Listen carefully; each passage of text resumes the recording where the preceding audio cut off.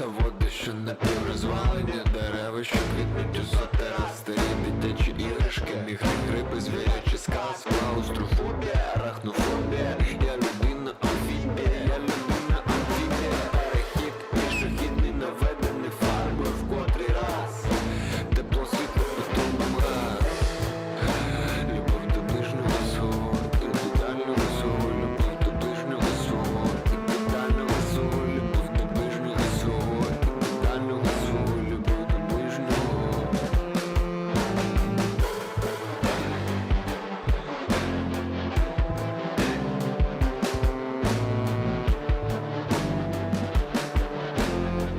Реклама метро, що світиться, трамваї, що вражають демоти. Це продуктові стихійні ринки, це все змиває неров.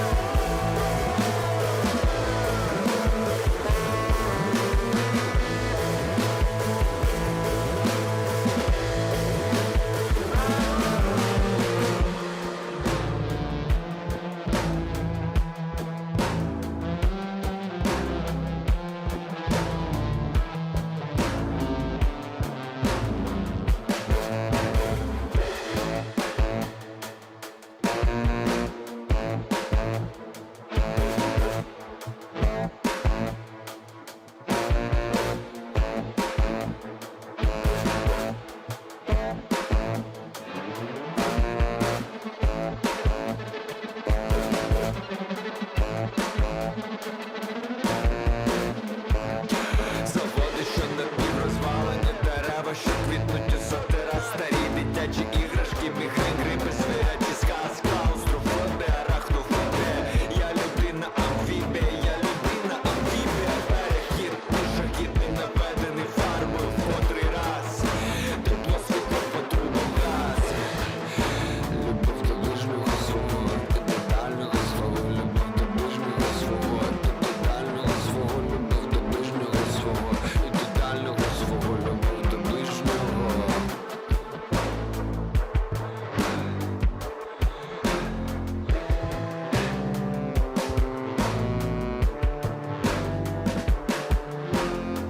Реклама в метро, що світиться, трамваї, що вражають демоти. Це продуктові стихійні ринки, це все змиває неров.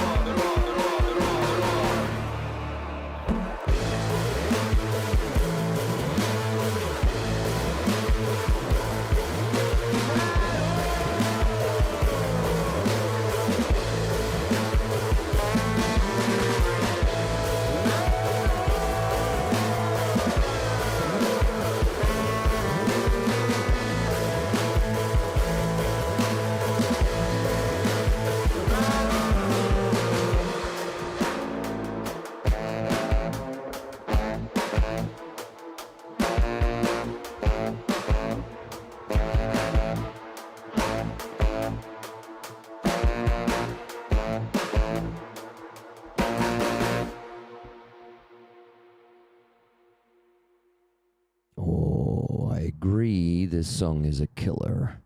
Hi, guys. My voice is not getting better.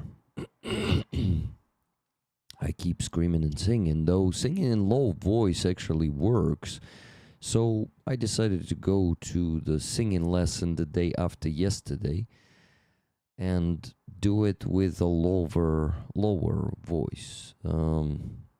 So maybe I really am gonna be the Rick Roll low voice. Like, yeah. What is Nero, guys? Black Rick, huh? It's black.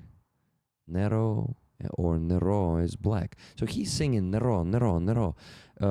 And there's no lyrics. I couldn't find lyrics online for this song. But we accidentally came to the concert of this band like half a year ago. The band's name is Khliborob. Khliborob is a bread maker. That's how you translate this literally. So Khliborob is the band of the guys, and the lead singer of the band is from Mariupol. And I think... Хто із вас частіше запізнюється на репи? Хто із вас частіше запізнюється на репи? Yeah, this guy to the right. You don't see it. Sorry, guys. The guy to the right is from Mariupol, and he was actually saying about that on the concert. That's how I figured out. Nero DVD burner. Yeah. I remember that app. I was using it when I was who was I? A teenager? Yeah, I was a teenager when I was using that. Oh, you got the voice, Rick, and I can't imagine you singing one day with Aziza. Well, thank you. I kind of don't even hope to reach her level, and I doubt I will ever reach her level, but I don't need it. Aziza is the one and only, and I'm not competing with her. I'm just enjoying her music, her voice. Rick, have you come across a band on YouTube channel called Morok? Think they came from Dnipropetrovsk. I heard about them, but I don't think their music is my style. Let's go listen some of their songs quickly.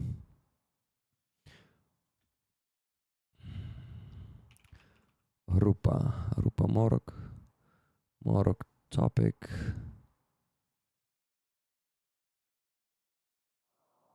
It's in Russian. I don't like it, but it's an old song. There's nothing else here. What the hell? Morok live at Favoritas Festival Tartu.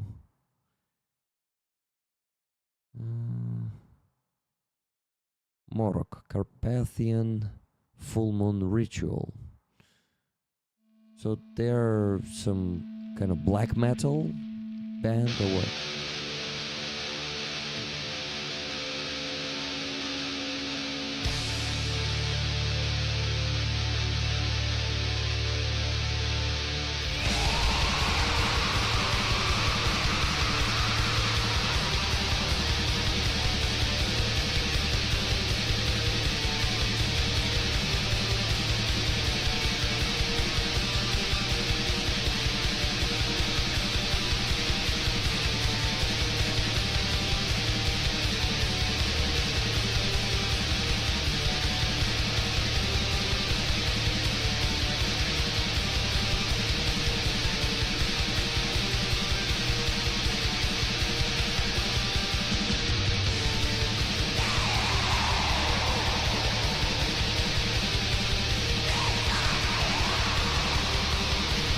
Well, some kind of black metal. I'm not the fan of this kind of music, so yeah, good, but just not my cup of tea. If Rick sings to that, he definitely won't have a voice left. Yeah, exactly. Hey, Monroe is here. Monroe, come here. Come on. She's here today.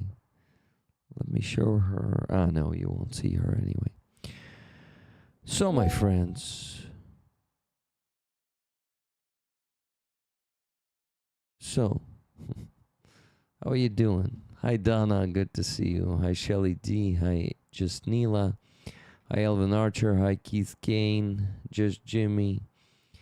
Legit to Think. Amonsky. Nikki, hello, my friends. Good to see you all. Hi, Andres. Hi, Gabriel. Nero is a Caesar of Rome who was kind of the Trump of Rome. Huh. Nero, his name was. Interesting. Thank you, Gabriel. Interesting information. Nero fiddled while Rome burned. Emerged, I miss many many highs, but I saw you all. Hi, Leah, good to see you. Hi, Tuna, good to see you. Hi, Kathy. Thank you so much for the gifted memberships, guys. How many do we have now? 5 from Cats, 20 from Robert Jonesar, 20 from Leah B, and 10 from Cass. I will set the goal of 400 for tonight. Ambitious goal, but I needed to get to the average income since I'm streaming less these days. So -5, -20, -20, -10. That's 345 left to get. Thank you so much, guys. You got me to the average income last month, and I got $45 above that. Gabriel, thank you so much for 50 gifted memberships. Man, thank you. 295 left only. Damn, good start. Thank you, guys. Hey, Donna. Donna is greeting everyone. Good to see you here, Donna, as always. I like some of their post-punk Slavic synth tunes best. Huh. They have that kind of music. What's the name of the song, Elvin Archer? I want to check it out, maybe right on the stream, just like I did with this tune. Tell me, just paste the name of the song into the chat and I'll Google it. Not Google, I'll YouTube it. YouTube it. Oh. Okay, Silver Earth, hello to you. How you doing? I feel grateful for the protests. It was powerful. Oh, fuck yeah. Yesterday, it was so fucking powerful. I hope you've seen the video, guys. Let's go see how many of you watched it. Today, I posted like 3 hours ago, I posted a video of yesterday's protest. It's a 6-minute video. It's the footage I made yesterday. There, 128 views only, guys. Come on. You can definitely watch this more. Only 52 likes. Damn, YouTube is not really showing me to my own subscribers. Well, go check it out. I'll send you the link. Go check it out either now. You can leave the stream for 6 minutes and check that out. Or you can watch it later. Thank you. YouTube is part of Google, so it is okay to Google. Yeah, you're right. You're totally right, Donna. I haven't yet came home and went cooking. Hi, Rake. Hi, Silvers, once again. By the way, the I Vasil, or I Vasil, you told me we met in real life. What's your name in real life? Is it Vasil? I don't remember. When did we meet? Yeah, let me know, please. Fedorov, Drapati, Nas ne podolati. Exactly, Dana, exactly. Fuck yeah. Dana, have you been to yesterday's march? Ivan, The I was Ivan. Why then I Vasil? Okay, Ivan. When did we meet, Ivan? Was it on the protest? Let me know. Yeah, guys. Today I've been on the protest right before I started the stream. I decided that I need to go today too. Even though I'm going to be late for the stream, I decided that I need to be on the protest. So I fucking did it. I came there. I met an amazing girl whose name is Alina. She is from Luhansk Oblast. She's a great citizen. I also met Yulia, if I'm not mistaken. She is going to free Azov. So basically we have... I also met some friends there. I met Serhiy. He was making the photos of me. But I have been there for only like 45 minutes. I needed to go back home fast to start the stream. The goal, the fundraising goal today is the fucking $4,000, guys. I cannot do 3. I cannot do the regular 3, considering how many fundraisers I need to close in the next 2 to 3 months. So I'm aiming for $4,000, and I really hope we are going to be able to do it today, and going to be able to do it ideally before 3 a.m. or, well, the fantastic 1 a.m. is almost impossible. So I don't fucking know if we're going to be able to. Check out this video from the protest, guys. Either shorts, 3-minute shorts, or 6-minute full video that I've shown you today. I posted it today. I made the footage yesterday, but yesterday I came back home at 11 p.m. so fucking tired. I could not do anything yesterday. So today I woke up earlier. I went out to the center. Never gonna let you down. Never gonna run around and desert you. Never gonna make you cry. Never gonna say goodbye. Never gonna tell a lie and hurt you. Look, this voice is getting lower because I lost the high tones of it on the protest, and now I'm very, very sore. I mean, my voice is sore, right? The soreness of it. Okay, 40 people are watching the stream. How many likes do we have? Only 30 likes, guys.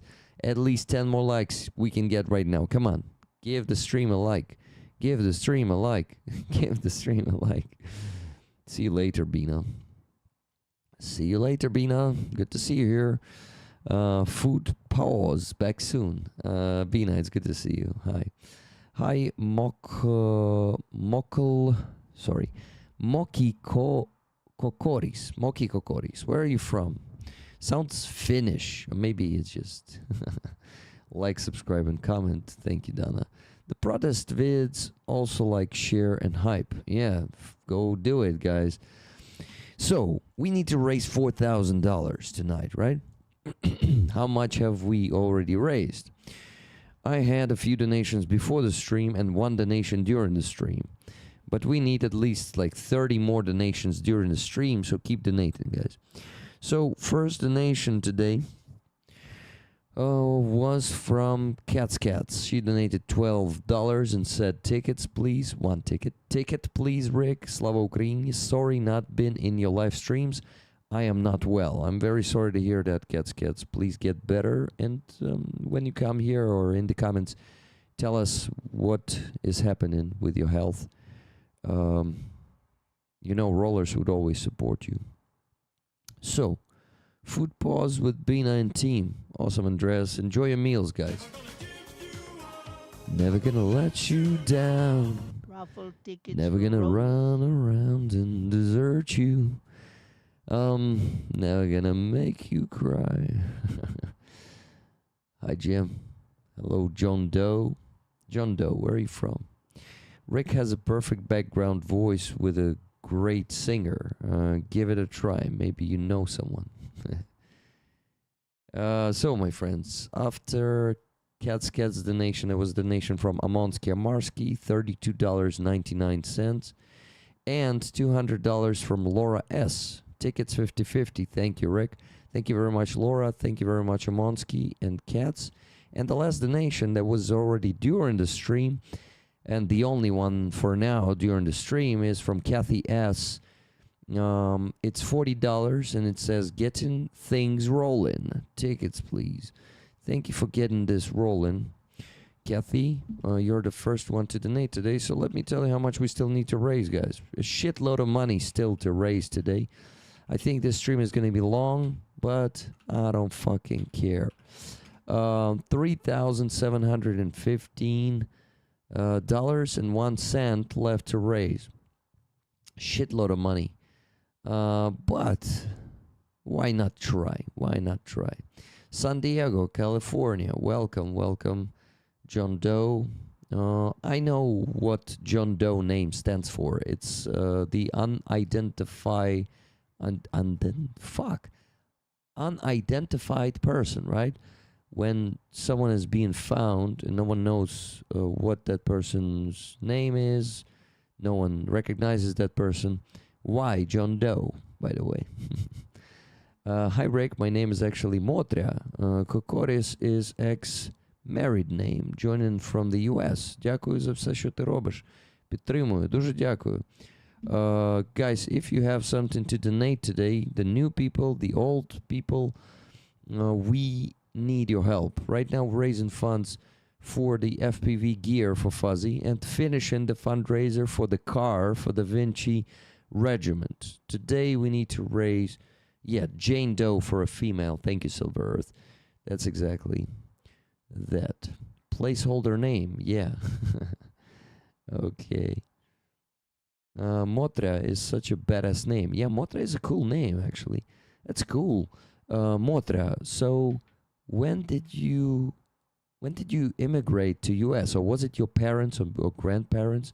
Were you born in the US? I'm so curious knowing stuff about people, you know, and especially about Ukrainians and immigration or people with Ukrainian roots whose parents left Ukraine, because it's very important for us to understand how the hell our people got scattered around the world because of all the oppression and genocide that Russians and unfortunately also Polish committed to us, but mostly Russians.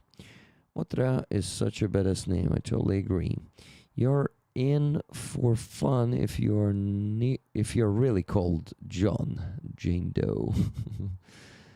Well, John Doe did not tell us yet why his name is John Doe. Hey guys, Trevor, Mr. T-Bone drops the $500 bomb, and with that we come to 700 and how many? $785 raised, and we still need to raise only the tiny bit, $3,215.01. Let's do this. Sorry. Thank you, Trevor. Thank you so much. Tickets for you, right? And guys, so tickets for what? We have a flag of the Blackbeard Group, the unit we constantly help and support with equipment. We just closed a fundraiser for them for the car repair. It was an expensive repair. Their engine got fucked up and they needed to repair the engine. So you can imagine how costly it was for Volkswagen Amarok, a piece of shit of the pickup truck as it appears. So we're not going to be buying any Volkswagen Amaroks anymore. It's the second engine repair in a year that they are making. First one they completely covered with their own money, but this time we needed to help them. It was an urgent request and we closed it urgently. Not ever accept being a nobody. That's a good point, Cheryl. Hello to you. But people, I think John Doe, I feel like nobody, so John Doe. Well, I agree with Cheryl. Please don't accept being nobody. You're already someone, not nobody. So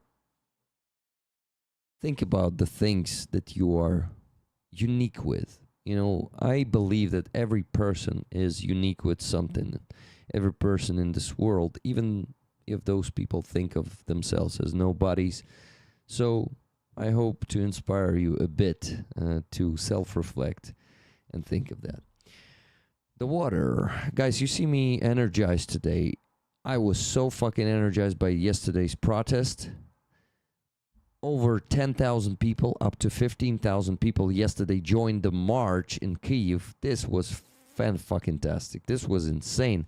I reported with that on my channel with a short video and with a longer video, 6-minute video. Go check it out if you missed it. If you haven't, you already know how big it was.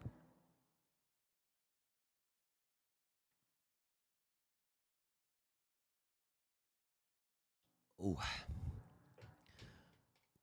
the water. Hello, Martin UK. Good to see you. So, Motra says, I have traveled back and forth between the US and Ukraine since the late 70s. Did work for the Ukrainian underground during Soviet times. Wow. Chernovil, Nadia Svitlichna, etc. Now a UN representative for Ukraine. Boom, Motra, wow. So you're a fighter for Ukraine's independence. And you did that work side by side with the legends. Damn. That's cool. Motra, what's your last name if it's not a secret? Please let us know. Good. Lodi, Rick. Come up for air. What's a Lodi?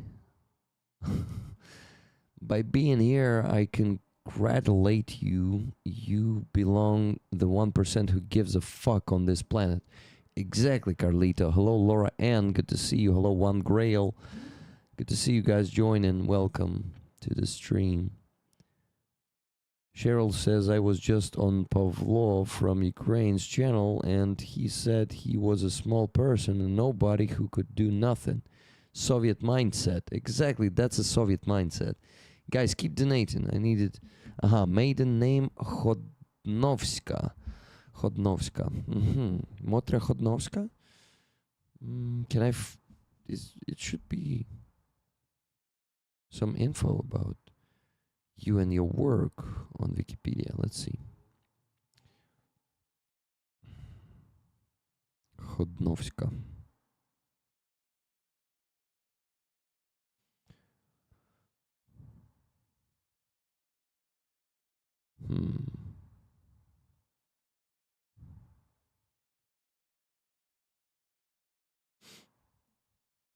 Not that fast to find something.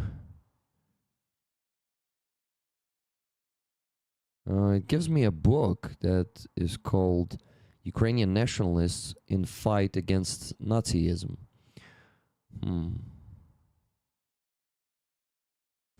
Motra, I'm curious.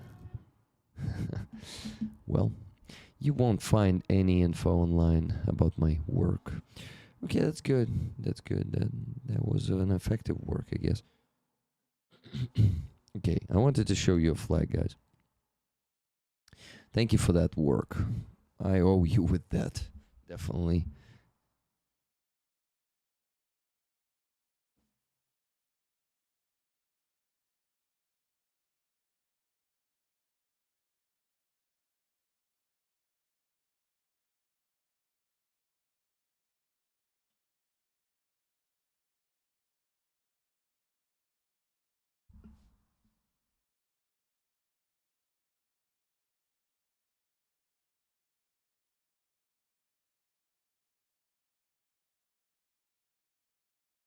The guys from the Blackbeard group who signed this flag with white marker, which is barely seen like this, but if you look closer, it is seen. Rябчик, Kozak, Dexter, Baron, Onyx, Kobe.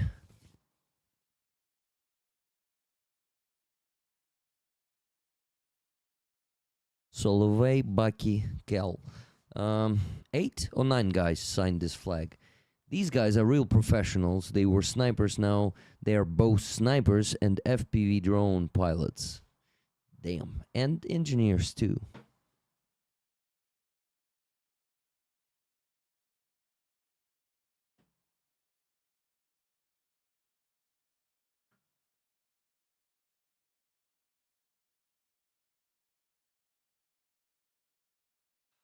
Yep, that's the flag on the raffle.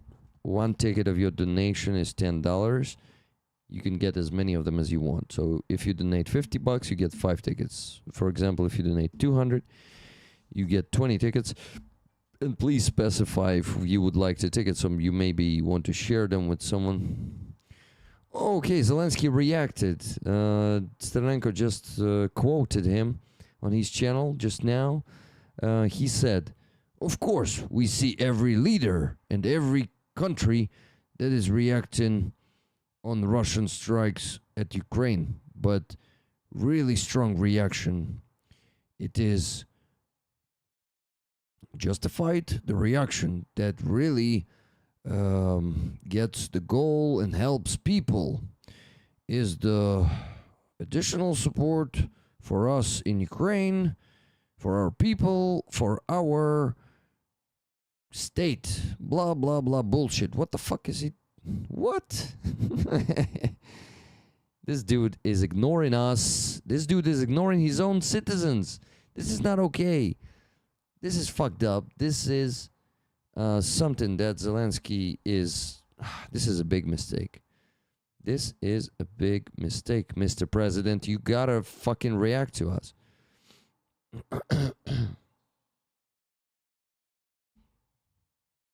What a... okay, fuck it.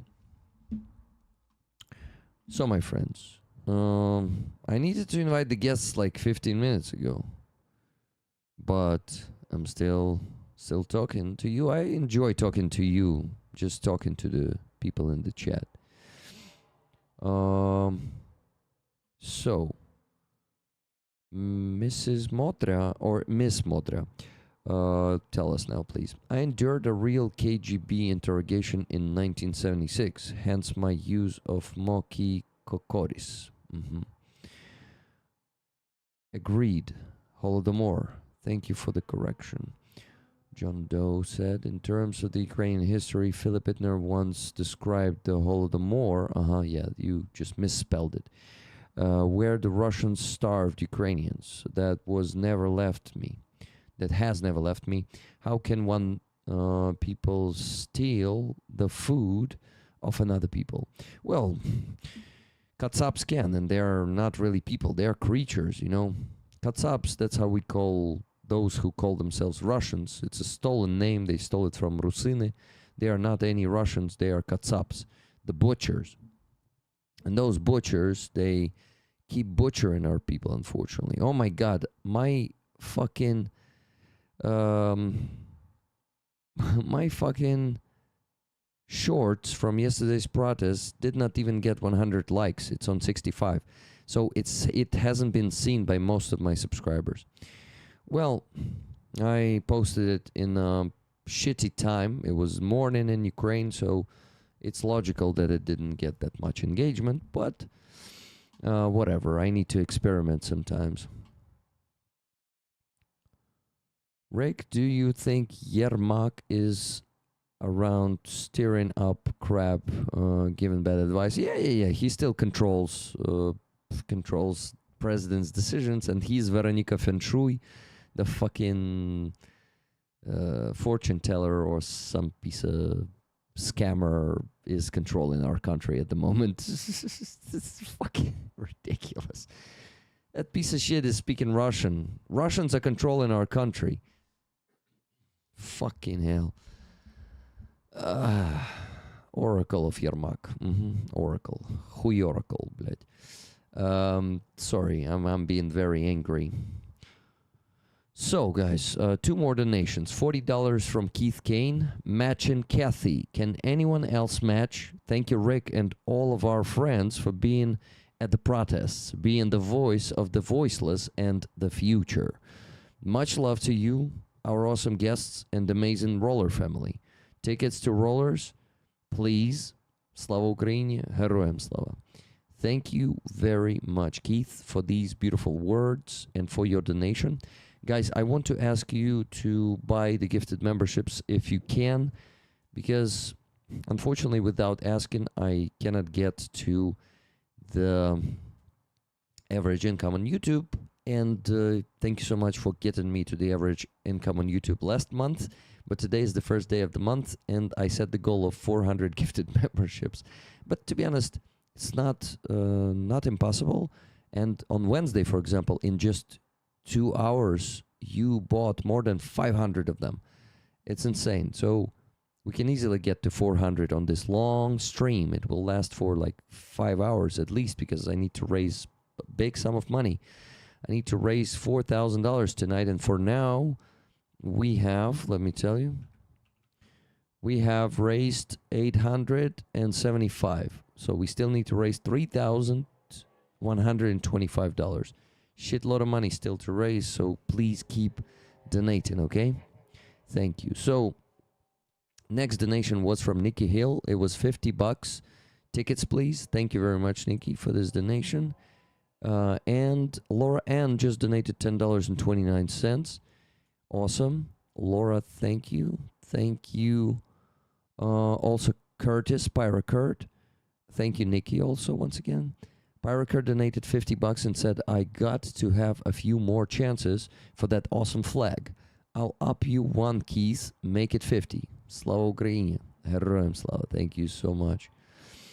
So, that is minus 10.29 and minus 50. What is left to raise is $3,064.72. Good job, guys. Good job. Thank you so much for the gifted memberships. Elvin Archer, 10 of them.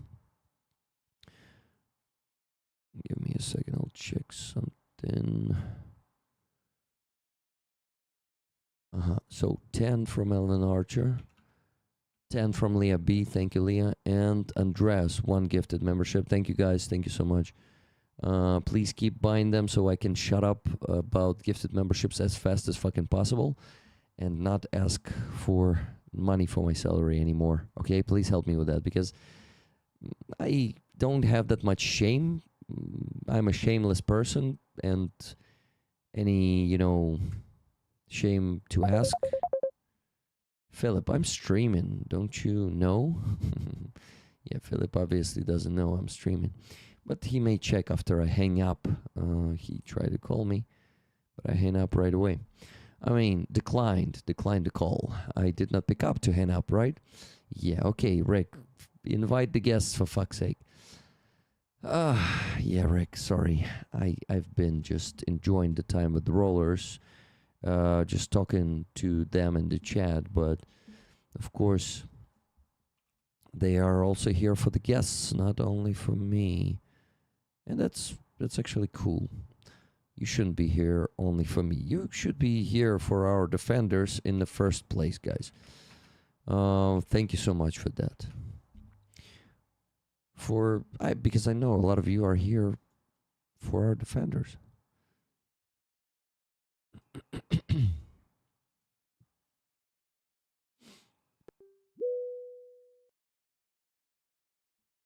Okie doke. I created the meeting. Now I just need to send it to the friends.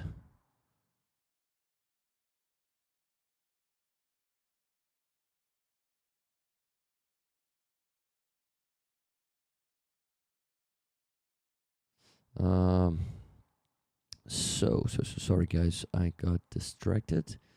I'm gonna go invite Atom, Devin, and Aziza. Aziza will join after 11 p.m. So in like at least 40 minutes, maybe later. But anyway, Devin, I hope Devin will join because today I asked him, Devin, is everything as planned? You're joining the stream tonight? And he read it and replied nothing. But he just tweeted that he's joining the stream of Rick the Ukrainian, so he should be here in a bit. Okie doke. Hey Philip, how you doing? Do you know anyone who has the video of crowd singing How Can I Not Love You, Kyiv of Mine, thousands of voices? It was amazing. I really want the video. Unfortunately, I missed it, and none of my friends, as I've seen on their Instagrams, has no video of it, so I cannot help you. Devin. That's a good question. Devin. There he is. Look at him. Join. There I am. Hello. In his helmet, and no one can see that.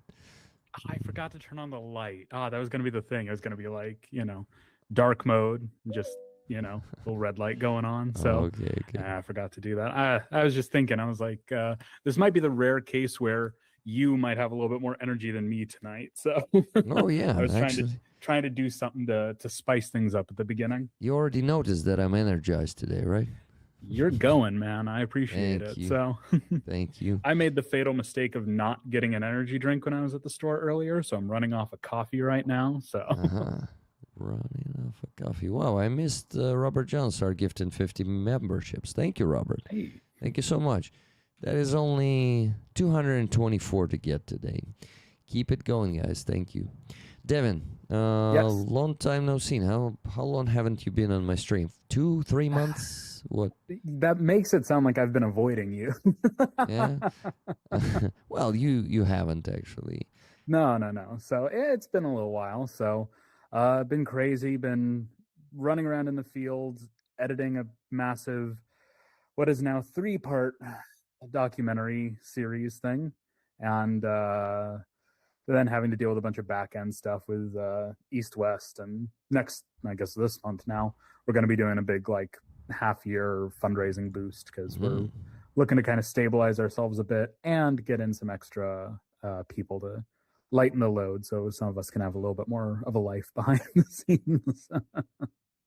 Fundraising for East West or for Ukrainian Army? For East West, so that we can do more. So right now it's just stabilizing everything.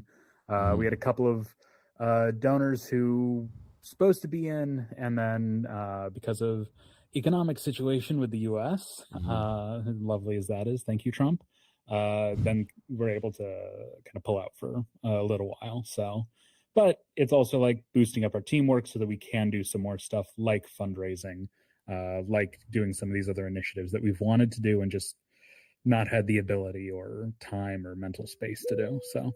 Oh shit, I wasn't letting the Mikhailo in. Hi, Atom. Uh-oh. Hello there, hi rollers. It's good Hi, to see you. Very, Hello. You've met on my great to stream see you. before, right? Nope. Nope.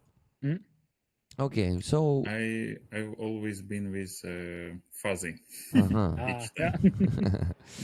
Okay, so you can actually introduce yourself to each other and also maybe some new people who's watching today, because I feel like some new people are watching today. May also learn something about you that they didn't know. Sure, we can go. If you want to go, if I want to go, I'm fine letting you hit the ground running if you want. You're the new face here, so. Okay. Well, So basically, I'm For you. just an officer from 26th Artillery Brigade. Mm-hmm. What can I add? Just fighting for Donbass and other region. I'm not sure I can tell, but anyways. You guys So- have the crab artillery systems, yeah? Yep. Mm-hmm. Yeah, that's what I. And the Ukrainian ones, as for now. Bogdanas and other things. Mm-hmm. Yep. And some American stuff as well. Ah, yeah. So, Pretty cool ones. yeah, no.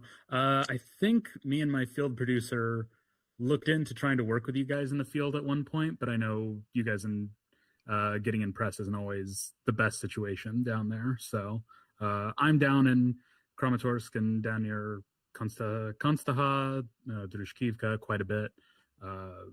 I do a lot of frontline reporting. I started my own media company, East West FM, and we do bigger documentary pieces, soldiers, firefighters, deep frontline work. So I'm working on a big piece now about police, but that's basically what I am. Editor-in-chief of this very small media company. That's cool. Yeah. Actually, if you had any troubles with our like media team or whatever, I believe we can solve that. That'd be really nice. I'd love to work with you guys down there. So nice. I can exchange you contacts. I if you believe great. Derek will send me your contact. The same for you. With mine. absolutely. Yeah, we'll get in contact. I'm always looking to do new things down there, work with different groups, kind of highlight people that either don't get a lot of press or want to be shown in a more, how do I say that, in a more focused way, not something that's just the big, these are big brigades, big names, but it's like these are real guys fighting. These guys deserve media coverage, they deserve attention, they deserve to be shown. That's kind of our shtick on there, to try to highlight people that don't get covered a lot. Yeah, we are not that media popular, but it is also a good thing and bad thing at the same time. Because while you're not that popular, you get like less support from outside. Yeah. But still, we have the job to do, and this is the main part of our job. And Exactly. what is the risk of risks when you're popular? Atom, what do you think? You're getting hunted, at least, because the more interviews you're giving, you're becoming more popular. People are talking about you, that you're like ideal brigade, ideal like officers, soldiers, the best like troops. And the enemy is also watching the internet, the open sources, and they believe that these guys are good, and these are like the number one target. Yeah, so you become a real target. Devin, you have an offer from Philip Ittner in the chat. He says you can use my studio anytime you are in Kyiv. Nice. Yeah. Do you have Phil's contact? No, I think at one point he wanted to talk with me on his show. I ended up messaging him, but not hearing anything back. So if he wants to get in contact, if I don't know, after the show, Rick, you just want to send my number around, just dox me on the internet, put it everywhere, give it to everyone. Well, I'm only sending it to the people I trust. I trust Atom. I trust Philip with your number. So Yeah. I can send it there. That'd be good. That'd be good. So, No problem. No, you it also is use true, WhatsApp like, on the same number, right, Devin? yep, WhatsApp is the same number. Let me check if I have it. Yeah, on Telegram. The American number, right? Yep, the American number. Okay, got it. I also have it a different one with my Ukrainian number as well, but I use the American one so long that that's just what everyone knows. Got it. Even though I live here now, so I should probably eventually change it, but whatever. I mean, yeah, I don't see a problem here.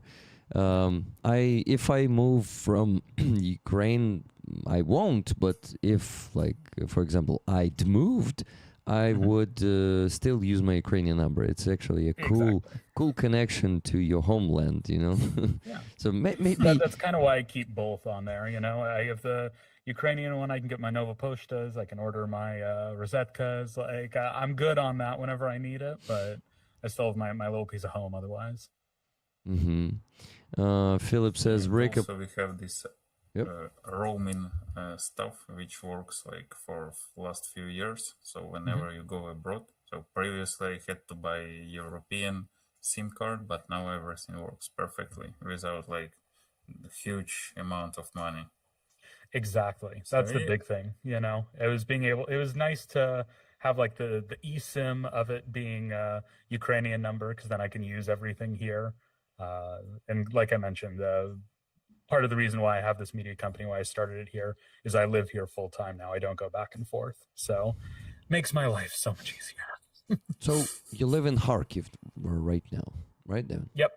How's the situation in Kharkiv lately with the shelling, glide bombing, missile attacks and stuff, and Molnias and FPV drones? Yeah, we'll collect them all. So right now the biggest thing has been the FPVs. Today was the closest FPV to where I am living, which isn't saying much. It was still decently far away, but those are becoming a much bigger threat for the city. They're obviously hitting gas stations more. The northern part of the ring road has been completely closed. Actually, in the Oblast is where a lot of things are going down right now. There's a lot of pushing that is happening. There is some ground being either heavily now contested or taken by Russian forces. They're pushing a lot near Volochansk a lot more. Yeah. So that's the part that it doesn't worry me, but I take notice of it. And I've actually had to, next week I'm back working in the field, and all I will say is that I've taken that into account. So That's good that you've taken that into account. The other part of your question, it's really kind of, I don't want to jinx us.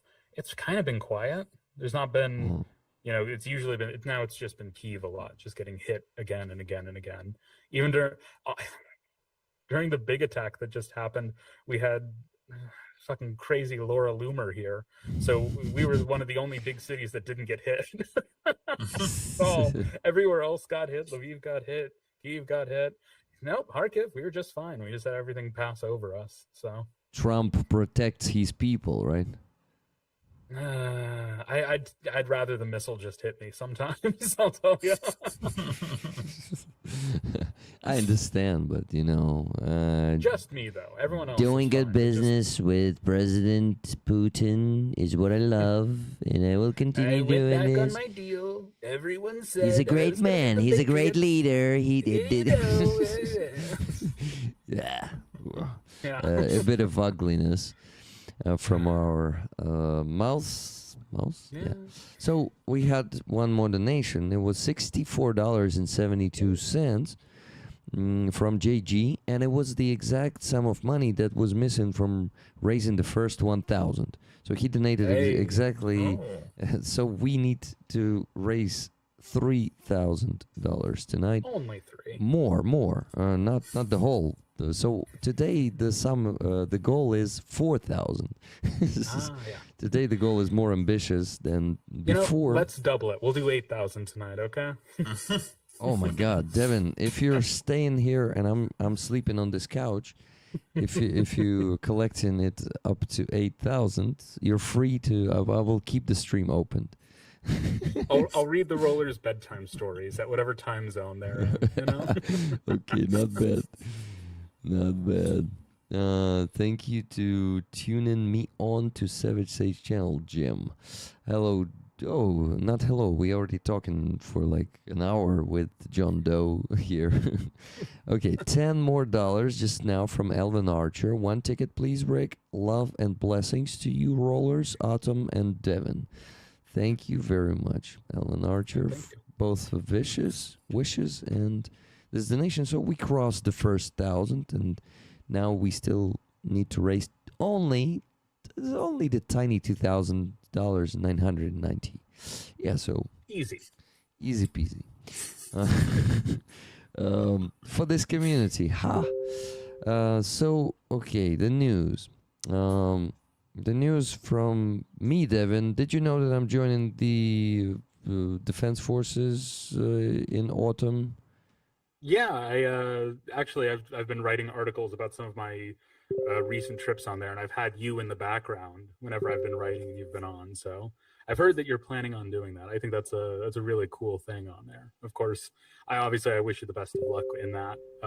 I will be enacting my patch tax on you to add to the collection here. Patch tax, the patch tax. It's like when you have a dog and you're making some food and they're just sitting there, they're waiting for their little treat. So yeah, I know that. You know my wall of patches too.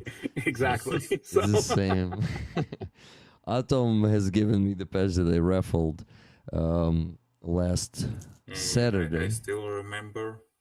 I remember that I'm gonna get the other one for you. If you for can, the board. If you can get 2 more, and 1 for my board and 1 more for rollers, because I promised them to raffle it once again, because it was a bit unfair, because last week a lot of tickets were gifted to me because I wanted that painting of Aziza. And people are like, but Sure. so thank you. I would love to give you more, but these are kind of rare for us. Luxury. Still, like Well, the usual ones, please. But these ones are okay. like new ones. Then those are very high quality. Yeah. Then 1 more for rollers, and I will wait for mine in the distant future. The 2 pieces I can get for sure, but like 5 or 10. No. I'm not sure. I never ask for that many patches. I don't need it. Like sometimes soldiers send me like 5, and I'm like, oh shit, and they're lying here for a year, you know. It's like, it's too many. It should be just 2. Okay, so no worries. In this case, 3. Yeah, thank you, Atom. Rick, you are showing your base, by the way. Oh, is it a secret? I'm supposed to show it actually, because it's all transparent here. You guys need to know how much I earn, and I think the only name you don't know here is maybe the middle name of Melissa. I hope it's not a problem, Melissa, if you're watching. Keith, if you may ask Melissa. You are doxing people. Yeah. Yeah, okay. So I basically needed to work on the spreadsheet while you guys were talking, but I decided to also talk to you because today I have a lot of energy. Well, not a lot, but some energy to spend it on pleasant conversation with my friends. So I'm choosing this over working on the spreadsheet. The tired Rick likes to work on the spreadsheet. This one, Yeah, let that guy handle it. So yeah. So that guy will handle it in a couple of hours. For now.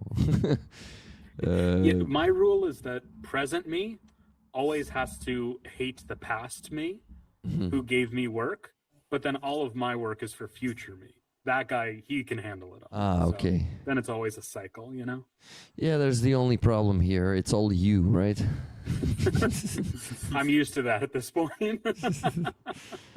Okay, 20 more bucks. This one is from Kathy S.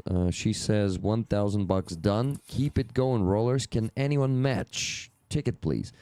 You guys, match Kathy with $20 or more, or even less. just whatever you have, please make a donation. Mhm. Thank you. And I remind you, never gonna let you down. Always do your best, even if it doesn't feel like it's enough. There was a voice, a super low voice that said, always do your best, even when it seems like it's not enough. Thank you, Leah. Leah, is it for a ticket? Is it a donation to Ukrainian army? Because on the base, you need to always specify. Base is primarily to support my work, but I also accept donations there, but you need to specify. So please specify in the chat. Thank you. One more donation, $21.99 from Carlo. And in the comment, he says, Pyryatin, Arta. There's a song of Pyryatin called Arta. Mike, do you like it? It is. I know it. It's pretty funny. Yeah, it's a cool song. I believe this is the song from 2022. And it was like super popular at that time. Yeah, but you won't believe it. I think this song is from 2014 or 2015, maybe 2017. They recorded it a long time ago when we were already at war with Russians, but not full scale. Let me check real quick. Actually, I'm I was curious a now. kid at the time. No, you weren't actually. Okay, I was a teenager. You were a teenager, yeah. So Pyryatin Arta, yeah, 9 years ago, man. They recorded it in 2018. They published it in 2018. It has almost 6 million views on YouTube. Yeah, that's a really cool song. Thank you. I will play it a bit later. For now, we're having a conversation, so we're not going to be interrupting that with music. John Doe, thank you for $20 super chat. That says nothing. Thank you for supporting my salary with that. That is, guys, that is 194 gifted memberships left, or the super chat equivalent of it. So we crossed 50% in that goal. Yes, it is. Arta is not from the 2022 brain rot. You probably mean Bayraktarshina, Ivan, right? Man, what a time. Yeah, Ivan, the I Vasil is a Ukrainian who I met in person, but I don't remember which Ivan exactly that is.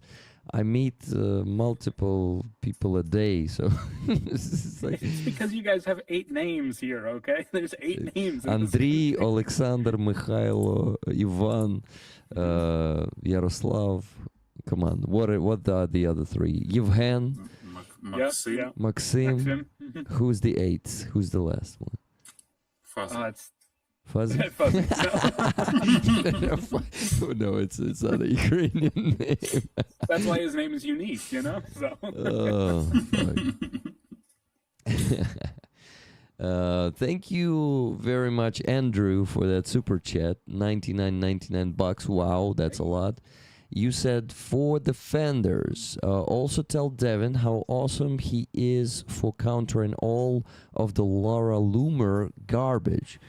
As Rick and his channel knows, propaganda works in many, many ways. I believe she is a wolf in sheep clothing. Yeah, I agree with you, Mercado. We shouldn't appreciate trust her. No. Andrew. It's been my personal Twitter crusade as of late. So when That's I get cool. done editing and I need to take my mind off things, I go and scream on the internet for a little while. It's a good way of getting it out. And I just, okay, I'm back. Easy. Yeah. Andrew, I need to specify one thing. You said for defenders, so you probably mean it this $100 as a donation. But unfortunately, I don't accept super chats for donations. This is only to support my work. So you contributed to my salary just now. If you also have the extra means to make a donation to Ukrainian army, please use my PayPal for that, okay? There's a link pinned in the pinned message. There's a link tree, and there's a link to the PayPal. That is very appreciated, man. I hope it's not too much of a bummer for you that you wanted to donate, but instead you supported my work. Thank you very much for that. It's always But been supporting your work is also kind of help for the defenders. yeah, and considering That's that what I was gonna say too. considering that I donate 25% of my income to Rusariz, Sternenko's fundraiser for drones every day, I kind of will donate part of the money you contributed also. 25%. In total, that's probably going to the defenders, you know? So it's just Yeah. how it's going to be distributed. Yeah, but you know, some part of my salary is definitely for me because I buy food, clothes. You know, I also had a vacation this summer. Luxury, Rick. Luxury. You and Yarmak, all right? So you guys just take an extravagant vacation. So. Yeah, Veronica Feng Shui knows what to advise us. Yeah. Who's your fortune teller, Rick? Okay. You know? Okay, I wonder who's my fortune teller. Katarina Kosecka. Yes, she was making a tarot card set on one of the streams or 2 times. It was funny as fuck. Yeah, so she's my fortune teller, definitely. Ooh, okay, guys, we're going good. Let me tell you how much we still need to raise for Ukrainian defenders. Minus 20, minus 21.99. $2,948.01 left to raise. So we still need a lot of your donations. Keep donating, please. This beautiful flag of the group of the Black Beard, let me make it bigger on the screen, just a second. This one is on the raffle today. So each $10 of your donation give you a ticket for the raffle of this flag. Ivan says, Rick, I think you missed my answer again. I'm Ivan from Dylan's video, and you and I also met at the premiere of Unevacuatables. Okay. I think I understand now who you are. Awesome, Ivan. It's good to see you here. Okay. So, I'm thinking, should we discuss yesterday's huge walk in Kyiv? Just a bit over 10,000 people, maybe 15,000. It's an insane number. And not a single word from Zelensky about this. He keeps ignoring us for the 3rd week. He thinks it's just gonna die down. They are fucking growing. The protests were not as big in the first days. Nope. Dude is either delusional or he fucking thinks that he's a king of this country now and he doesn't need to listen to people, you know? It's... It always happens whenever I go in the field in summer. Last year, it was the Nabu thing that kicked off when I was in the field. We were out east of Mezhova with a vampire drone unit, and then our phones start buzzing, and we're like, what the hell's going on? Oh god. Like, this was the same thing. We were out where were we this time? Somewhere around Dobropilya, and just all of this kicked off, and it has been insane to watch. You know, we were driving back to Kharkiv, and then some of the guys went back to Kyiv.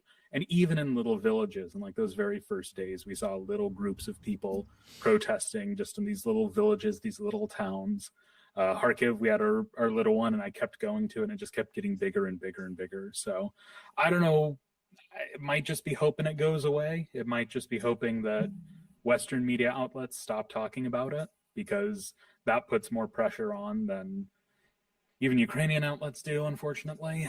So I don't know what it is. I think that's why he keeps always talking about like the real threats we face, these different things, you know, keeps trying to he put out some tweet right before I joined. I read through some of it, and it was kind of a nothing burger, honestly. It didn't even recognize anything going on. You mean Zelensky? Yeah. Yeah. I wonder what it will take for him to recognize. Consistency. Them just keep getting to the point where it can't be ignored. So apparently 10 to 15,000 people in the street wasn't enough. So next stage. It will be getting bigger and bigger. Yeah. I can't see it de-escalating. Yeah. Yeah, no fucking reasons to de-escalate. If you keep ignoring people, this will not lead to any good result. This is what. Oh, at least they are not using the militia to, No. to beat us and arrest us, because this is So this is still not the Yanukovych level. He knows the consequences. Yeah. Yeah.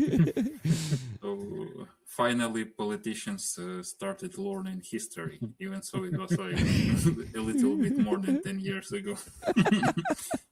I was seeing people say that like this current generation, the young people who are out, and of course there's more than just young people out.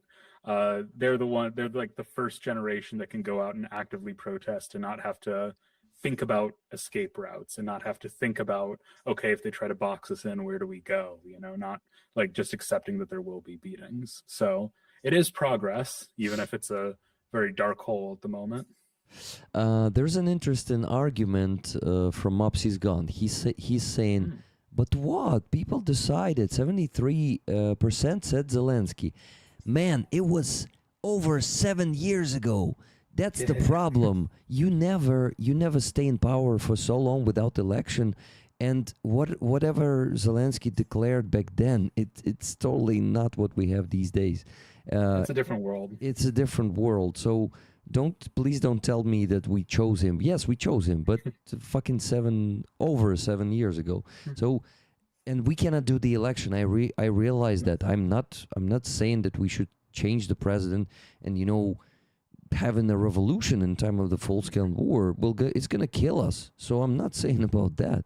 I'm saying that he needs to start listening to the people, because this is not gonna be de-escalating, and we don't need this escalation. It's not only in his personal interest to stay in power, it's in the interest of the whole country to win this war, or at least not to capitulate in the end, So it's a complex situation, and this is going to be a very interesting page in our history books.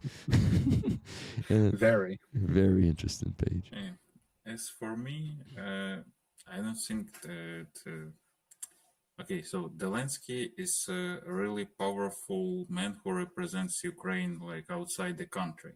But what he does inside the country, I would love to hear an explanation why did he does that. Yeah. And that's the main reason people go outside, because like for me, as for military, I would love to know why we have like changes in the head of Ministry of Defense every half a year. This is the second time, and now for the next half a month we won't have the real like head of Ministry of Defense. We have acting one.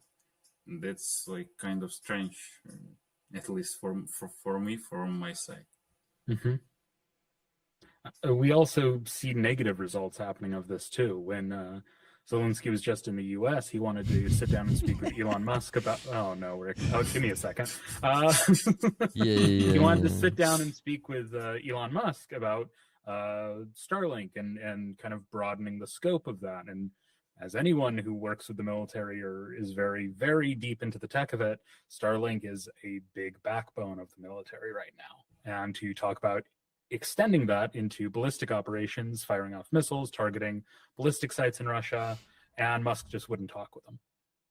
So, it would have been really smart to keep the guy on who could speak to him and who did get broader Starlink access cut off for the Russians and help it implement into just about every system into the Ukrainian armed forces.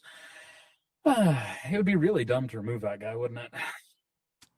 Yeah, that's a big problem you see when you have the priority, when your priority is keeping your oligarch friends in power and keep them in that kormushka, as they call it, which is kind of place to feed from, like with money. Oh, like we would say like a trough, like where all the pigs come and they like eat the food. The trough. Yeah.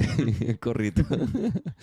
Yeah, okay. So they basically need to keep cutting the parts of the Ministry of Defense budget, because that's what really caused it. And Fedorov said it himself, that once he started dealing with corruption and in Ministry of Defense, powerful people decided that he must go, and they influenced Zelensky. They came to him and kept telling him over and over, day after day, that Fedorov has his own political interests, and Fedorov is this and that. And Zelensky trusts those whisperers instead of the effective manager who really acts by his consciousness, you know. And we can see it after 2 or 3 interviews that he's given after all this fuck up of Zelensky. You can really see that he is a sincere person. We have like I don't know, like 2, 3, 4 such sincere people in our politics and military leadership. Is it? I don't know, maybe even 2. So it's like, fuck. We should fight for this guy, because that's what kind of leaders, it's what kind of managers we need in our country.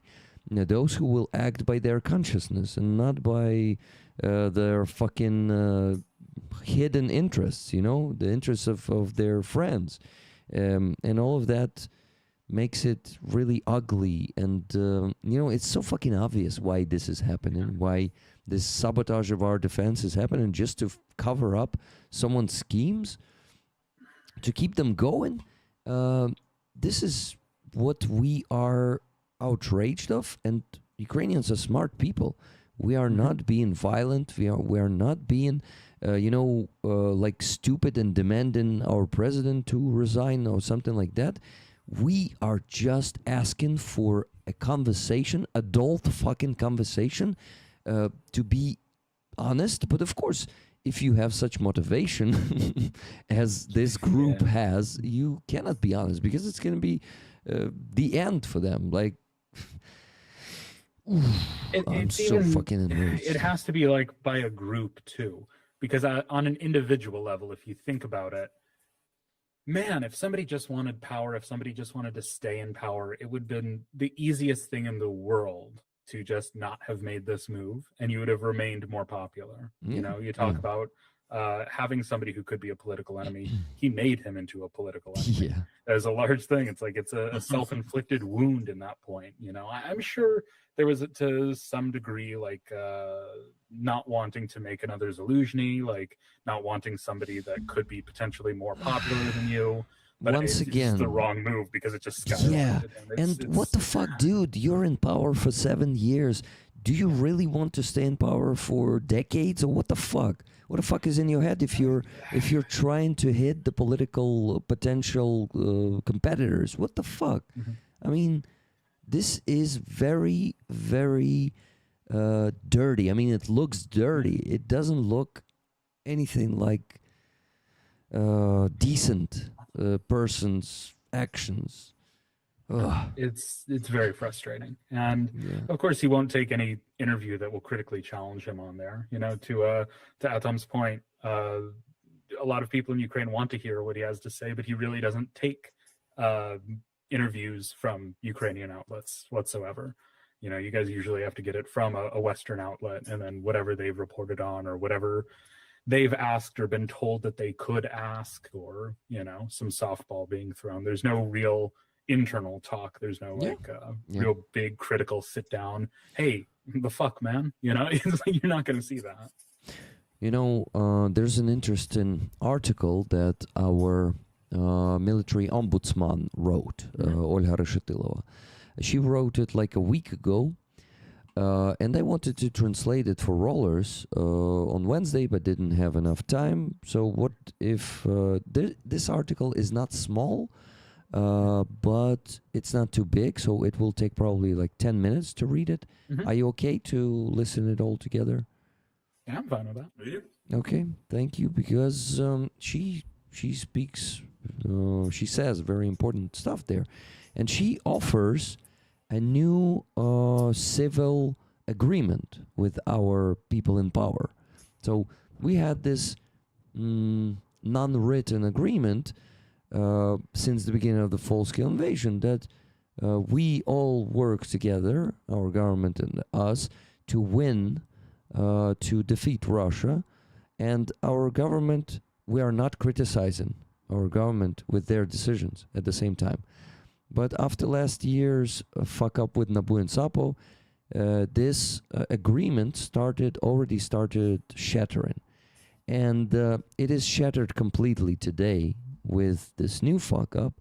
So we need a new one. But the new one demands a lot of sacrifice from the society too, because we're at war. And she mentions it. She really speaks stuff that a lot of civilians may not like, and that looks like idealistic or utopia, you know. I'm not sure that it is possible in our country, what she offers, but we need to speak about it, to at least try to partially implement it, you know, to start implementing it. And yeah, I'm trying to get there, but I'm talking. So guys, before while I'm watching, looking for the article and translating it, I want to tell me, you Devin and you Mikhailo, what you know about our military ombudsman, and if you already know about her work in the last year, you probably maybe have an opinion about her and her work. So please share with me and Rollers. The biggest stuff. Oh, please go ahead. You'll probably have a better insight than I will. So. I'm not sure. I was about to say that honestly, I know that she exists and she fights. There were many cases I read about our military people who've been hurted. For example, those Syrsky polks. Regiments, the assault regiments. Yep. But I never followed her for real, because I'm not always having time even to read the news, and the ombudsman is not on the first rank for me, so sorry for that. You're not relaxing every day, you're shaking off all the dust from the artillery position and you go, I know who I want to read. Yeah. Yeah, unfortunately I go there very rarely, even so I want to. Yeah. Yeah, I kind of know mostly about the same, is that in theory they're supposed to go over these things, to check these things, to be another containment of power, essentially. But there's also a lot of cases to where things have been reported and just flat out not investigated whatsoever, kind of with these same assault regiments, the Syrsky polks. Things just kind of fall through the cracks, things don't get looked into. There was a case with somebody that I knew. He was working on a Sky News media team. Long story short, a lot of details in it. One of their press members stayed back with the press officer of Scala. The press officer told them to stay in this town, went inside, and then troops came out and shot up her car. And if it wasn't bulletproof, yeah, that's I also saw that. Buddy of my team's Azad. I know them, and I know the people that were involved in this. And they ran it up the chain of command. They tried to tell everyone about it, and even Sky News didn't say anything for a year because they didn't want to try to hurt an image. And then nothing was ever done of it. Actually, no, that's wrong. They were offered chevrons. Yeah, I remember. They were offered chevrons. That was the remedy. Hey, we know our soldiers threatened you. Hey, we know they shot up your car. We'll give you chevrons though. So if you want those, let us know. Guys, we had only one more donation. Oh my god, in the last half an hour. You need to keep donating, guys, because we still need to raise a lot of money. $2,948.01 today. Please make your donation. Actually, minus $20, so that's $2,928.01. So they know that the good conversation ends if they fulfill that goal, so they're keeping us here. Okay, so That last donation, $20, was from Blair. Use it where you need it. Thank you. I need it for the car, for the oh my god, 1st Assault Regiment Da Vinci, named after Dmytro Kotyubailo, the hero of Ukraine, actually, officially, a military commander, true leader who fought since 2014 and left 2 units after him. Da Vinci, this 1st Separate Assault Regiment, and there's also they are a battalion, I guess, the Wolves of Da Vinci, if I'm not mistaken. They are a battalion in 59th Brigade. Yeah, I think there's 2 that split from that original battalion, if I remember correctly. I work with the 59th quite a bit, but I've not worked with those 2 groups. Well, I did almost work with the 1st Assault Regiment, Da Vinci, a couple months back, but that ended up, the position near there where we were going to go just got too bad too quickly. So got A it. friend of mine is in the 1st Regiment of Da Vinci, and as he told me, I won't tell this like 100% true. Like this is the more original one because like the most of the people went there, like only some people. They decided to create something new, including Alina Mikhailova, like the wife of Da Vinci. Yeah. No, she left with Filimonov, right? And unfortunately, I had some, like, I don't know, they are probably rumors about Filimonov that we should be careful with him. Yeah, so the Da Vinci Wolves. But yeah, we support the Da Vinci Regiment, this 1st Assault, Separate Assault Regiment. And technically, it's a part of Syrsky Guard. But it's a very untypical Syrsky Guard regiment, Assault Regiment, because they have this old tradition that was left by Da Vinci there.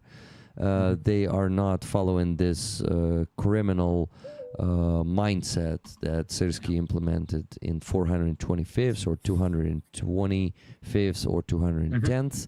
Also about 210th, I did not hear exact bad. hello. Hi, Aziza. Good to see you. I didn't hear some exact bad feedback about 210th Regiment, so they might also be treating people with more dignity, but not sure about that. Need to check. The only ones I've heard of are 225th and 425th doing anything. Yeah. More Same. sketchy, but I don't know if that's just also what gets talked about and the other ones don't get the same attention, so they don't get looked at. So Yeah, maybe it's just like that. But something's telling me the worst situation is in 225, 425. I'd say 155 is down the list too, but they're probably there. So 155. Yeah, the brigade. Unfortunately, that brigade got overtaken by a regiment, and oh my god, it's a crazy fucking story. That they've had a bad history since they started, man. Like, yeah, I know that. Unfortunately, it was terrible, but yeah. So they kind of find their people, right? And then their brigade. God, was it the brigade commander? He came from Scala. And then got arrested because I think those were the ones that tried to have people or did have people killed in Kyiv. Yeah, they didn't try. They executed 2 civilians. Fuck, this is not just madness. This is criminal world, for fuck's sake. This is a very inner Ukraine conversation that I'm sure a lot of people watching are just like, oh my god. No. Actually, this is all public for the last few weeks. It's super public, so I don't think it's gonna be a surprise for rollers. The last thing I'll say is that Blair is my mom. So. Oh, nice. Thank you, Devin's mom, Blair, for that last donation. We still had no donations after Blair's donation, so keep donating, guys, please. Criminal behavior, exactly. Okay, Aziza, we were discussing the protests, especially the yesterday's march. You also had a march in Odessa, right? Tell us about it. Please tell us about that march. You know, when how it's organized in Odessa. We have the meeting at 6 p.m. Oh, Aziza, sorry to interrupt you real quick. Your painting is on the auction right now, the one called Sudan. The auction expires in just 49 minutes. So I needed to mention it. Right now, guys, you can see that painting on the screen for quite some time now. Now you have the last chance, the last minutes to place a bid. Current bid is by Gabriel, $550. Let's maybe get it a bit higher. What do you think? You can actually count for Gabriel to outbid you. I cannot promise you that. This may be a setup, okay? So don't listen to me. Bid only if you have the money for that painting. I want you to look closely. Here's the painting in the bigger size. And I never read the description of that painting, damn it. But you can go and read it right now, okay? Do it, guys. Here's Blair Woodall in the chat. Hi, all, from Dev's mama. Yeah, I wonder who that also is. read Yeah. and like hugs to Devin's mom. Yeah, Blair, hugs to you. Thank you for being here. Aziza, I apologize for interrupting you. It started at 6 p.m., you say? Yeah, I just want to add to my painting. So it's probably it's very important to explain this painting because Yes, I agree. Because it's the sense of this painting is also interesting and important for Ukraine because we are living in one world and unfortunately Russia has influence on African continent too, and this painting was like supporting for that people who are suffering because also of influence of Russian on the forces that did a lot of crimes and in Sudan was real hunger. In Sudan and either they have real hunger, and but unfortunately the world didn't pay attention a lot for this problem.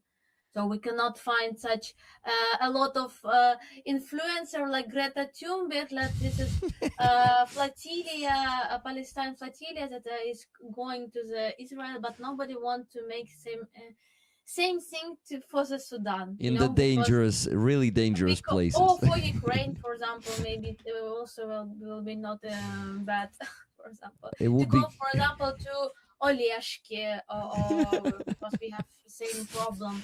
No, because it's Russian that will kill you, and there's also terrorist group in Sudan.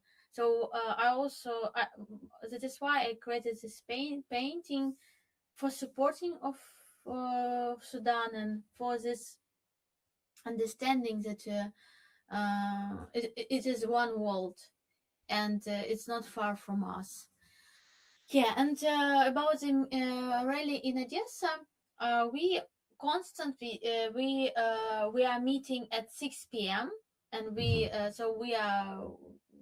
had this meeting and we were standing long time till the 7 p.m. and half, and then we were walking through the Deribassivska, through the opera house, to the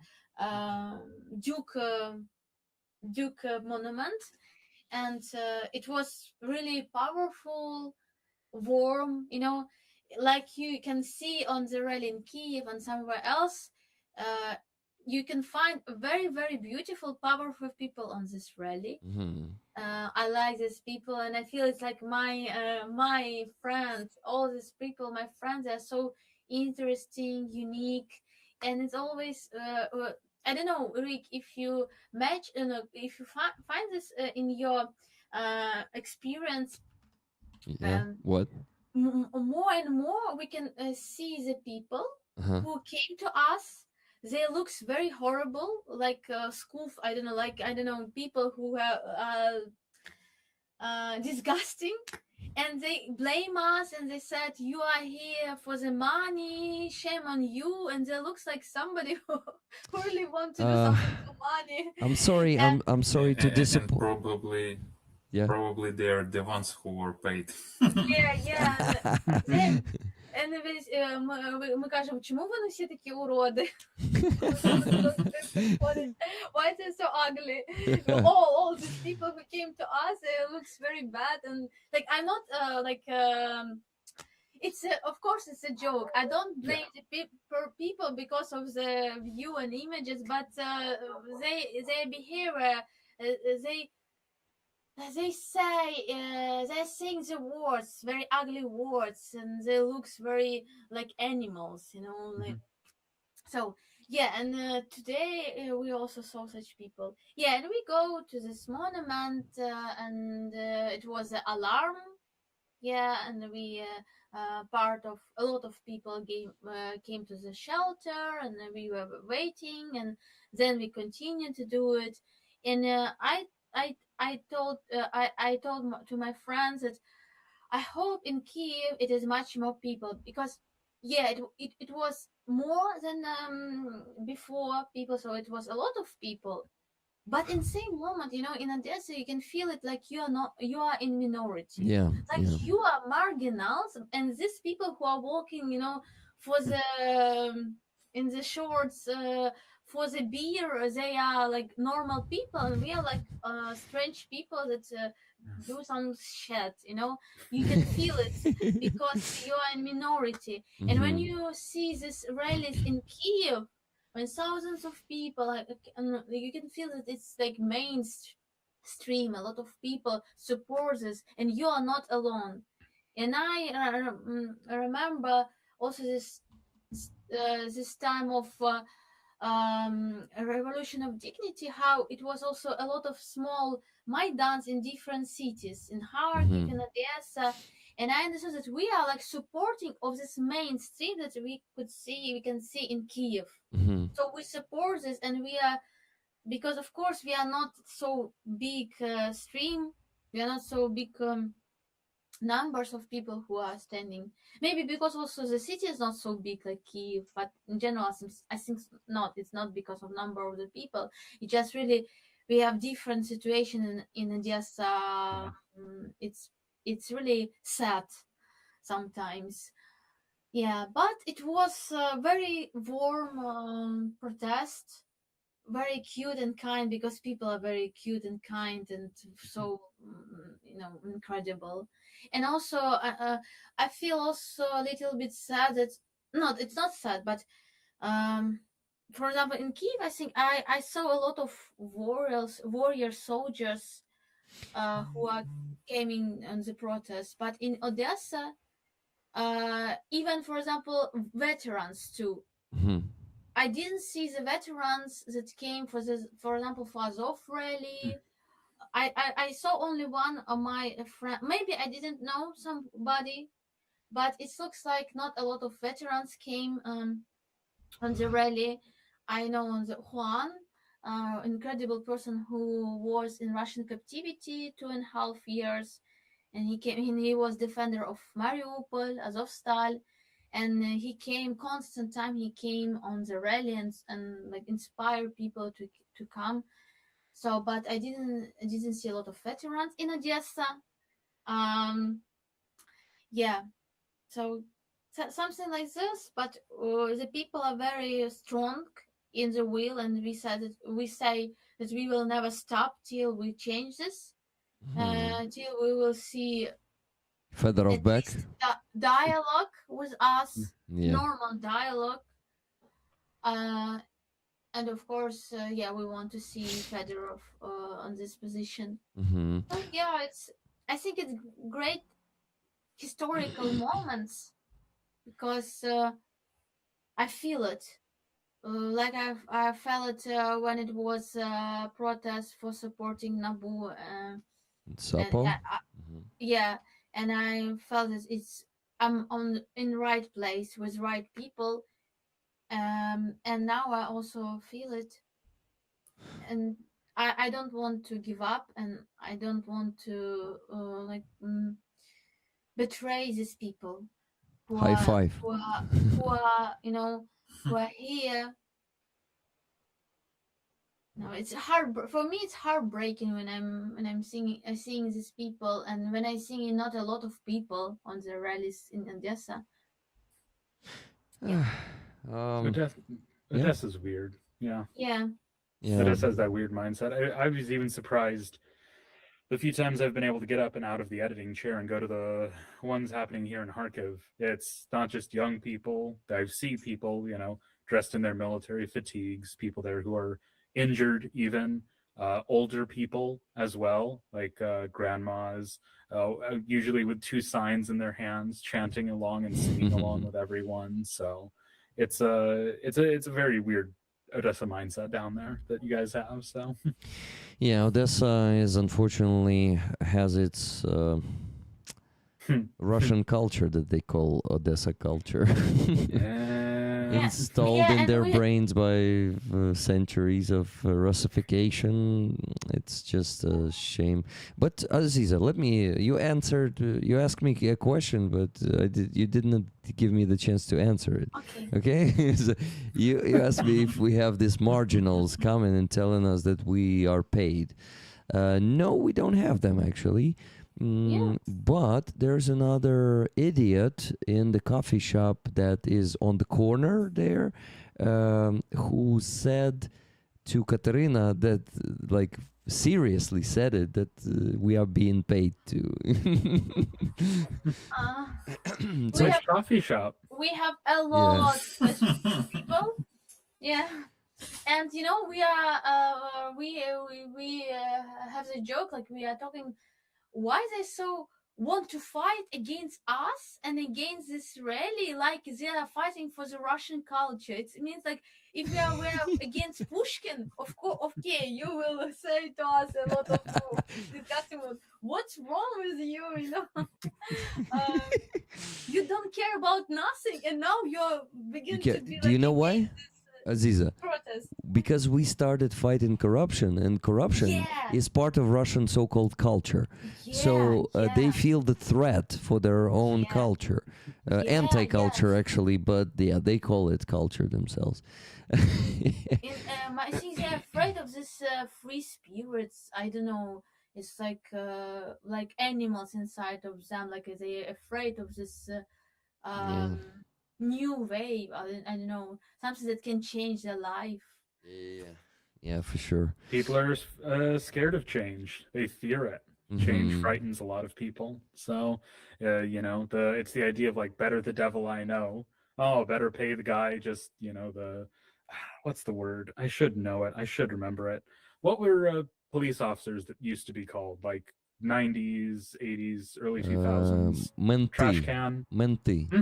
Musara. Musara. Musara, that's it. So, like, it's like, oh, I'll give the Musaras money, I'll go out, drive around, it's like, no, you fight for better things. So, but that scares a lot of people. Also, we have a lot of weird mans. All times they are with великі живіт. Bellies, with big bellies. Bellies, they look strange in black, sometimes in black. SBU. Not SBU, but I don't know. It's really. It's not wrong. It's not SBU. SBU, they look more like, they're more physical. Not the ones I've met. Physically shaped.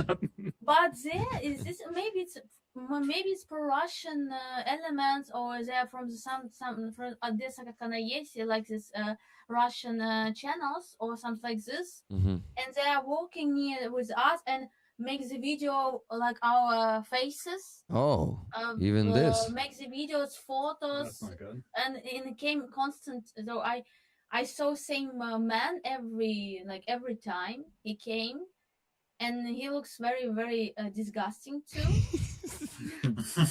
And we also begin to make the jokes about them. It's weird, but we are not afraid of this. So okay. Yeah, it's like I think people will unite and protect each other and fight back if we are started, just like in 2013, if they will start beating us. We will definitely protect ourselves. It's not going to be like in Russia. Everyone will just go home. Ukrainians. Everyone in Russia is also very angry because they're like, why can they go out and protest their government? Why aren't they getting beat up? What is this? What do you mean they can just? They are do this? jealous. So, They're fucking they jealous. are. Yes, they're very Just jealous online. remember the story when one guy just took a piece of paper with nothing written, nothing painted, and he just came to the Red Square and got arrested. Yeah. Actually. Oh, you had the idea of protesting. Yeah. I don't remember who it was. In the first days of the protest, one of our friends came, stood next to us with a blank cardboard, and I started joking that don't be a Russian, come on, write something there.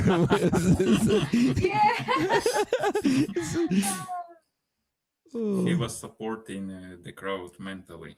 Yeah, but I think it was her. But I It was a don't. choose your own sign. You could write. You could think whatever you want on that piece of cardboard. Yeah, I don't remember who that was, but of course, being bullied by me and other friends, that person wrote there something really fast. I'm joking. We weren't seriously bullying that person. Didn't think you were. Yeah. Okay, guys, I'm gonna go pour myself some water. Oh, I wanted to translate the article of Olga Reshetilova, the military ombudsman. When I come back, I will do it. Okay, you keep the rollers engaged because they stopped donating at fucking all, and we still have to raise. Do you know how much, Aziza? $2,908.01. That's easy, right? Easy. Yeah, it's nothing.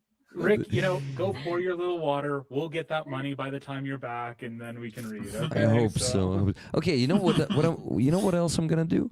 I have some laundry that already washed. I'll quickly put it on the dryer because We'll get another 8,000 by the time you do that. No worries. Okay, you're good. So. Okay, thank you guys. See you in a couple of hours.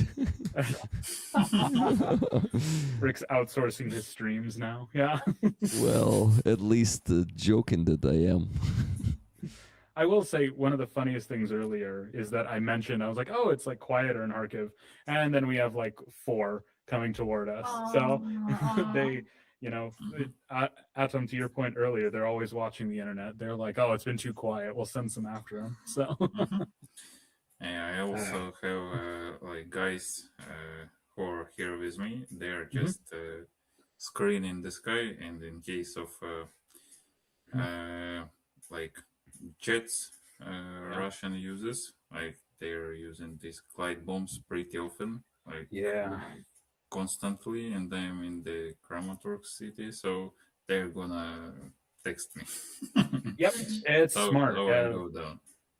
Last time I was there a couple weeks ago, and it was just nothing but, we were out kind of a little bit more to the east near Liman and then Slavyansk a lot, but man, things in Kramatorsk have changed so much even in the last 3-4 months.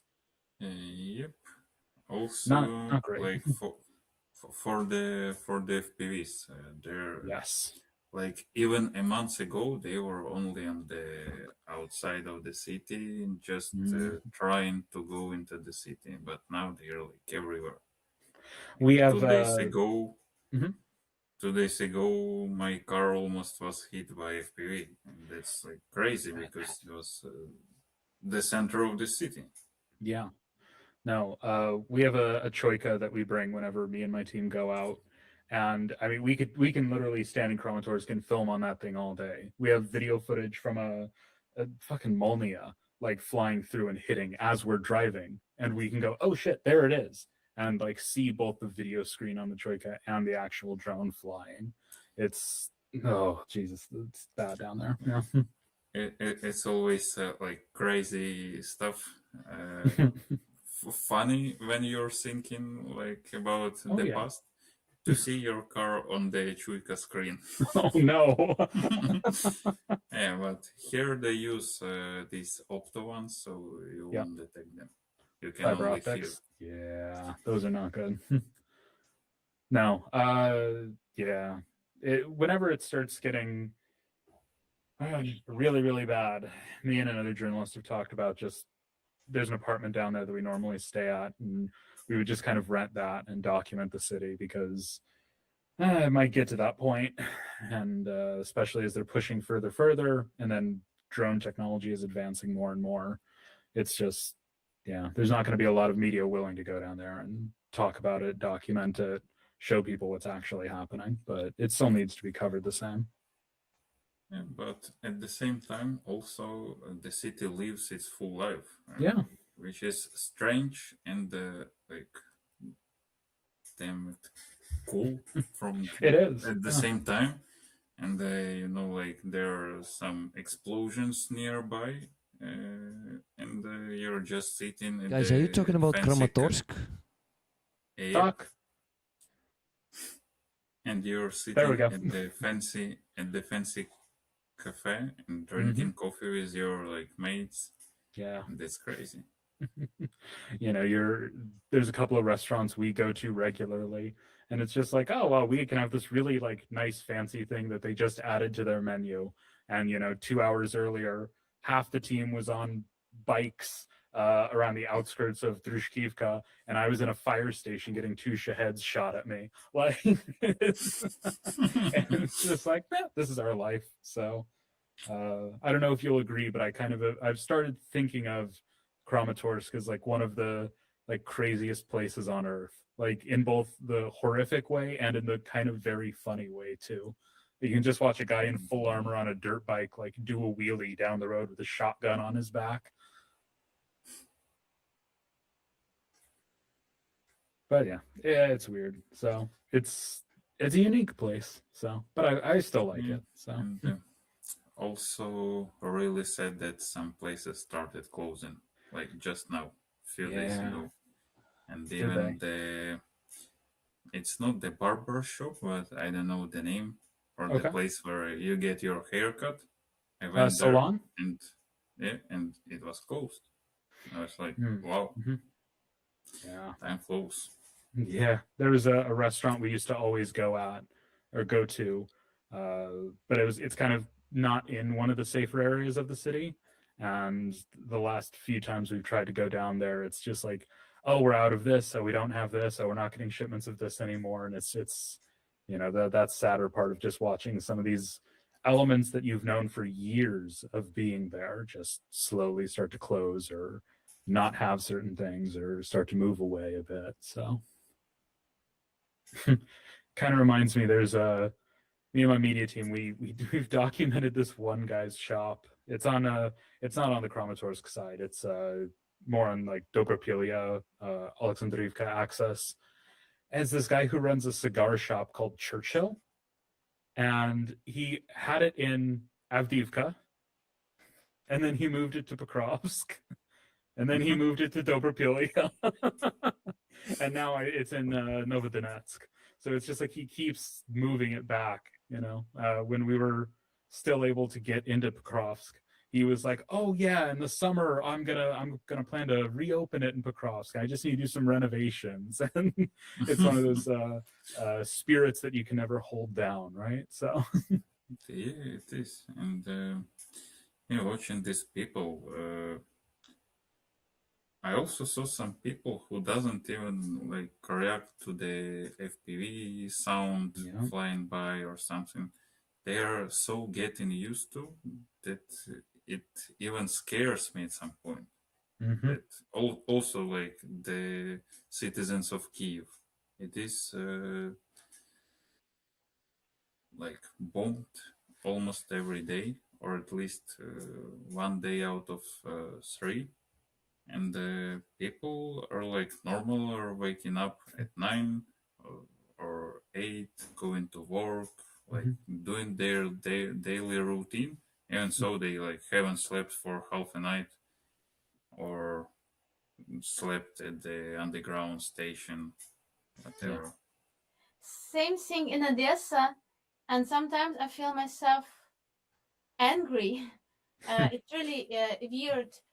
I know Odessa is touristic place, and yeah, we have the sea, we have the summer, but I think the people are so crazy to come into Odessa to have the um, relaxing days near the sea, because we have also constant time attack rockets, cap, shaheds, everything, all kind of attacks, and they come to us with the children, and like in same moment I also happy that city is alive and people are living their alive, and it's normal. It could not be like a constant time in the fear and stress, but so you like just avoid this, like you begin to be without feelings about this.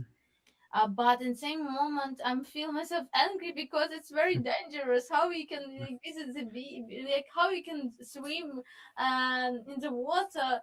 Water is very dirty because of everything. Because the really we have big problem with ecology, and it's absolutely not place for the making your health better, or like I don't know.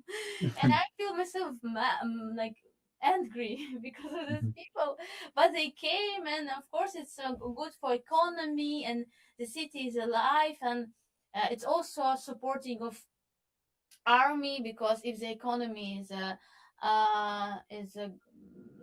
if we are living here, if we are doing our life, we can continue to support defend our state. So I can understand this, but in same moment, it's madness. It's all that I can see it madness. Um, yeah, when you are see when you see the people, in the shorts, half naked on the street, and then attack, and then me rally for further of music, like it's on the touristic places, music from the restaurants, bar, and it's you begin to be crazy because of all this stuff. Yeah, but um but I told to my friend, don't visit Odessa, please, because it's dangerous. It's really dangerous, and we have no good shelters, not good place, like not a lot of shelters. So it's not safe because we have no underground. So it's really we are living here because we are living here because it's our life, and we are here. But you can choose another place for the rest, for the finding peace.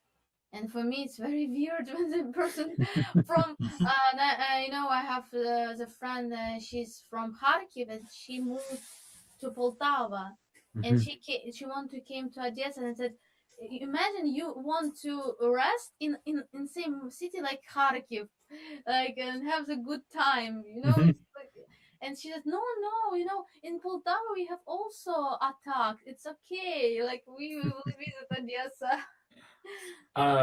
I try to say that my form of resistance is that I sleep through the attacks in Kharkiv. I'll wake Yeah. up to text people being like, "Are you okay? We just had jet shaheds fly over," and I was like, "I'm not letting the Russians fuck up my sleep schedule. Like they can kill me. That's Yeah. fine. I'm getting my sleep in." So. Yeah, 100%. But no, it is. I've even been. I wanted to go down to Odessa this coming week to work more with the Navy, but even my Navy contacts down there were like, "Hey, it's really not good right now, especially like even Navy work, on the water work has become so much more dangerous that it's yeah. Odessa is another weird case. It's not getting spoken about enough, but there isn't, there's not a lot people can do about that. Like you said, shelters are at a minimum. There's no underground, there's no metro for decent reasons, understandable reasons, but it's it's a weird situation. Yeah. Last thing I'll say is that Rick is in chat, and you guys, I told Rick we would get money when he gets back, so donate what you can, so I don't look like Please a liar, donate. and then I get kicked off the stream by Rick. So Yes, it was kind of a rolling without Rick, but really That's hope what we do. he's gonna come back. I told him we'd get money, so we have to get the money before he comes back. So Please donate. I also I- saw the question from the chat. Oh, great. Yeah, Legit to Think asked about my favorite movie. Actually, I can't remember the name of my favorite movie, but this is the one with Denzel Washington. Washington, how do you pronounce that? Denzel Washington. Pretty old one, where he got kind of machine. He could influence the past. Wow. Pretty old one. I don't know if someone saw that, but yeah. And also all the movies by Christopher Nolan. Nolan does some good stuff, yeah. So yeah, you reminded me. Oh, go ahead. Yeah, I like that he makes them pretty interesting, and you're like, wow. It's more than kind of just a standard movie experience or like scene one, scene two. He puts a lot of actual artistry into what he's making, what he's designing. No, you reminded me of the guy I met in Kramatorsk, one of the crazy stories from Kramatorsk. I was working with the Phoenix DSNS evacuation unit out of Drushkivka, and there's a police officer there to basically have a gun, shoot at anything if it comes at us, provide security. And very first day I worked with him, he was straightforward. He was business as it is, talk about this, this is what we're doing, this is my past, this is where we're going, blah, blah, blah. The second day, I'm there without my field producer. He's with another guy on our team, so I'm just riding solo with these evacuators. And this guy just opens up entirely. He's got this thick silver chain on, and I find out that he's a big fan of West Coast rap music. And so the only English words that he can say to me, he's like, yo, what's up, man? And one of the firefighters there told me, he was driving me back to my apartment in Kramatorsk, and we're blasting like gangster West Coast rap music from this like 48-year-old cop from Donetsk in a pure black Lada that he's making bounce by hitting the brakes back and forth. And he's like, Devin, Kirill here, he is like Kramatorsk Denzel Washington. And he wanted me to know that. He wanted me to know who this, like, how they saw him. So it's just like, these people are everywhere there. So also turning on music on loud on kind of old cars we also have. It makes them like sound cheaper. Yes, because if you don't use the music, you can hear the problems. Yeah, music that works with drones too. If you don't hear the drones, they're not there. True.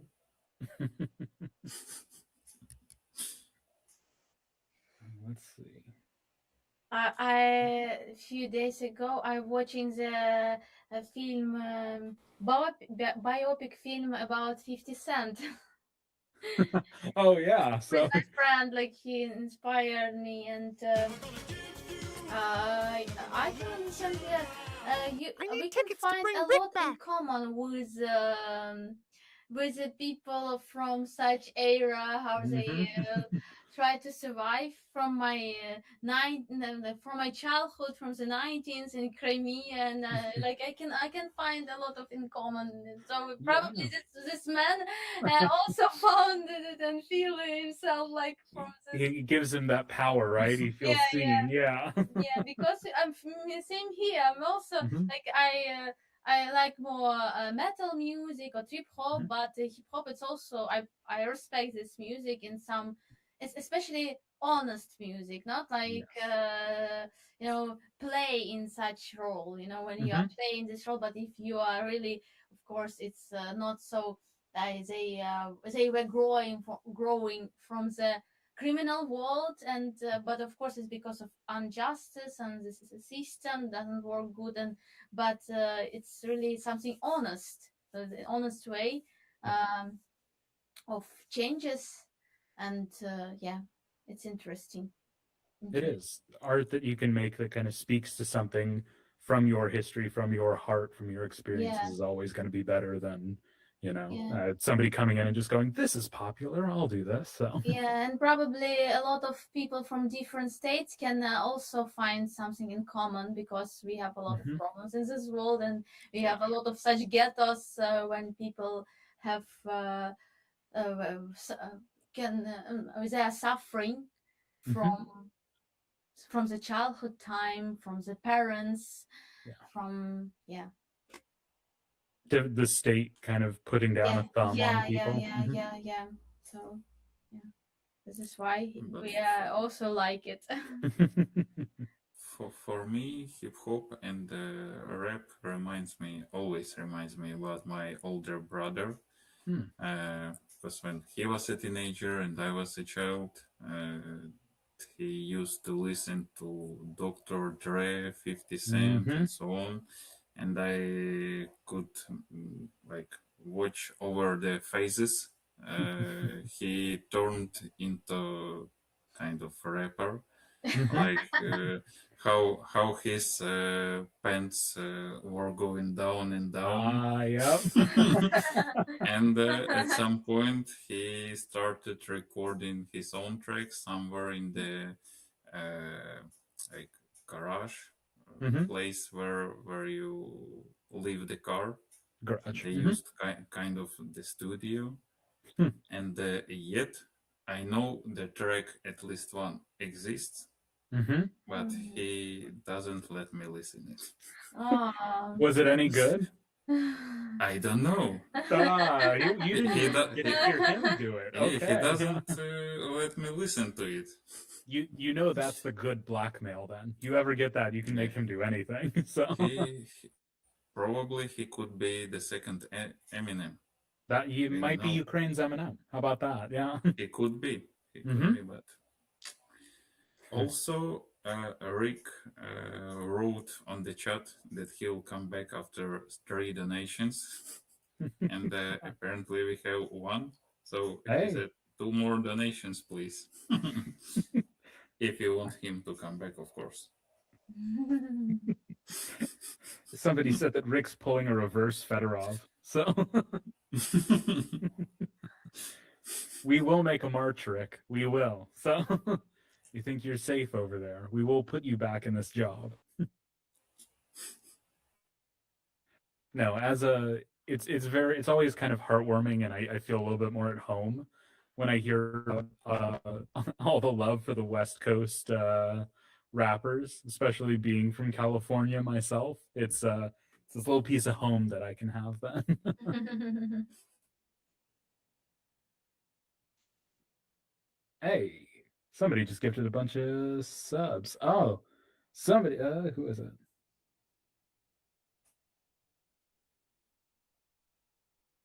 Martin Lay, 2748, gifted 20 subs. And Rick doesn't think anyone wants him back. But this is our stream now.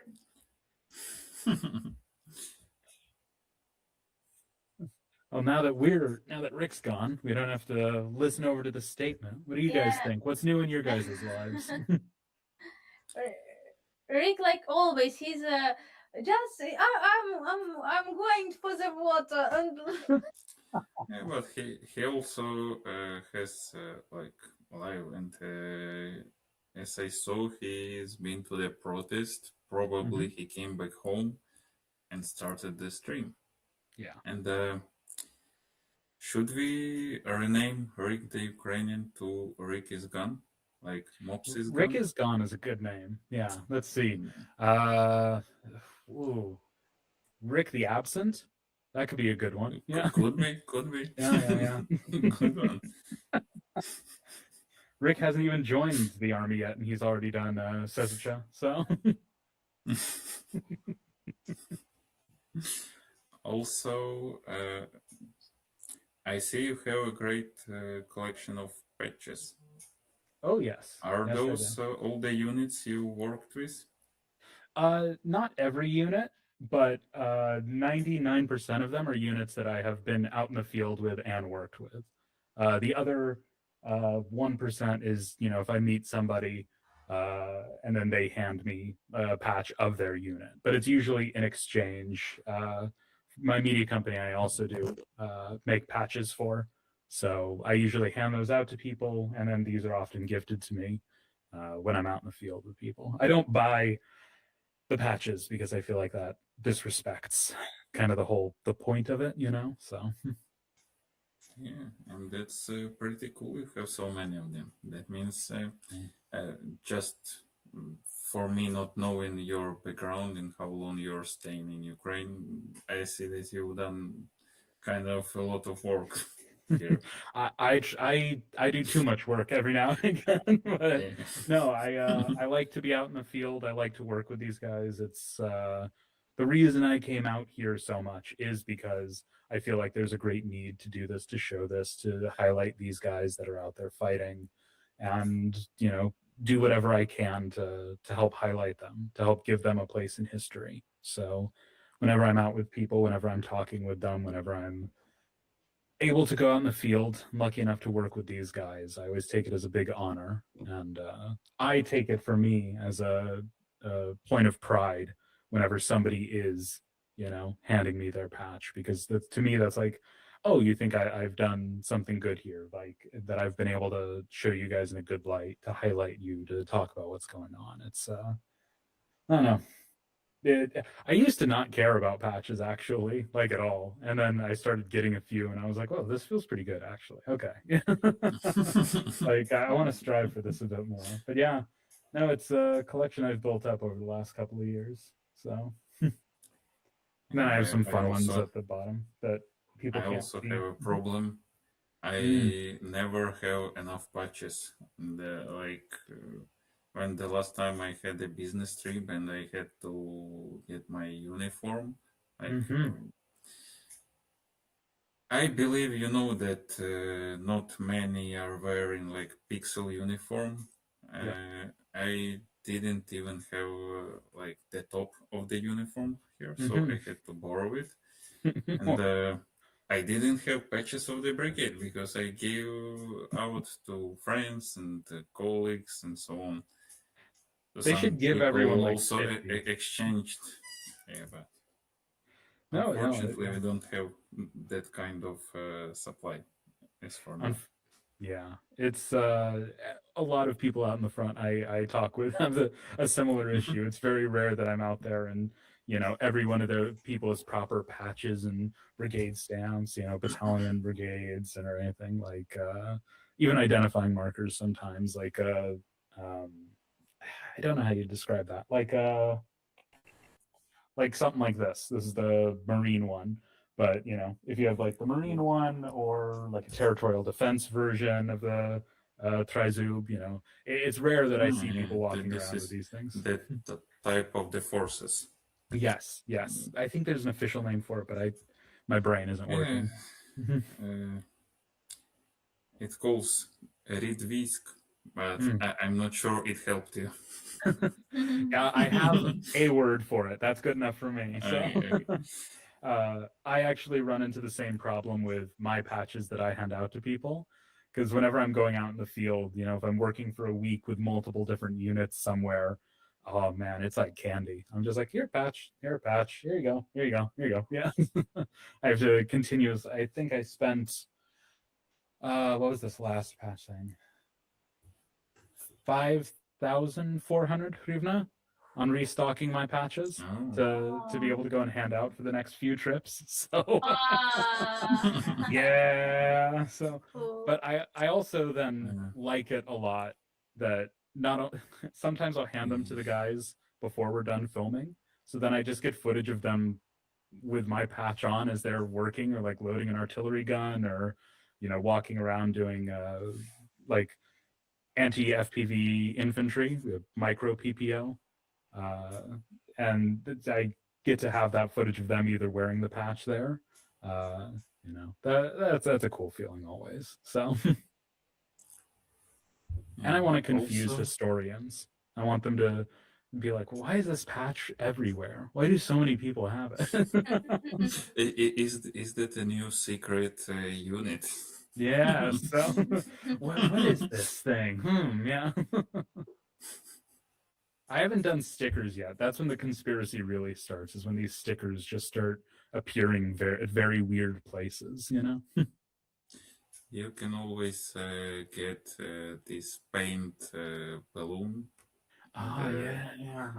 like on the east region. Mhm. There is a group of people called Los Solomas from Yes. Kiev, Mhm. and they're like everywhere. Oh, everywhere. Yeah. And, They do that. And then in Kharkiv, we have a group kind of like that, Puskada group. And they tag everything, everywhere they go. So, Maybe Paskuda. Paskuda. What did I Paskuda. say? You said Puskada. Mm, They got are it. Paskuda. Paskuda. Paskuda is like an asshole. Yeah. I've heard it described as either like an asshole or like a little monster or something like that, something in between. Okay, rollers after all wanted me back. At least 4 of them. The other, the other 50. The others don't. Yeah. The other 50 didn't want me back. Okay. Sorry, Rick. We talked with Sersky. You're fired. Sorry, buddy. So. Well, $10.29 from Laura N. Thank you, Laura. Then Gabriel donated $50 and said, "Bring the rig back." Thank you, Gabriel. And $30 from Kathy S. For the 3 great guests holding the front down, rolling without rig. Tickets to them. Actually, at some point, I didn't really do anything. I just wanted to play this game, staying outside. You're just having fun. Yeah, why not? You became a viewer for once. Oh. Rollers reminding about auction. It's 3 minutes to its ending. Oh shit, even So the 2. last chance. Uh-oh. Even 2 minutes. Last chance. No new bids. Gabriel is gonna be the winner, it seems. Anyone wants to outbid Gabriel? $550. You need to bid $560 at least. Maybe $600. What do you think, guys? Anyone's ready? We could do the auctioneer voice if you want. Auctioneer. Going for 400. Do we have 400? 410, 10, 10, 410, 10, 420, 20, 20. Do we have 430? And the fastest ones on the rodeo that say, get on 20. And go to one try. Do we have wait. It just doesn't sound like any language at that point. Yeah. 40, 45, it's the fastest rap in the world, I guess. Eminem could never. Not even Ukrainian Eminem. Yeah. Okay, I think it's. Let me tell you. Oh, come on. How the fuck do I open the clock in Windows? Like now you cannot just open by pressing on the date and and time. Oh, Doesn't now know. me looking. Oh no, because that just brings up the month. You're right. Wait a minute. What if you type in clock? Hold on. Where? Clock. On Windows. That brought. Oh, if you type in clock, my clock This says my clock needs an update. Yeah, same what the shit. fuck are you same updating? shit. We are getting the update ready for you. Updating? Same shit here. Okay, I think we have the winner. Let's go. Let's go check. And the winner of this beautiful painting is Gabriel. Congratulations, Gabriel. $550. We're gonna be $550 closer to the goal in a bit. So, yeah. I start becoming sleepy, unfortunately. Rick, where did the energy go, man? With the sleepless nights, thanks to Katsaps. You know, Yep. in Kiev it was loud. They killed at least 9 people, and Yeah. they injured a lot of people. It was fucking bad night, and I had to wake up early today at 7:30. So I also went to bed at 1:30. Plus, I was waking up during these 6 hours of semi-sleep with also nightmares. So Yeah. I cannot I possibly forget about those. Those are a thing, yeah. Yeah, I cannot possibly have the energy anymore. It's midnight. It's actually my bedtime also. But what? But But it's a new day, so you should be more energized. it's a new day. It's a new life, and I'm feeling good. Ba-da, ba-da, yeah. Yeah, that started playing in my head. Gabriel just donated those 550. Thank you very much, Gabriel. Ooh. So that Incredible. brings us to still left to raise $2,267.72. Aziza, I will send you to bed earlier today. Don't worry. No, I feel energy. You have energy from I me. will- He might have more energy than you. I will. Maybe I we'll will, send you to bed. I will feel the like okay. It was last time I was really tired. Yeah. How did you spend the week? Did you restore some energy after all this traveling? Yeah, it's in the same moment, yeah. But I feel a little bit. In general, I'm tired in general because of our protest that we Mhm. did constant every day, and for me, it's even not about the like I spend the time for the road to Odessa because I'm not living in Odessa, and I have to go, and it's I really need for the work to be alone, to work with my music, to work with my stuff, and I could not do it, and it's making me angry too because we could not like. And I also talking with my friend and with veteran one, for example, he said that I'm angry too. I have a lot to do. I have a lot of work, but I have to be here for this reason, for this stupidity, for this bullshit. Yeah. I have to spend my time that I can spend for the good things, for my work, for everything. Same shit. I'm so angry, and my wife is also angry. We were supposed to spend this July really riding the bikes and kayaks and really resting. I was dreaming about the last great summer before I enlist. Thank you, Mr. President. Yes, thank you. Fuck. Fuck you. Ah, yes. You want to enlist? We'll take your defense minister away and ruin your summer. At least they switched the commander-in-chief, and the new See? commander-in-chief already blocked the Yes.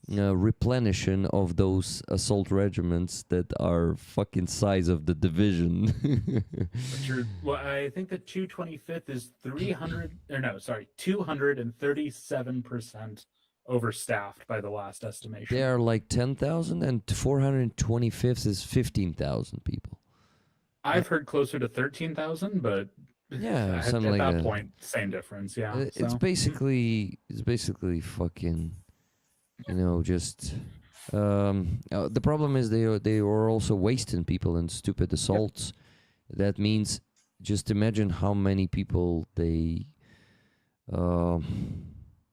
lost, considering that they are so overstaffed, and it is a constant replenishment. Is insane. There was even talks for a little while about, I don't remember if it was 425 or 225, about making an entire group, like small group, that would essentially be a rehab center for people like bottom of the barrel people that would get picked up and put through like Tetsuka, who had like horrible problems or could barely do anything, whether because of addiction or alcoholism, whatever, and making an entire rehab center just for them to then get them into a state where they can hold a rifle and then they would go to the front. So Wow, I didn't hear about this one.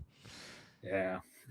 Insane shit. Aziza, sorry to interrupt you. It feels like you were talking. No, I we interrupted don't. you. We are talking together about this topic here. Okay. Rick, how to contribute? Say hi to Aziza, to me also, please. Hi to you, Aziza, from Philip Ittner. He's watching today, actually. Thank you, Philip. Nice to have you here with us today. So Philip also bought the super chat and said, say hi to Aziza from me, one of my favorite guests. Aziza? Aw. You are. So, $10 super chat from Philip and 20 gifted memberships from Martin UK. Thank you so much, guys, for that. That is only 54 gifted memberships left for me to reach the goal today. Can we get it in the next, let's say, 3 hours? We're still raising funds. Is that just for today, or is that a weekly rolling goal for you? Just for today, unfortunately. Okay. Without asking lately, because I stream much less, and in general, I think because of it is the summer, less people are visiting the streams. Only setting the goal helps me to get to the average income. Understood. So, yeah. But rollers always get me there. Thank you very much, rollers. Damn, Philip, thank you for 50 gifted memberships. Hey. Damn. And it's only 4 left then. Ah, wait. He's in Ukraine, so it's minus 34.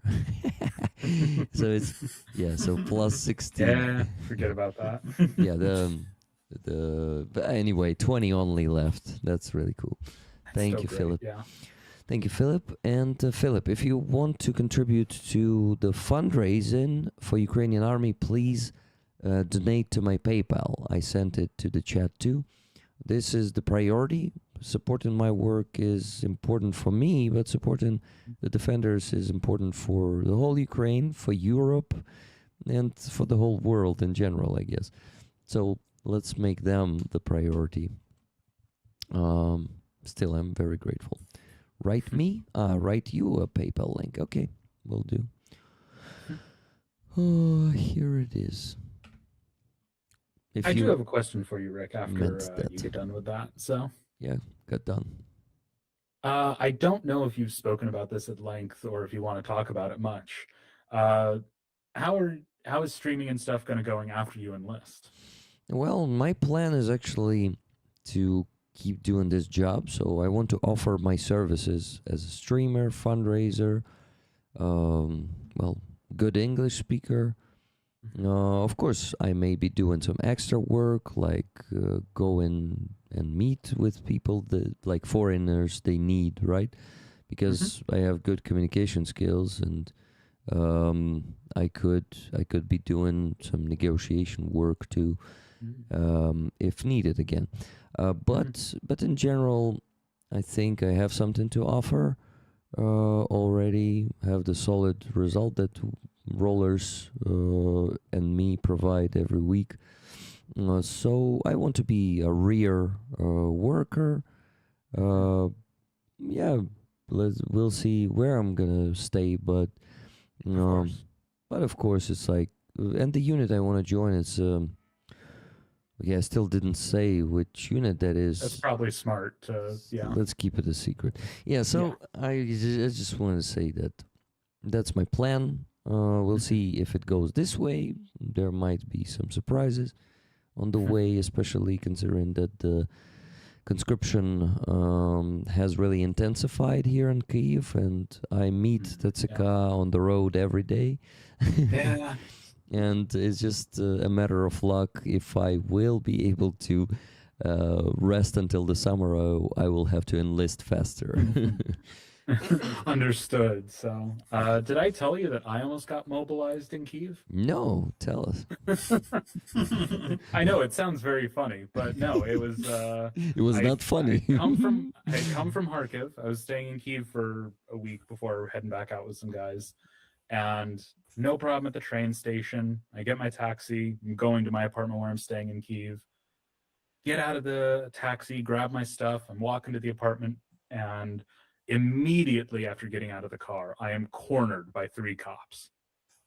like I'm against the wall and there's 3 around me, and they're like, asking for documents, and I'm doing my best to try to be like, hey, sorry, like my Ukrainian isn't great, like I'm an American press, and usually I just show them my press card. That's worked here in Kharkiv every time. They're always like, no, okay, we don't want to deal with you, go for it. Mm-hmm.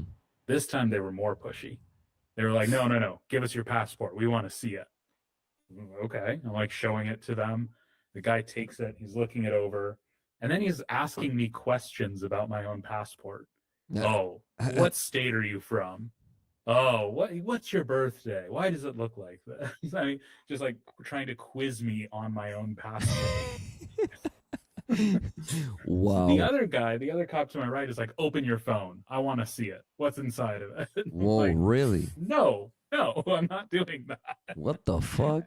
Eventually the guy in charge goes, this guy is actually probably American, we probably shouldn't mess with this. So he hands me my passport back.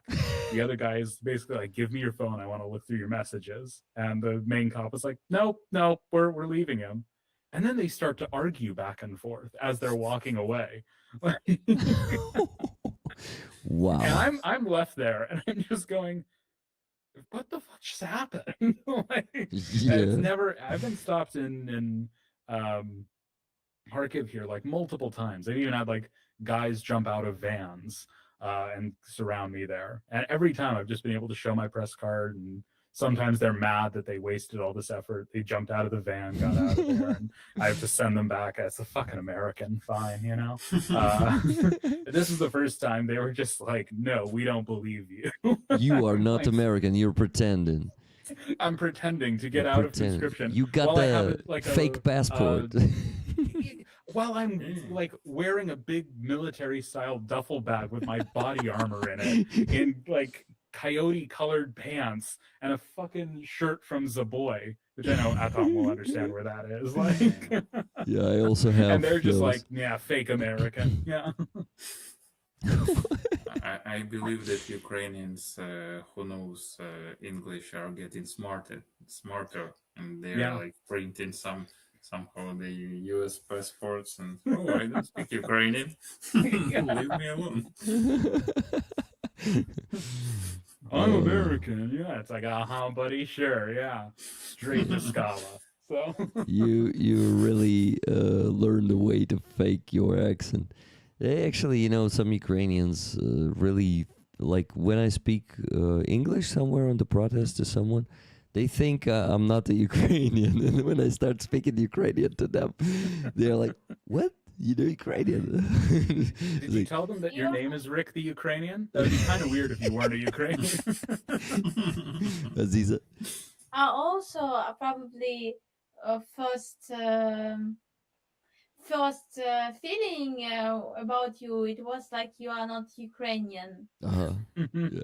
When I watch your video, some videos in Instagram, and I remember this, and your English is very, very good. And Thank you. Yeah, it's very easy. Myself? Can you say I'm American? I think more Dutch, personally. But yeah. Oh, yeah. Thank you for the compliment, Aziza. Yeah, I know this about my English, and this is why I'm saying I'm gonna be a valuable asset for any unit they would want me.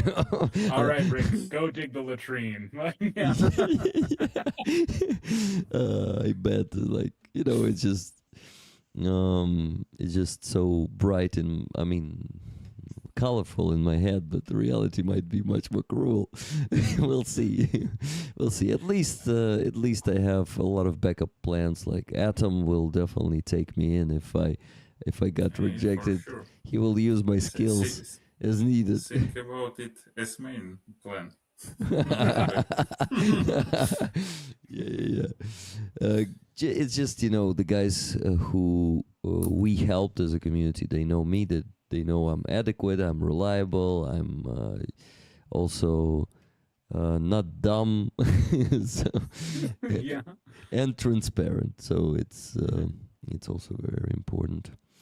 Rick for president. Hungary has a guy named Madar. Why can't we have a president named Ukrainian? That's funny. President Yaroslav Ukrainian. So. Yaroslav Ukrainec. So, yeah, guys. Oh, that's your party's name. There you go. Party's name. Ukrainec? No. I think, okay, no, I think there's gonna be Sternenko's party's name, Rusorize. Rusorize. Yeah, партия Rusorize. Guys, you stopped the date in, let me tell you, 26 minutes ago, Gabriel donated in that,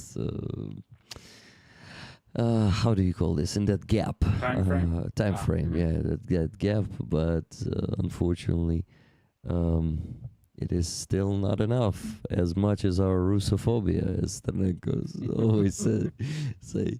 So, we still need to raise $2,267.72. Rick tried to get Zelensky for an interview.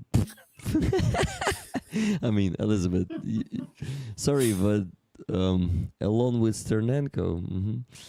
I am not Kalen Robertson, so don't even dream about it, okay? What would you ask? What would you ask him, Rick? What would you ask Zelensky? First question, mine. Can he still do it with the piano? Okay, that's my first question. Yeah. Everything is more serious after that. I want to disarm him right away. I'm I'll bring the piano too. We'll have it right there. So I'm just fucking. I would never like to be in that position, and with the piano or with the interview? With the interview. Okay. Piano's fine though. Piano's So fine. he can find piano. There are plenty of them. In Kiev. That's true.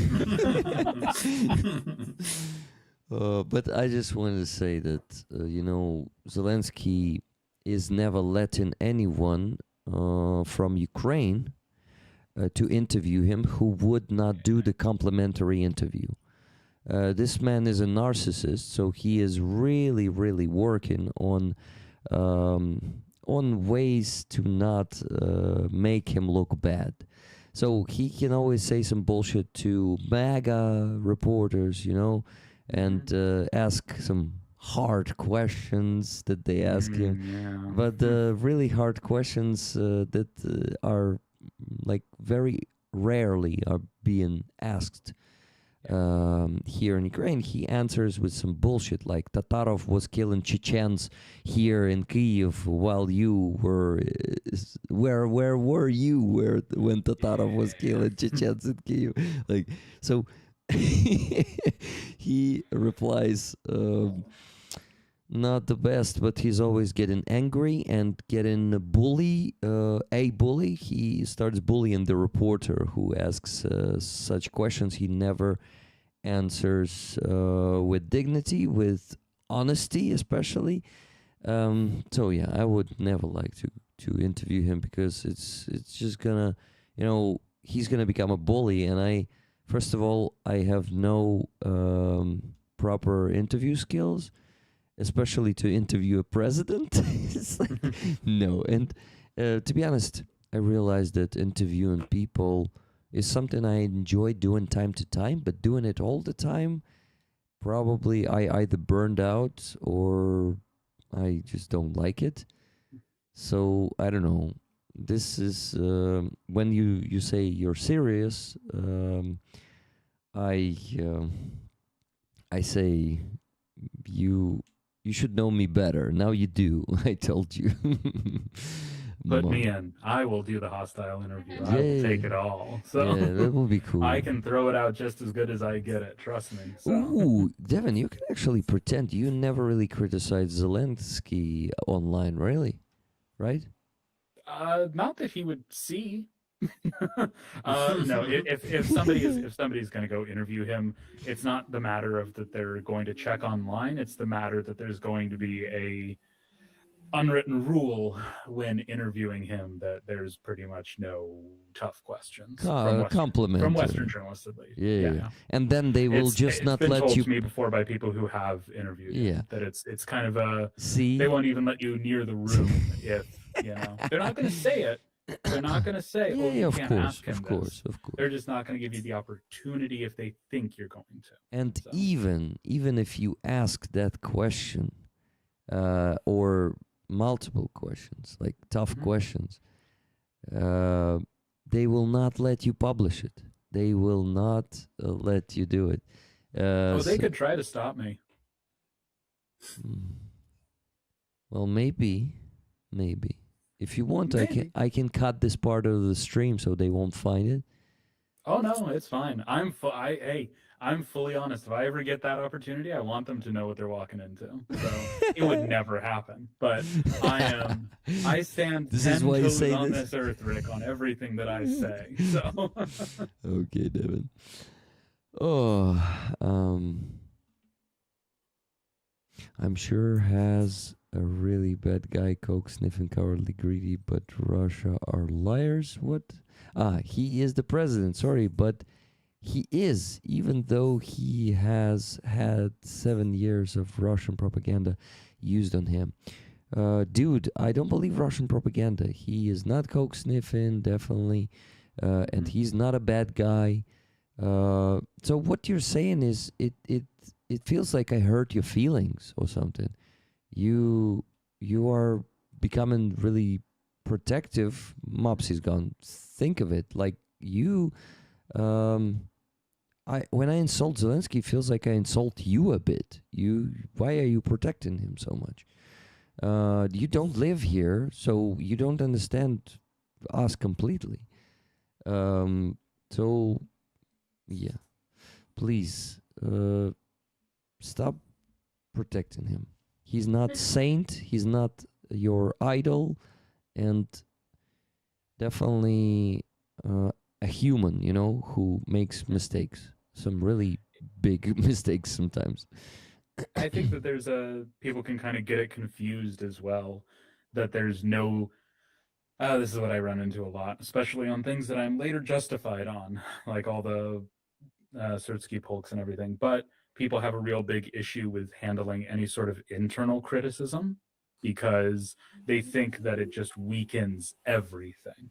And it's the way that I've said it, when you sit on your leg and it starts to like get numb and fall asleep, at that moment you can either get up or address the issue, and that leg is going to feel bad for a bit as you get the blood flowing again, or you can pretend it's not an issue and eventually it rots.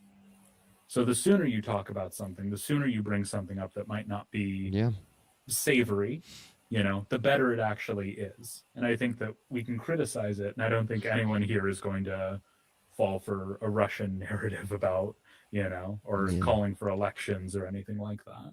Maybe Ukraine could get away with some parliamentary, there you go, elections, but that's even that's like a crazy idea to try to do. We don't want this. And I actually I forgot what I wanted to say. I agree with it fully, Rick. Absolutely.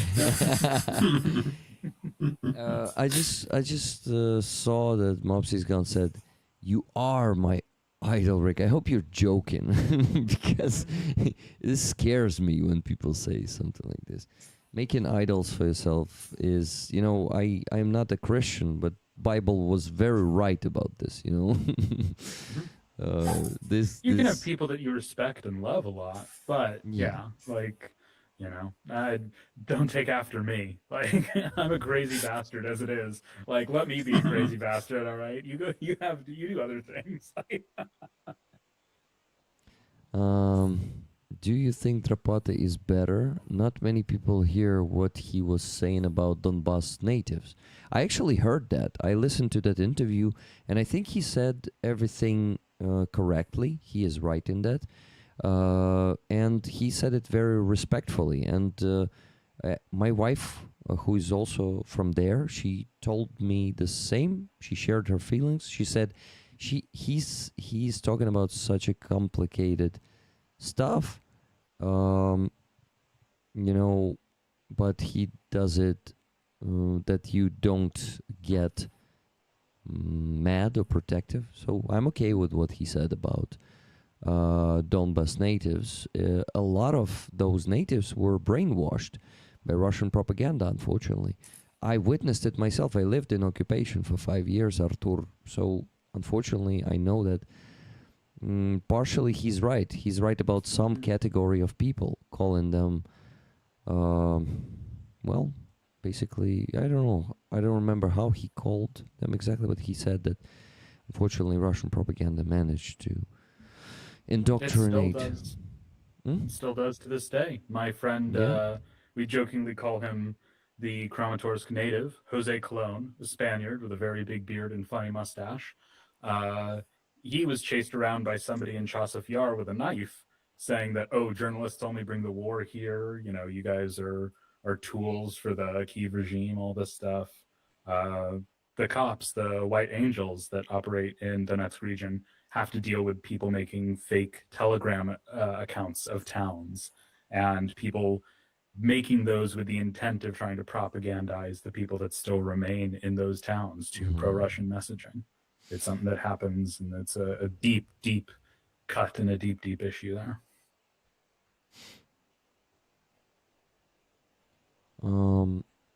So, yeah, I was distracted by a chat. We got one more donation. Hey. It was 6 minutes ago. Felipe Surferdez donated $50 and said, "Hola." The H is silent in Spanish, so hola. Hola. Hola. Okay, Hola. God, fine. it was. Oh. You know some Spanish? That's ¿Qué tal, impressive. Francis? Oh, yeah. Yeah, I speak just a little bit. Like I started learning it, but you know, the full-scale invasion started. That little thing, yeah. that sort of stuff. When I was going back and forth between the US and Ukraine before I lived here fully, I would speak like a really good amount of Spanish. I lived in around areas that had a bunch of Spanish speakers. I worked in areas with a bunch of Spanish speaking people. And every time, no matter where I went, the first week I would be back in the US, somebody would try to speak to me in Spanish and Ukrainian would come out. And I'd have to like stop myself and be like, no, different language. Then I'd come back to Ukraine and I'd want to be like, tak, tak. And I'd be like, see. No, not that. Like, yeah. I like that phrase. Yeah. It's so good. So powerful. So Okay, one more donation. $18 and 14 cents. Yaroslav from Czechia. Slava Ukraini. Slava Ukraini. Nice. One was written in Czech language. Slava Ukraine. And then Slava Ukraini in Ukrainian. Nice. Thank you so much, Yaroslav. You have the same name as me. That's cool. Minus 1814, guys. We still need to raise $2,199.58. For the sake of all Ukrainian protesters who want to have the dialogue with the government, with the president, make a donation right now, because it's already midnight here in Ukraine. We will have to protest tomorrow and the day after tomorrow and so on. So we need to go to bed earlier. And that's how I try to manipulate you to get me to bed earlier, because I'm one of those protesters. If there's any of you who is watching and ready to boost the fundraising with a few thousands of dollars and get us to those $8,000 that Devin promised to get today. Oh yeah, we'll get there. Just you wait. Yeah, we'll see. Look, it might be tomorrow night, Rick. We might be here the day after that. The day after that. Well, we can actually be here in shifts. Some people may come, some may go. Crazy. I don't want it. Rick, the Ukrainian TV. You just leave your computer on, and it's a rotating cast of people that come through. Yeah. Just make sure that Google Meet doesn't end like in 3 hours. Oh, yeah. And you can go to sleep.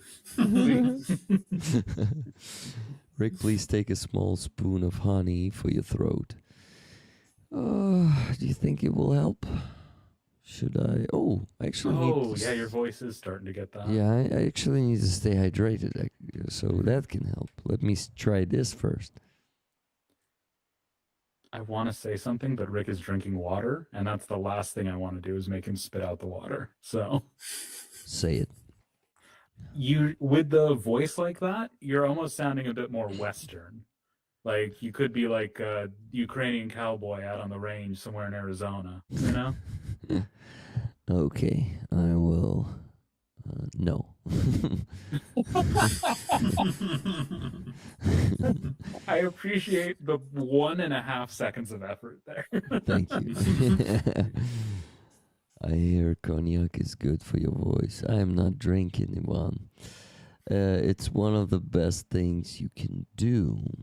The honey. I will do it. I'll do it in a bit. Honey and lemon. Next time I need to go and blackmail you so you would donate 3 more times. I will get some honey too. Oh, guys, remember I wanted to translate the article of Olha Harashatilova, our military ombudsman. Hi, R.C. William. Welcome and thank you for being here. We need your donations, guys. Keep donating while I'm reading this, okay? So her article starts with a dialogue. It sounds like this. Should I panic? One highly respected foreign diplomat asked me yesterday during a major international event referring to the street protests. It was like the first week of the protests when she wrote that. So give me a second. I need to put this here. Yeah. No, I replied. I believe in the wisdom of both the people and the president. Everything will be fine. Peaceful protest and dialogue with the authorities are what set us apart from the Russians. Not just from the Russians, the diplomat responded. I can't imagine this level of democracy even in some European countries. And here's the article starts. Many people in my current circle, including combat officers, view the cardboard sign protests as childish, detached from reality, and unacceptable during wartime. Although I disagree with some of the protesters' demands, I do not share that view. As some who has participated in an organized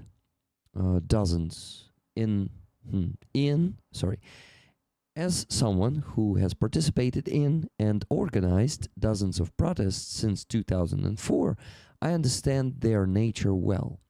A sense of injustice in society cannot be bought, manufactured, or created overnight by a social media post. It is the result of accumulated, unresolved problems. And I completely agree with this. The Maidan, whether it was the Granite Revolution or today's cardboard Maidan, is Ukraine's form of direct democracy when the system fails. And guys, that's what we have now. System failed in unfortunately, many aspects, many spheres. And I continue. I have taken part in such protests under 5 different presidents.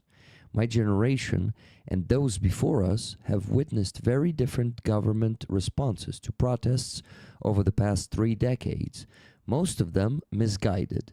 Yet, in the end, the Maidan became an integral part of Ukraine's political process. Today, those in power can already distinguish between paid for campaigns or fringe unrest and genuine popular protest. The response has evolved from the old reflex of who benefits from this, who is behind it, to how do we find a compromise, from trying to crush protests and persecute participants to understanding that this must never happen under any circumstances. Moreover, we should recognize Volodymyr Zelensky's unique ability to transform protest sentiment into an internal source of strength for making extremely difficult decisions. We can only imagine how difficult the past few days have been for the president. At stake simultaneously were national unity, defense capability, international support, and the trust of his closest political team, something essential for maintaining effective governance during wartime. Well, once again, guys, it was written about 2 weeks ago. Choosing dialogue and reaching a compromise in such circumstances is undeniably an act of statesmanship, a willingness to listen and to understand the public mood. Precisely because I see the events of the past week as a mature expression of democracy rather than an immature uprising, I would like to address the protesters and everyone else with an adult conversation and expectations versus reality, and why replacing the Minister of Defense and Commander-in-Chief alone will not bring systemic change unless we all draw the necessary conclusions. Let me begin with what I hope are obvious facts. The enemy expects the Ukrainian army to enter the autumn-winter campaign exhausted, demoralized, and weakened. By stretching the front several hundred more kilometers along the northern border, Russia hopes to break through vulnerable sectors, possibly seize the entire Donetsk Oblast, push up to Zaporizhia and Kharkiv, and break the resistance of Ukraine's armed forces. They also intend to continue terrorizing Ukrainian society through attacks on civilian infrastructure and the energy sector. Most importantly, they will continue exploiting the issues of mobilization, corruption, and military misconduct to undermine public trust in the armed forces and prevent them from being reinforced with new personnel. The Russians are playing the long game. This strategy has been unfolding for years, and frankly, whenever we ourselves create reasons for public destruct, we make their job easier. Replacing the Minister of Defense and the Commander-in-Chief gives us an opportunity to break that strategy. It gives the military hope, not only for new approaches, but also that the army will receive fresh personnel. Rotations will finally take place and new motivated people will join the ranks. But there is an important caveat. Caveat? What's that, Devin? Do you know this one? C-A-V-E-A-T. Caveat. Caveat? Uh-huh. Or how do you... what is that? Give me a second. Caveat is like a little, like, how do I describe a caveat? Hold on. Nuance. Nuance. Thank you. Thank you. I just went and watched for an original word. It was nuance there. But there is an important caveat. This is where, in my view, expectations begin to diverge between soldiers and protesters.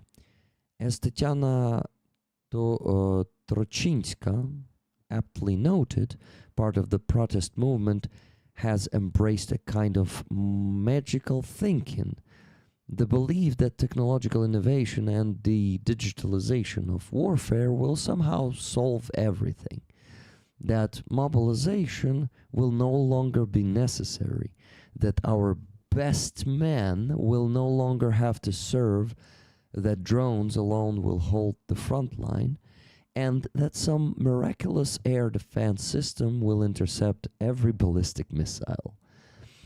A photo circulating on social media shows actors Taras Cymbaluk and Olena Svitlitska at the cardboard Maidan holding a sign reading, "Stop taking away our best men." Delusional. But yeah, we had such protesters too. Perhaps I'm exaggerating. My point is simply this: there will be no miracle.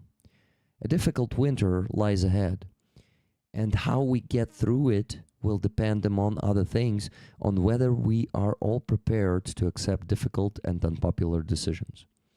This brings us to the topic that has already been mentioned publicly, though perhaps not fully discussed: a new social contract, which Mikhailo Fedorov has already referred to and which we discussed at Bankova before the recent government changes. Why do I call it new? Because an unwritten social contract has existed since February 24, 2022. In its simplest form, it was this.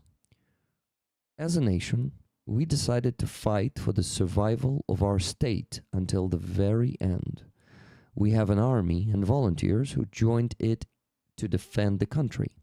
Everyone else supports them morally and economically. We have a president and a government who remained in Ukraine and committed themselves to defending the country. In return, society refrains from excessive criticism and accepts their decisions.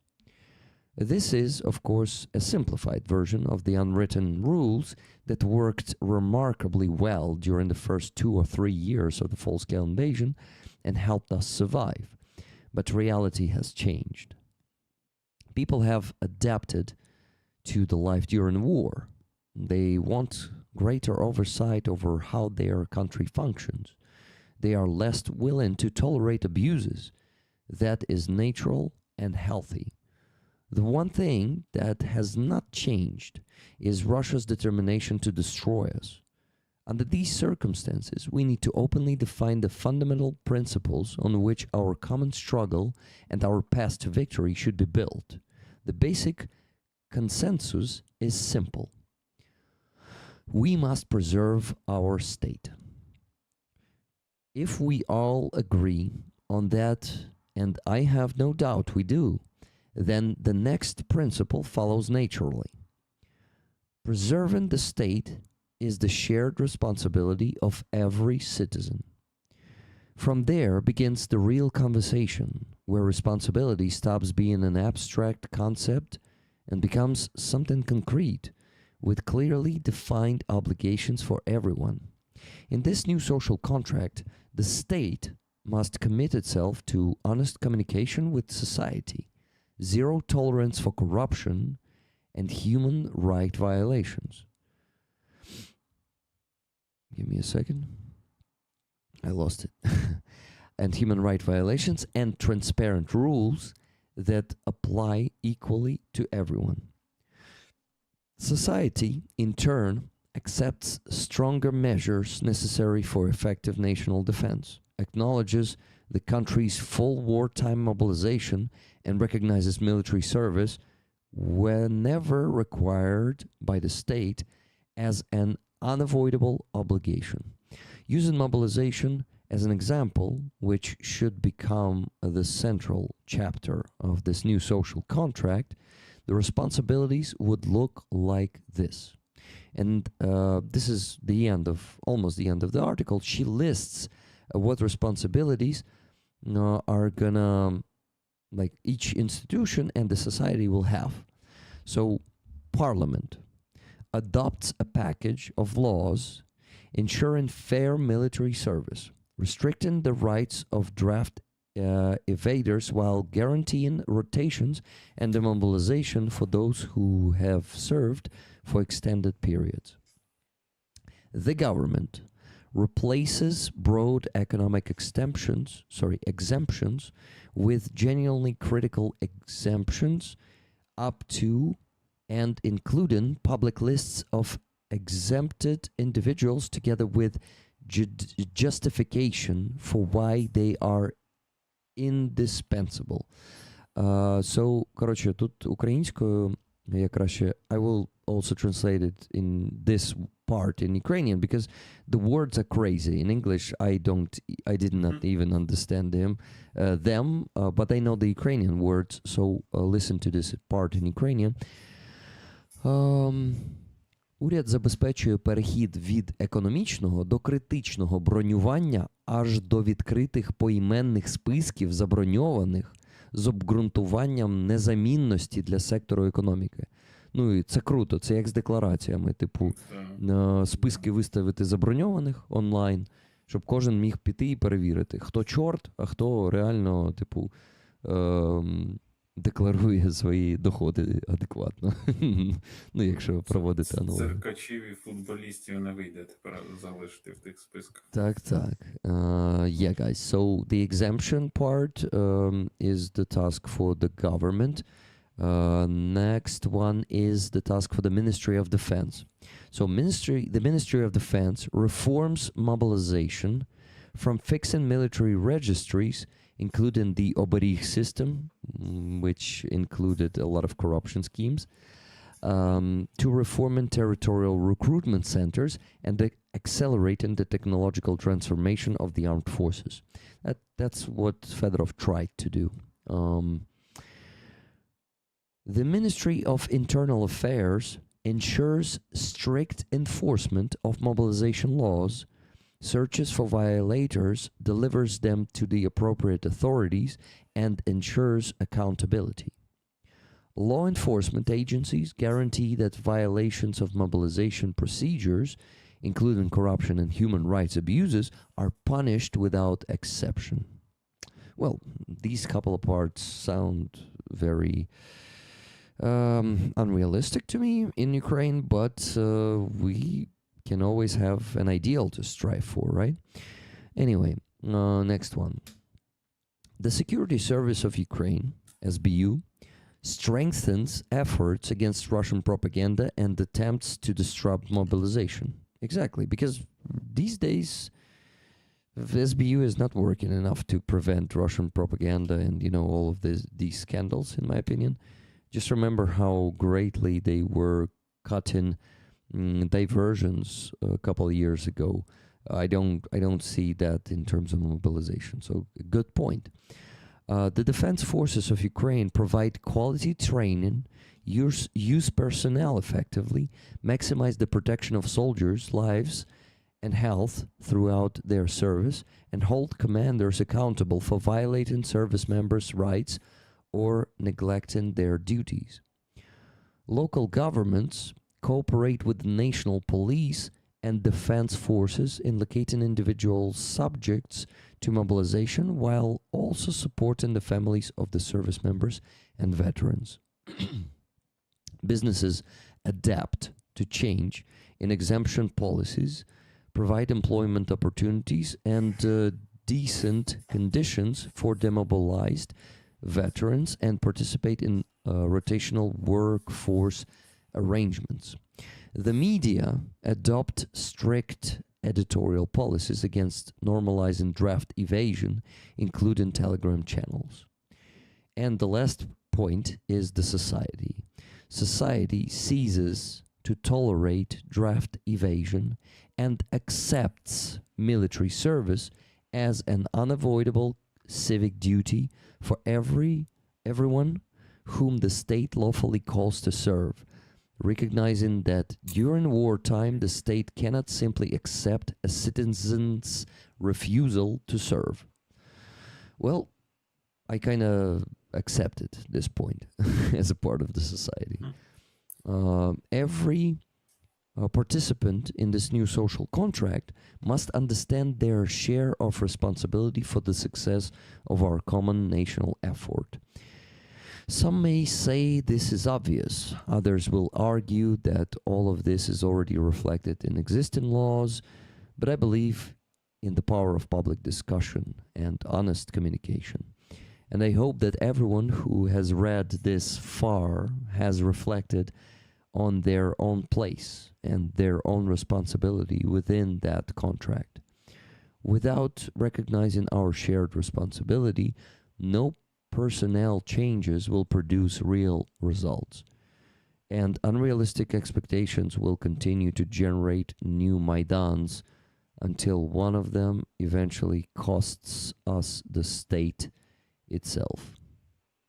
Yeah, guys, it took 18 minutes to read this article to you, but in my opinion, very important points were said here. Very good description of the actual situation was provided. So our military ombudsman, it's not the first time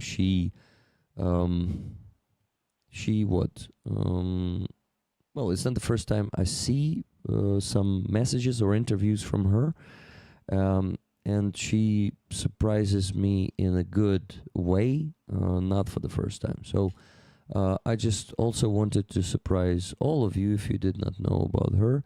So now you know what she stands for, how she can openly communicate with the society, because in my opinion, this is rough but honest, and this is a good plan for us to withstand. Aziza? Very, very good text. I want to that you will share with her page with me. It's very, very useful to read it in Ukrainian too. But I heard not for only from her, but from another people from the post somewhere about this judgment to the people, to the young people, young stupid people that are thinking that they can change, so use drones, not the people, and it's impossible. But for me, it's just people didn't understand that it's just it's just a sentence. People The who are slogan, right? saying the words "drones, not humans," it doesn't mean that one that don't understand that we need no more people. We need only drones. No, of course not, because drones it's people rules the drones. People work with the drones. It just means that we want to save the life of the people's maximum save the life of the people where we can save it. So use in the attack more drones that can save these people. So I really feel myself a little bit angry because of this post that judge people, young people, that they don't understand, that they won't just see the war of the robots, but not of people. Of course not. Of course not. Nobody, everybody understands that it's a war, and war Well, about the soldiers and people, and it just a sentence that is like uh, the father of is talking about the war that can be more like use the drones, use digital form. So it's more about new vision of the war, new understanding, probably like this. What's really make me a little bit angry, because I heard the thoughts everywhere, and it begin like mainstream, so people begin to judge the protesters that they are stupid. They won't just be not mobilized. They are Uhilians. They don't want to be in the army, and that is why they are on this protest. Of course Aziza, not. Aziza, may I correct you here? I think I also don't really like this slogan because it's not clear. Because this slogan can be misinterpreted.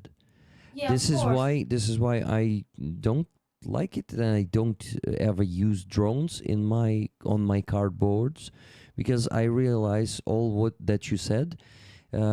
This is why, in my opinion, we should discuss it, and there should be this also this view that people might be naive, because I'm sure, Aziz, I'm sure that among us we would be able, especially here in Kiev, we would be able to find some young people who really think so.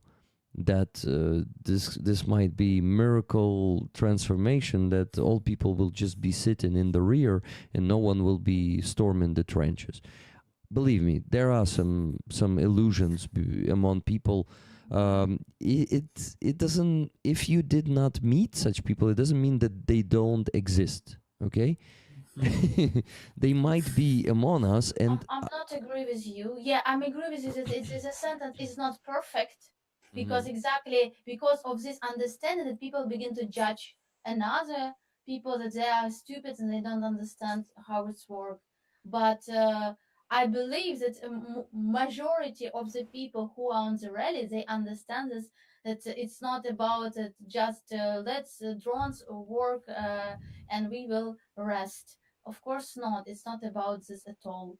It just like I said before.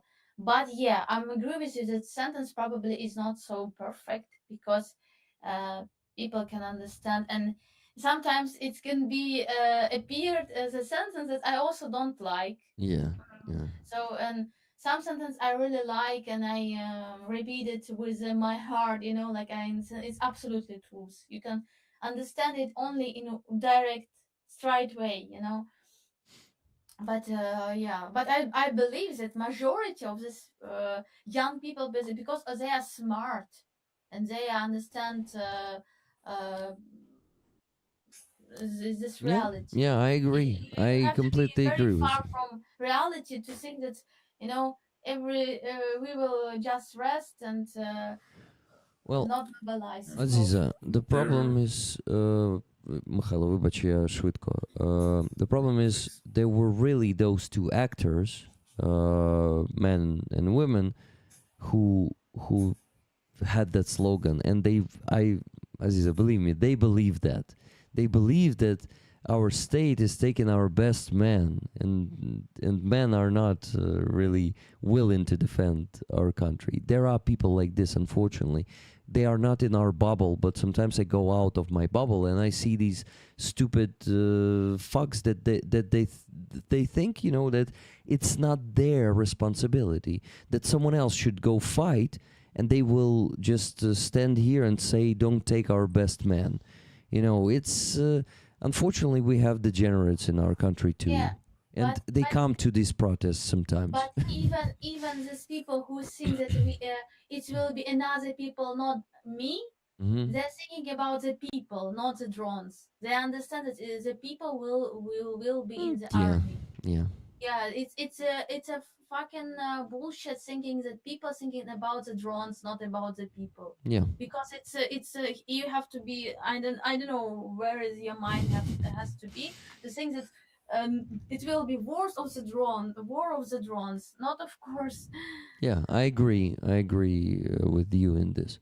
Mikhailo, you wanted to say something?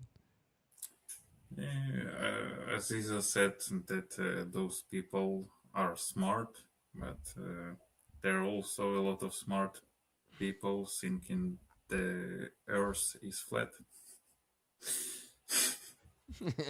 Yeah. Anyways, whatever we do, whatever technologies will go forward, even when the drones will learn how to like make the boycomplect, how to use the TNT, attach it to the drone and fly by itself.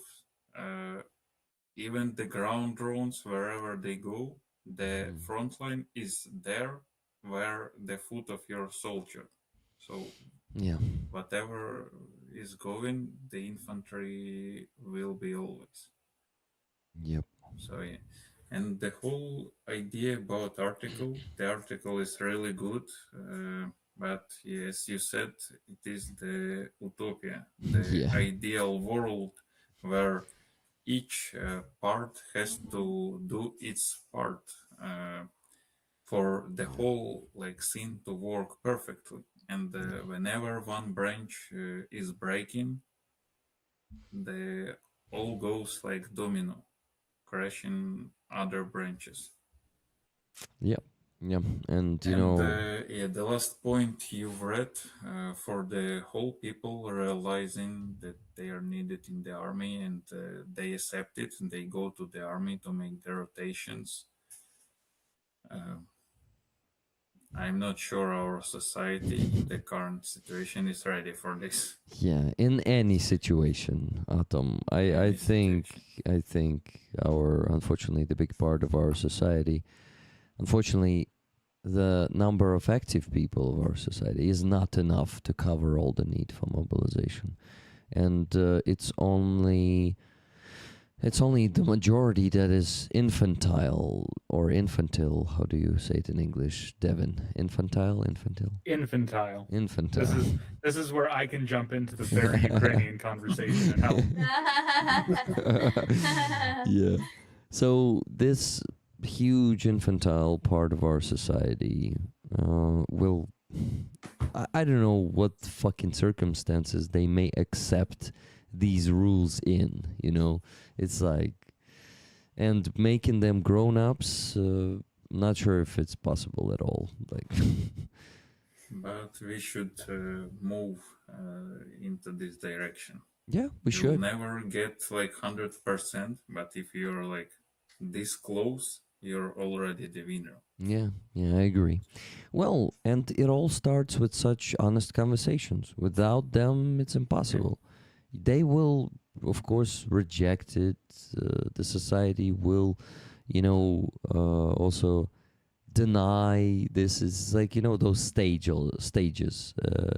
The anger, denial. What goes first there?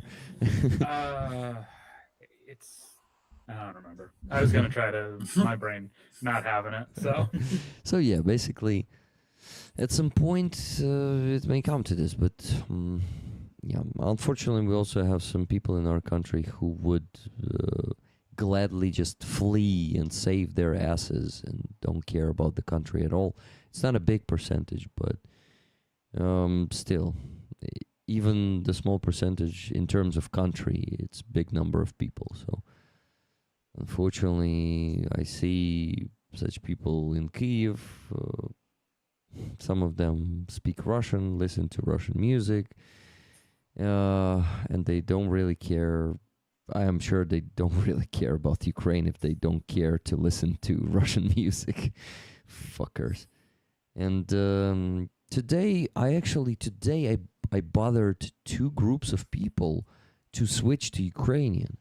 It's my record. Usually I do it one time per day, but today, first I was sitting in the coffee shop in the morning having breakfast, and the family, it was a mother and her kids and probably either the boyfriend or the girlfriend of one of the kids. They were speaking Russian, sitting and speaking Russian. I was kind of, just terpite. How do I say it in English? Do you know?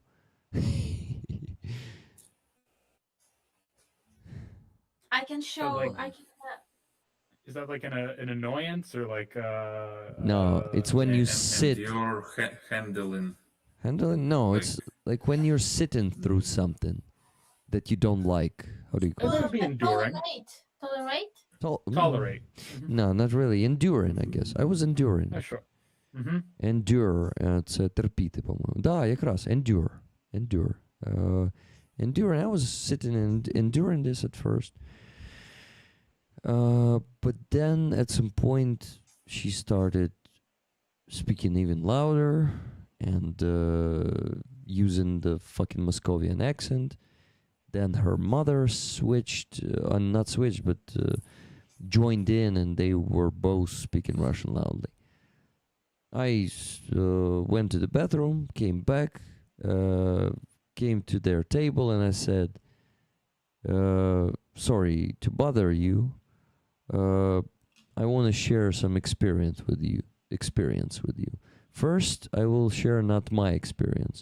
I have friends and acquaintances who have been in Russian captivity, and they've been tortured for even having Ukrainian accent.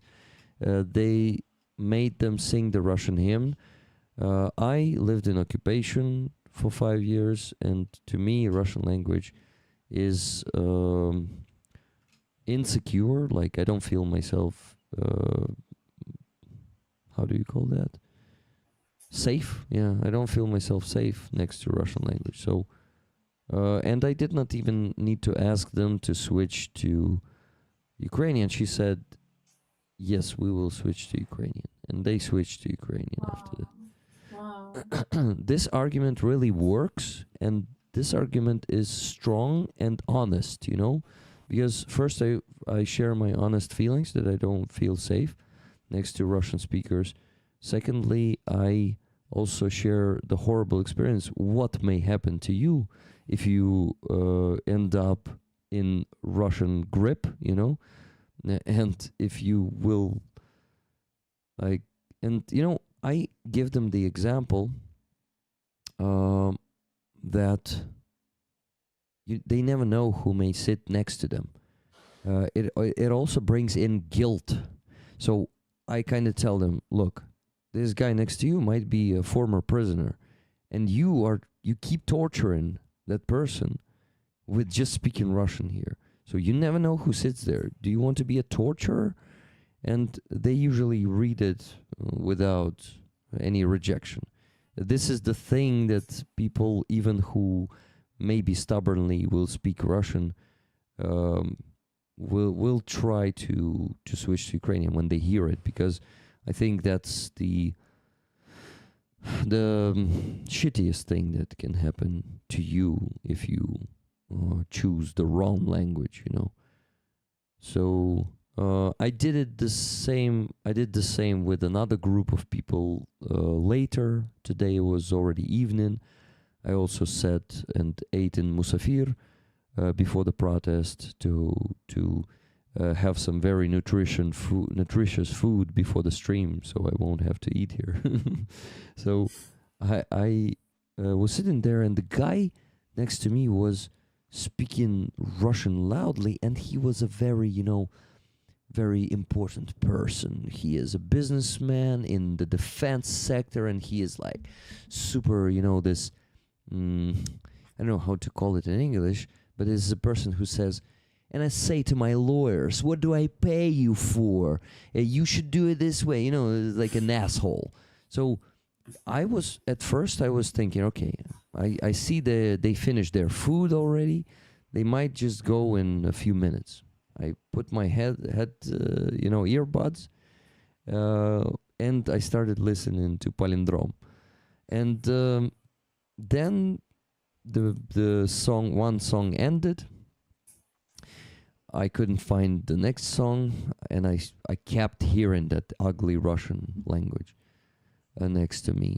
So I just said, I thought to myself, why the fuck am I standing this? I turned to him. I had to say pane, it's like Mr. 3 times, because he was so focused on speaking Russian that he couldn't hear me at first. Then I said practically the same that I said to the first group of people, to them, and this dude switched to Ukrainian. His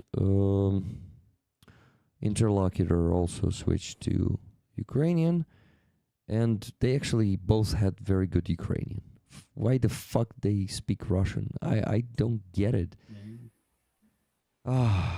It's just for some people it's just a habit, I guess, and it's like bad habit. It's like smoking.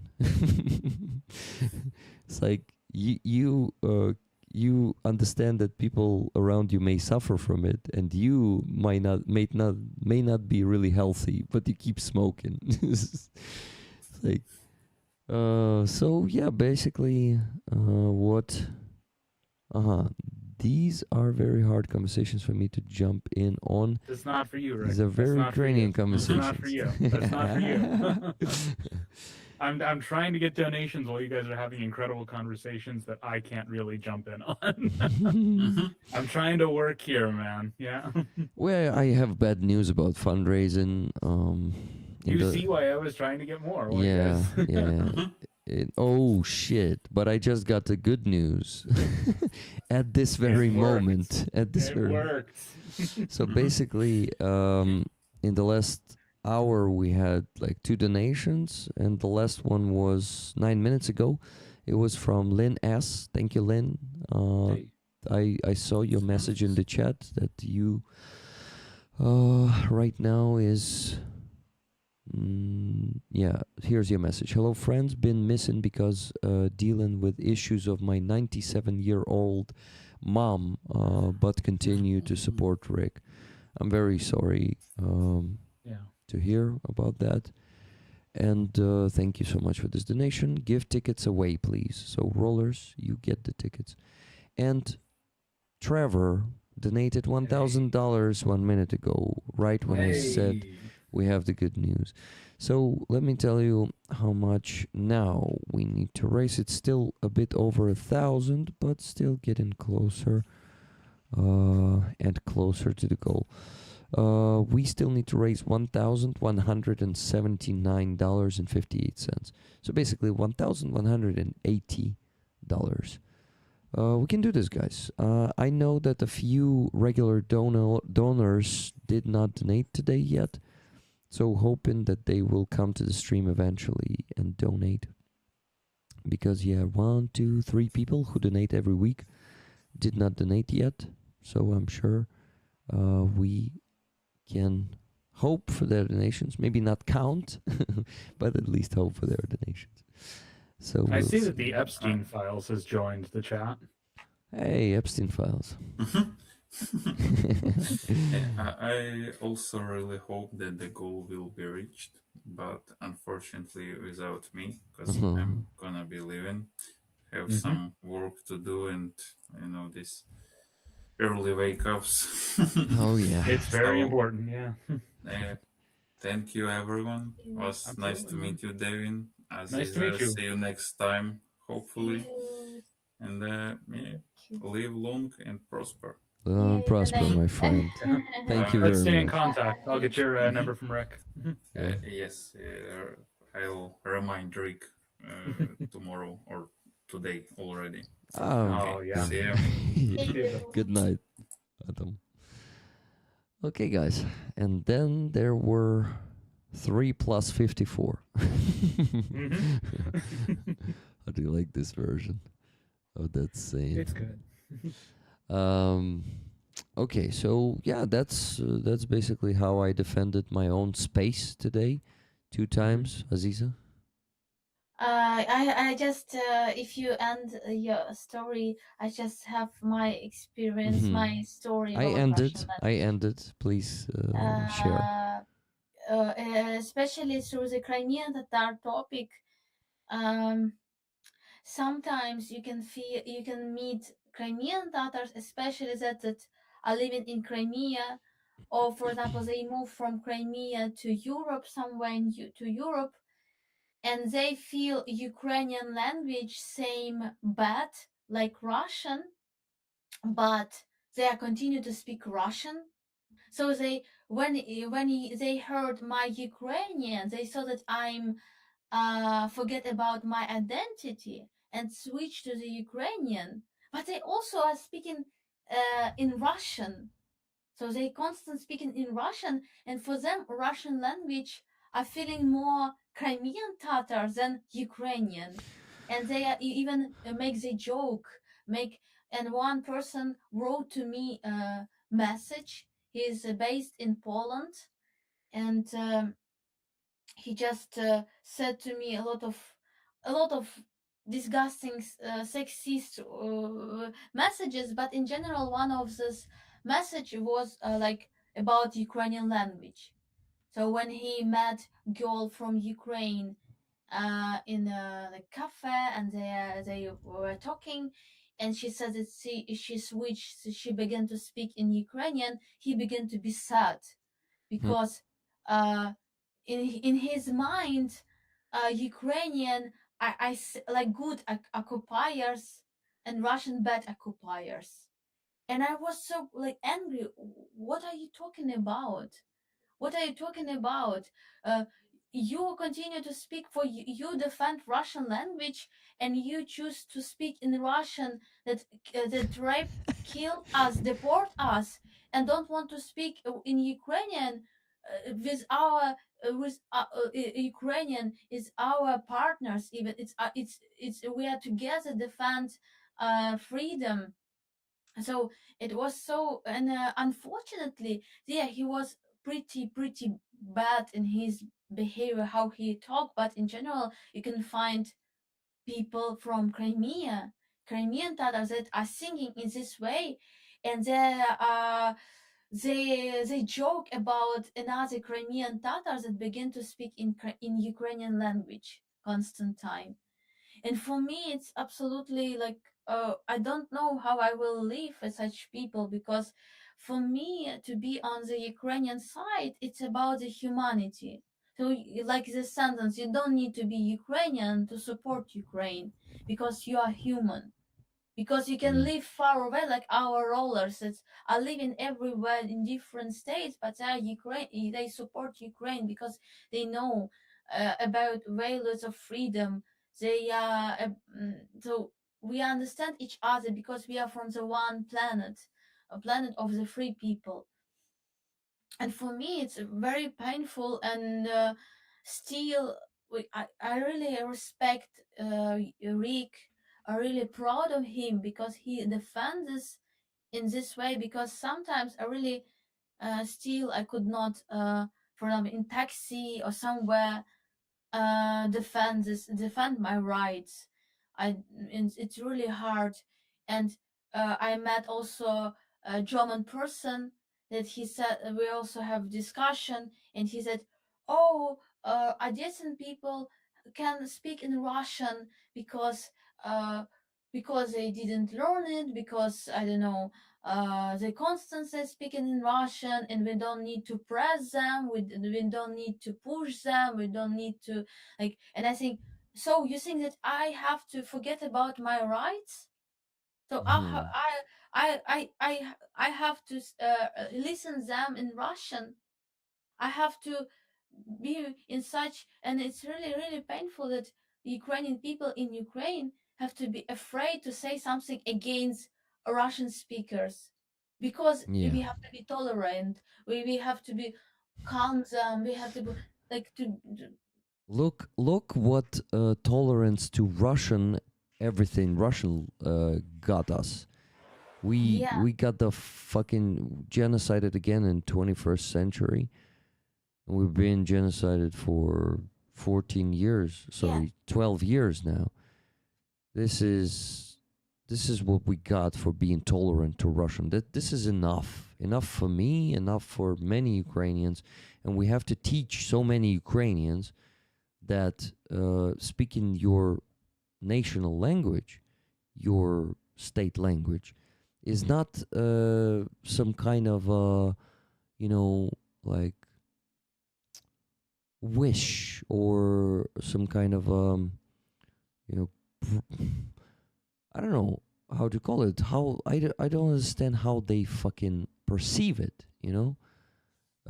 but it's a privilege. It's a huge privilege, and we need to teach them this. In my opinion. yeah. And you know what? Also, I said to them, to this person from Germany, I said, I don't want to have to see the war for the next generation, because Russian Exactly. language for me it's about the war in the future, because still we will remember about this language. We will see the Russian here. I know about this 100%. And what he answered for me, he said, "Oh, in another way, you will have Russian terrorists if you push people don't speak in Russian. They will build the groups and they will be terrorists and make Nice. terroristic attacks." Nice. Then we I've fucking got bad news. then we fucking eliminate them because you don't negotiate with terrorists. He just like maybe he compares somebody like somehow with I don't know another terrorist group in Europe, and he just like makes this example. I mean, guys, could you imagine Russians targeting civilian infrastructure and blowing it up? It would be awful. we can't have that. Like, we have to stop that under all circumstances. Oh You my understand that it god. was like we begin with nice conversation about opportunity to make concert in Germany, and I understood. Oh my god, I begin to be like fury, like angry person that and he made this solution that I'm like too much nervous, too much aggressive, too much. Fucking asshole. I mean, Germans aren't good at making solutions. Their last solution wasn't good for any humanity. So yeah. Yeah, just nice. It was nice person, a good person, but with own, illusion. Yeah. About Russian speakers, about because we can, every situation in different state, different situation in different states. We cannot compare this. We cannot compare Switzerland or another state and said, or Canada. See, there are a lot of languages. Everything is okay. Yeah. No, it's not this example. It's absolutely another example because it's Russian. Yeah, exactly. Because fuck, people. I think this is a biggest, how do you call it, misconception, right? That типу упередження, ні, більше, блядь, як це, омана, щось таке. Now I'm trying to translate it to Aziza. Okay. Misconception. I'm getting decent enough to where I can pick up a few words now. So I'm trying to always listen to pick up context. So when I'm doing that, it's me trying to work it in my head. So nice. I like it. I like that you learn Ukrainian bit by bit. Yeah, believe it or not, I've never once been asked to switch from Russian.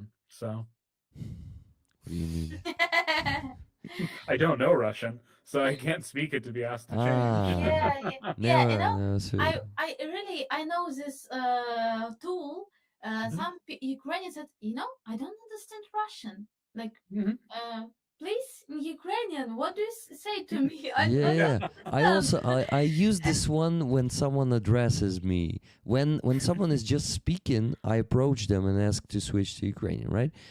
But when someone is approaching me and speaks Russian to me, I ask them, and how is it in Ukrainian? А як це українською?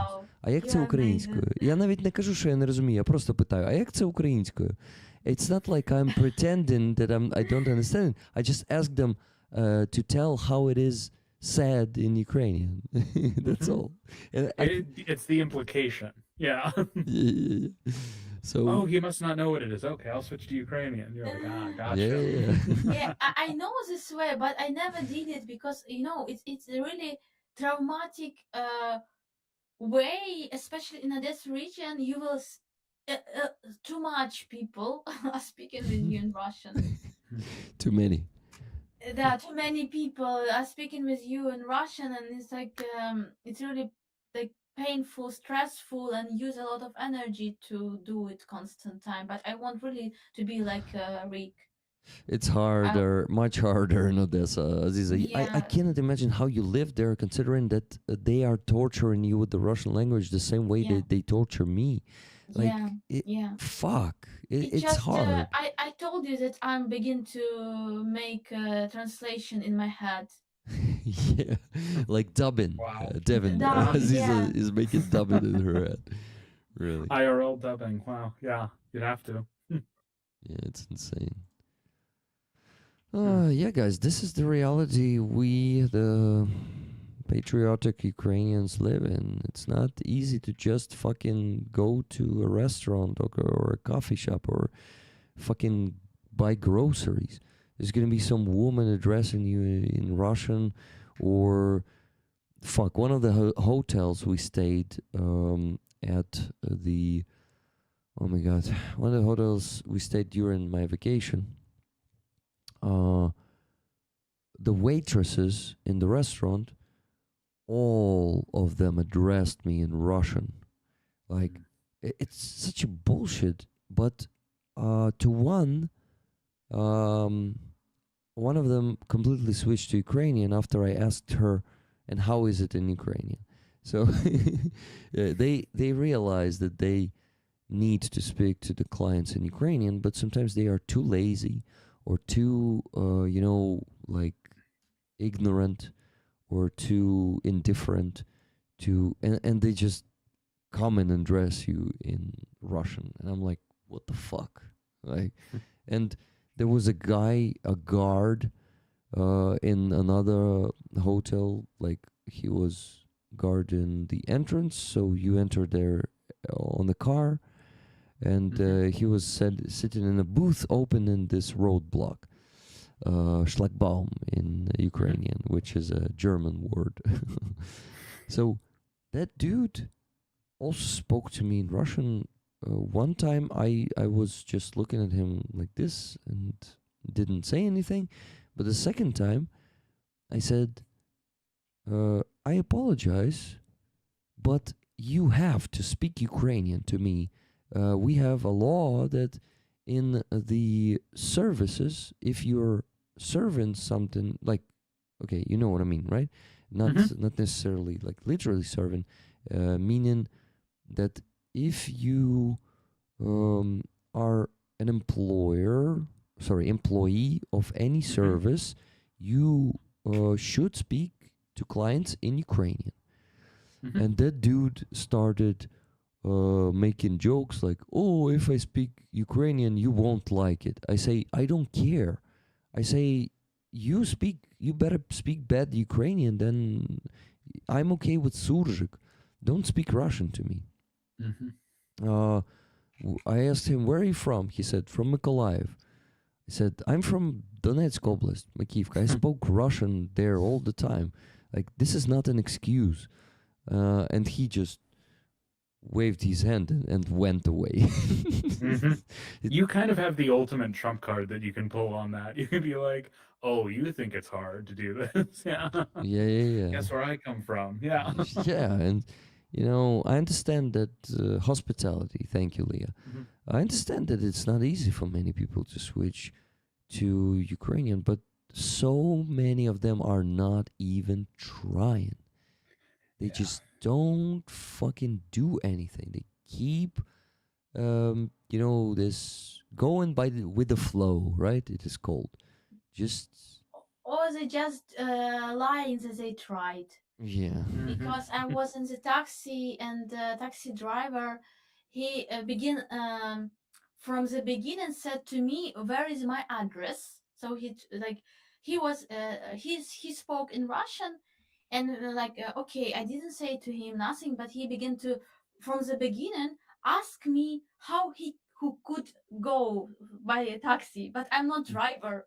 I should know explain him how to go. I don't know this area, and he like, you should know how it's and I think, don't speak with me Russian, please, because he began to be aggressive, and with Russian language it began to be really painful.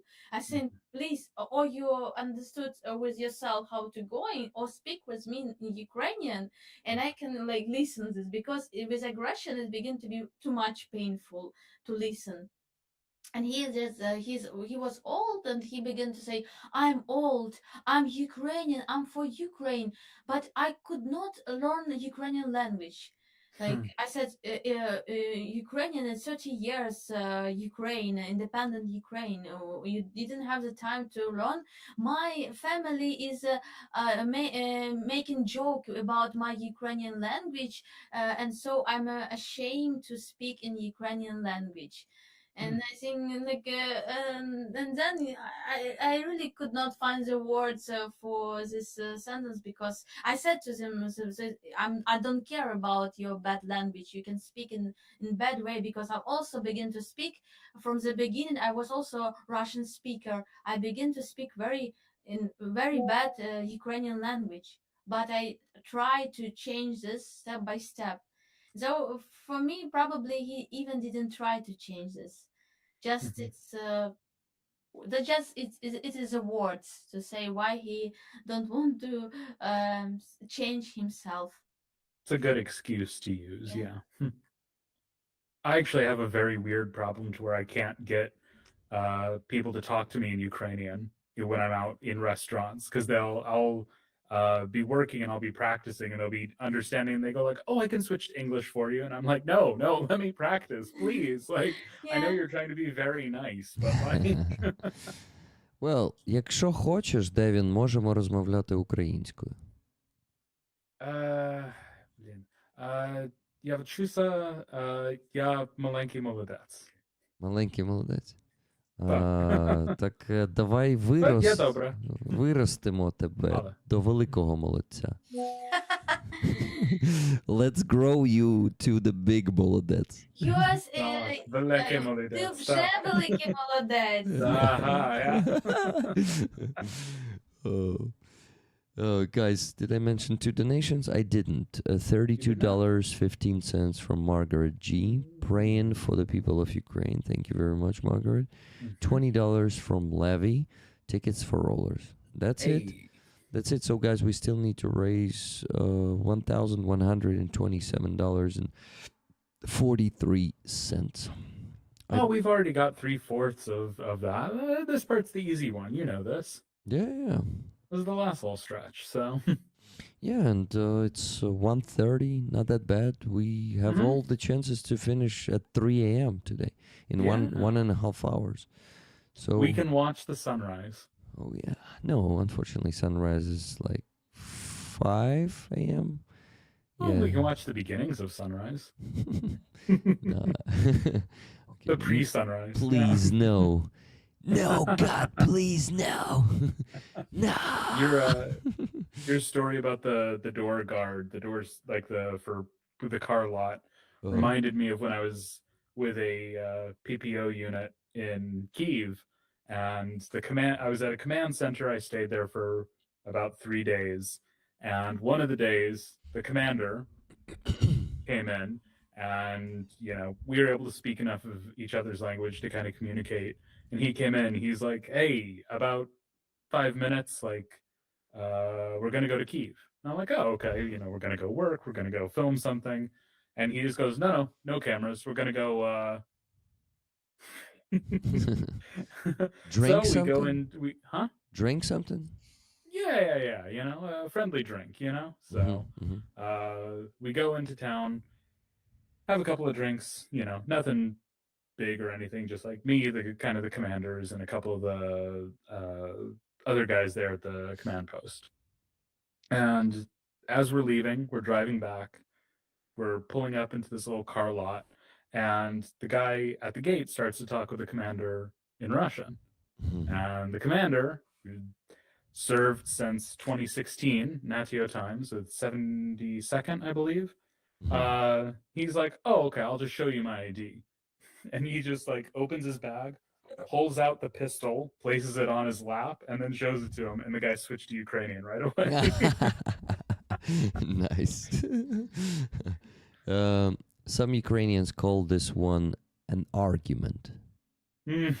Argument. He won. So, this could be a gun, a knife. You should carry an argument with yourself. That's a good one. I like that. Yeah. Yeah, just say argument. Argument. Tak.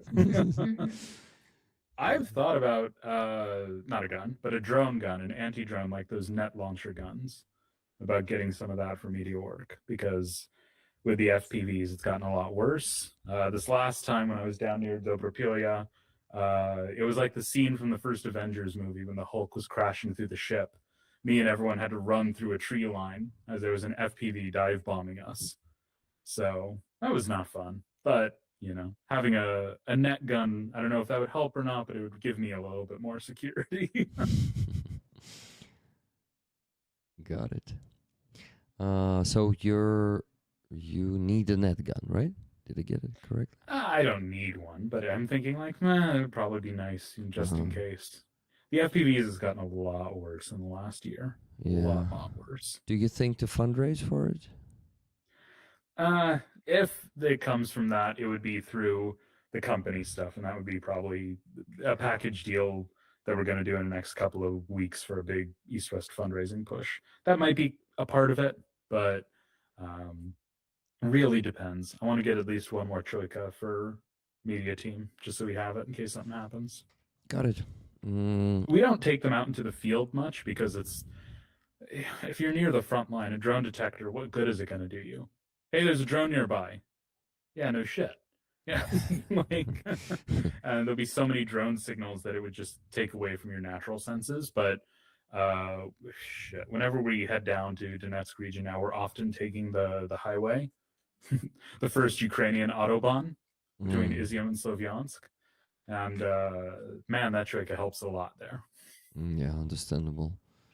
Yeah, and inside of cities like Kramatorsk and areas around like Dobropilia. When we're down in Zaporizhia, it goes off quite a bit. So, whenever someone says Dobropilla or I read it somewhere, I remember how one character, I won't name his name, was always calling it Dobropopilla. To Ukrainians, it sounds ridiculous, right, Aziza? Yeah. Dobropopilla. It sounds Italian. A bit. Dobropilia, you know? Like, Yeah, really. like what would be a pizza shop, you know? That's funny. Okay, one more $20 donation. Tuna Otterson, $20, and she says 2 weeks. What does it mean, Tuna? 2 weeks in this case? I'm confused. 2 weeks? 2 weeks. Look, Rick, it could be 2 weeks. I don't know the time frame, but I've been told by the best we might have to live stream for 2 weeks straight. I don't know. Maybe I'll give you Patriots then. Excuse me. Maybe I will. We're still. Never mind. We're still looking into it. Yeah. We have the best people. They're talking about it. Pete. With someone. Hey, Pete. You're looking into it, right? Yeah? No, that's Petey. I call him Great Pete, you know? Yeah. It's like, Great Pete McPhee. you know, Pete's probably looking into it, right, Pete? Yes, Mr. President. I'll ask little Marco to see if he's on it. Little who? Little Marco. Marco Rubio. Little Marco. He's not tall, That's what right? he called him when Really? Marco Rubio campaigned against him. He was like, it's little Marco. So, and then he said that Ted Cruz's father was the Zodiac killer, and that Ted Cruz, he called Ted Cruz's wife ugly to his face, and the guy still campaigned for him. Ooh, ugly person. Well, not even a person anymore, I guess. Just, Ted Cruz is alive. No. I'm talking about Trump. Is he a person? He's not Russian, so. But yeah, you're right. Okay, he's a Or is he very honorary? He's just a very bad person. Yeah. Yeah. All tickets given for now. Namamo? Alamo. Alamo. Oh, the Alamo. The Alamo. I wanted to thank Trevor. Trevor, if you're watching, thank you for those 20 gifted memberships. They actually brought me exactly to the goal. So 400 gifted memberships today is a check. Thank you so much, guys. Nice. And what? And we still need to raise $1,107.43. And I need to finish the spreadsheet. And then a surprise guest will join us. Well, Surprise guest. Well, I didn't plan. Zelensky, you got him. Okay. Just a spontaneous guest. Magyar first before Zelensky. Yeah. No, actually. You're going in the reverse order of someone else, I think. Yeah. That's what I'm talking about. Well. You guys talk to the chat for a bit. I need to focus on the spreadsheet, okay? Of course. Tired Rick is here, guys. Give us your hardest hitting questions. I might answer them truthfully. Truthfully. Maybe. Well, I'm just curious What's the difference between using the words truthfully and honestly? That one, they both kind of mean the same thing, but I think it is. I think it comes down to intention. You know, if you're being honest about something, that feels like you're trying to convince someone. If you say, I'm going to be truthful about this, it's like more hard hitting. So it is something like more of an intent? Yeah.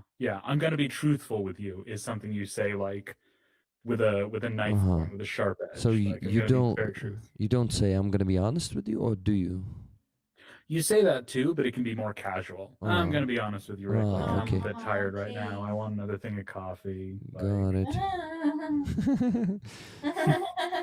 Damn, it's useful to have an English speaker here with us. We can. I'm just the translation robot whenever you need me. You know. So. Funny. Okay. I'm thinking of. Oh, a number between 1 and 10. Yeah, I need to focus on this. 7. Thank you. Oh, I thought you guessed the number. So. Is this your card? Tell me, do you know this guy? I'm sorry, Rick, but that implies that you have the cards. No, we all know. I just wanted to. I just wanted to say the guy on YouTube. He's actually not only on YouTube.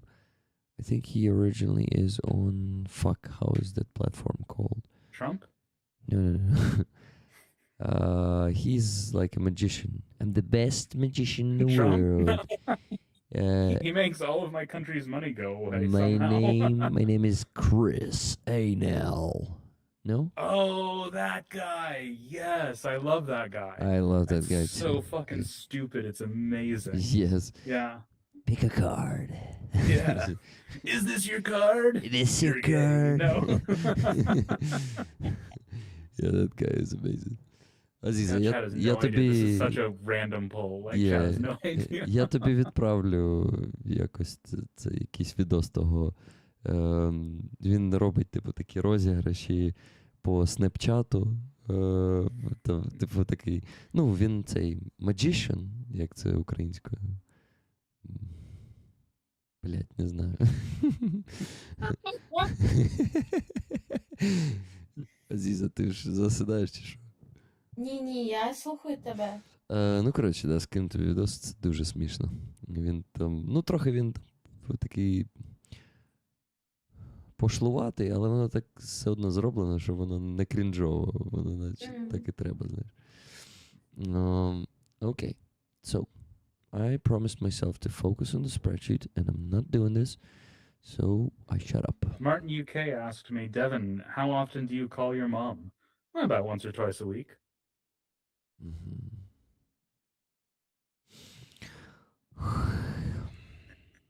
I can feel him wanting to jump in and say something. No. Right now, I was just kind of yawning or something. Yeah. So it is still important to donate, guys, while Rick is doing the spreadsheet, because then that just gives him more work to do, and that helps his tired mind. Like the gears keep turning. Cogs. You know, like I call them cogs. Cogs are spinning. Well, it's like I just wanted to make a joke like the guy we were just talking about. Anyways, it's like a computer, you know, when you turn it on, it takes a lot of power, but when it's running at a base level, like it keeps going. So that's Rick's brain on spreadsheet mode. So Yeah. You're right. Very important. I am happy that actually we didn't get those sheds tonight. Looks like they were shot down outside of Kharkiv, which is very good. So that's great. Yeah. So next week I'm going to have work, but I've been doing so much work out in the field. I've been able to go and work with body recovery guys, which was less than glamorous. They won't take people out in the field anymore, sadly, because it's just gotten too dangerous. It's like went from like a 2 or a 3 now down to like a 10 or an 11. They gave me some footage of it so I can show it, but Instead of being outside while they are identifying bodies, it was inside of a barn, a very poorly ventilated barn. And there was Ooh. about 50 to 60 bodies in there, all at different states of decomposition. And to give people a very tactile, a very like you can feel it sort of thing. I walked in there freshly showered, my hair nice and soft, and after about 2 to 2.5 hours in there, I could touch my hair and it felt greasy just from the air that was in that barn. Ooh. Yeah, and it took about 2 days to get the smell out too. But these guys do very important work that gets very underreported, which is Mm-hmm. body recovery, body identification, both of Ukrainian bodies and Russian bodies. Yeah. We had a wide range that we were able to pull from. The first body that they found was, and that they were going to identify, was a Ukrainian body, a POW, and they know that he was a POW because he had duct tape around his hands Wow. and duct tape down around his feet, and a bullet hole in the back of his head. And he was executed. One of the other bodies we got was a Russian, what was remaining of him after dogs and pigs had taken their fill. And in his pocket was a note from his wife telling him to not be a coward, to fight for his country, to not back down, to do what he needed to do for his motherland of Russia. Yeah. Along with photos of his wife and kids and just all of this. So the guys that do this, like I said, it's not glamorous work by any means, but these guys who do it are really impressive in why they do it and the risks that they take to do this. Because it's not even it's a volunteer effort essentially. And they do it because they believe that no matter who you are, you deserve to be buried where your family knows you are and on your own soil. Well, as for Russians, it is important for us for statistics, right? That too. So we also it's important for Russians to discover that their Vankas are dead, so they would know that the number of the eliminated occupiers is much bigger than their government is telling them. So without, if the government will report that back to people, yeah. No. I'm saying about the personal discoveries. Like, for example, when there is an exchange of bodies, the government. Do you think the government is just throwing them away somewhere in the pit and not telling their family? The Russian government, I mean. Would I put it past the Russian government? No. Do I have any hard proof of that? Also no. Yeah, same shit. Like, they might be doing this, but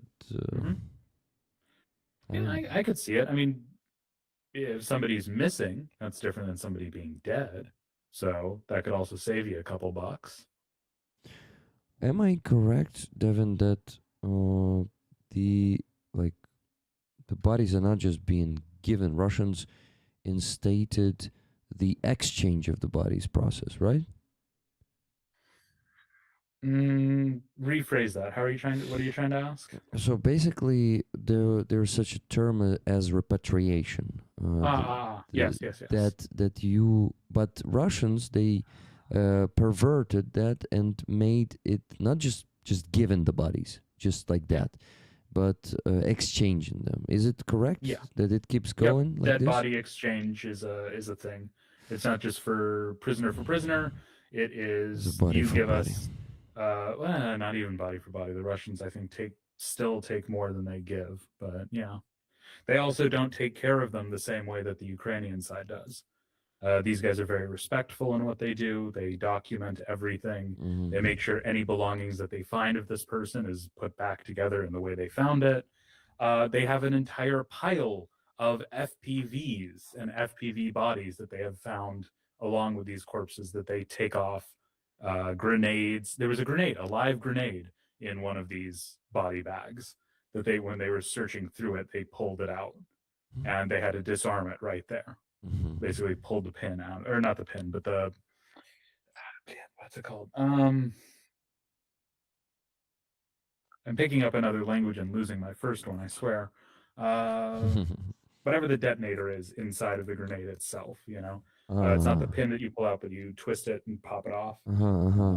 So they're making sure that the bodies that they actually give back to the Russian side are safe and well respected, and as best as they can try to document where the body was found, if they can find a name, if they can find any identifying marks, if they can find any identifying paperwork.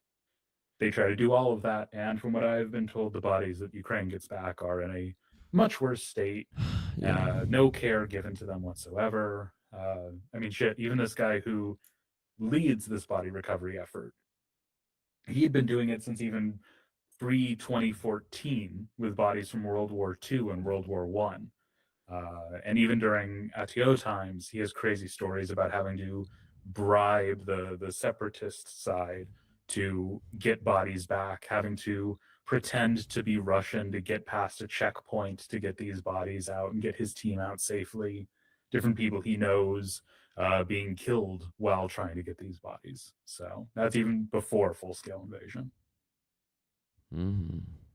So the Ukrainian side is taking a great risk and taking a lot of great measures to get these bodies and send them back, and are not getting the same in return, as is to be expected. Yeah, all this is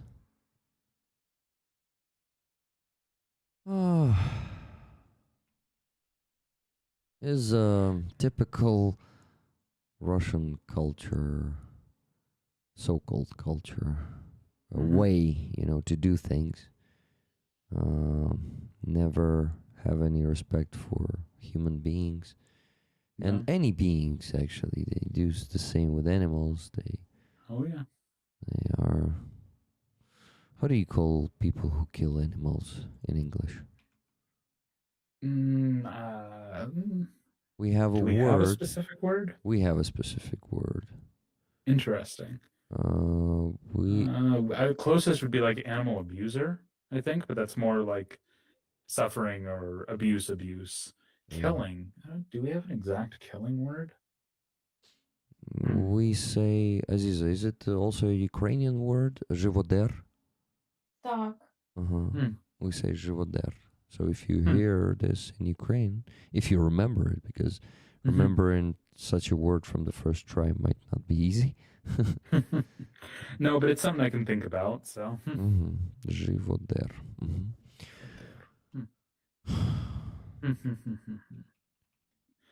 Yeah, it's bizarre. You guys do have a lot of very specific words, though. The sausage thing is always what comes to my mind. Is that in English, any meat in a tube is a sausage. It's sausage everything. It's breakfast sausage, smoked sausage, You guys have very specific. No, this sausage is this name. That sausage is this name. Yeah, we have. It's all just sausage to me at the end of the day, man. Oh, Monroe is Your cat heard sausage. Yeah. Yeah, she. Which one is that? Monroe, the younger one, a girl. There she is. Look. Oh, look at that. Let me make it the full screen. The baby.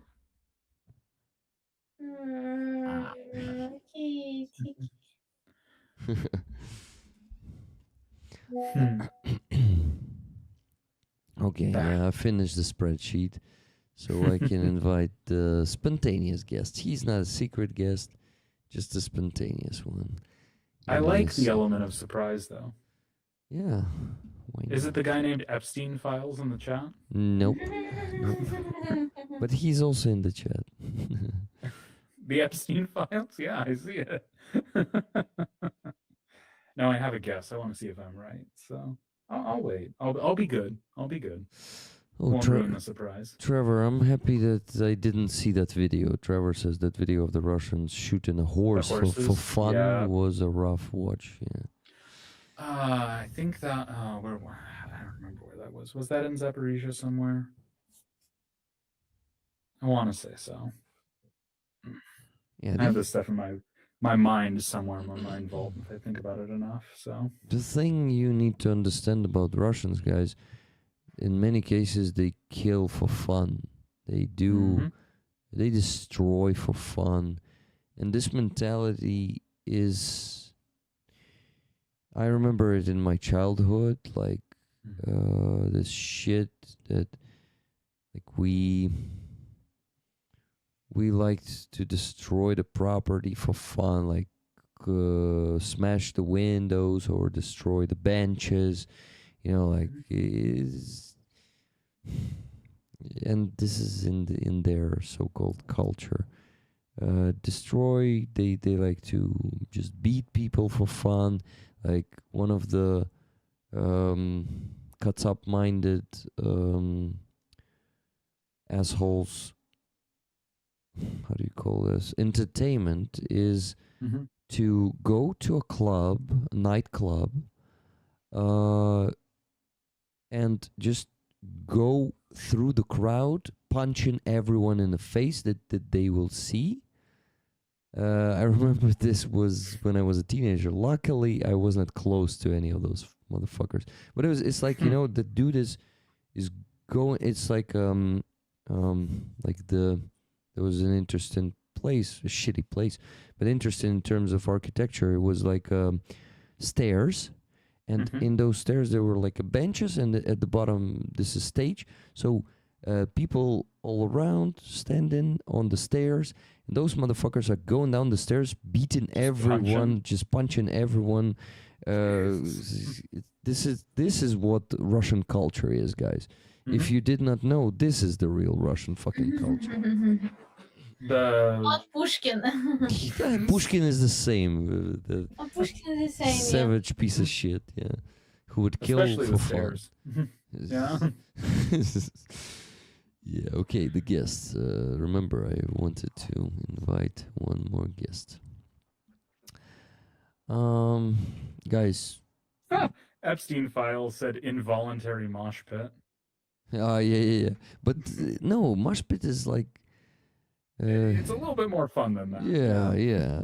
Mosh pit is even there are some assholes in mosh pit who just hit you for fun too, but usually it's like the minority of them, and they don't do it as brutally, you know, like they're not aiming for your face or something like that.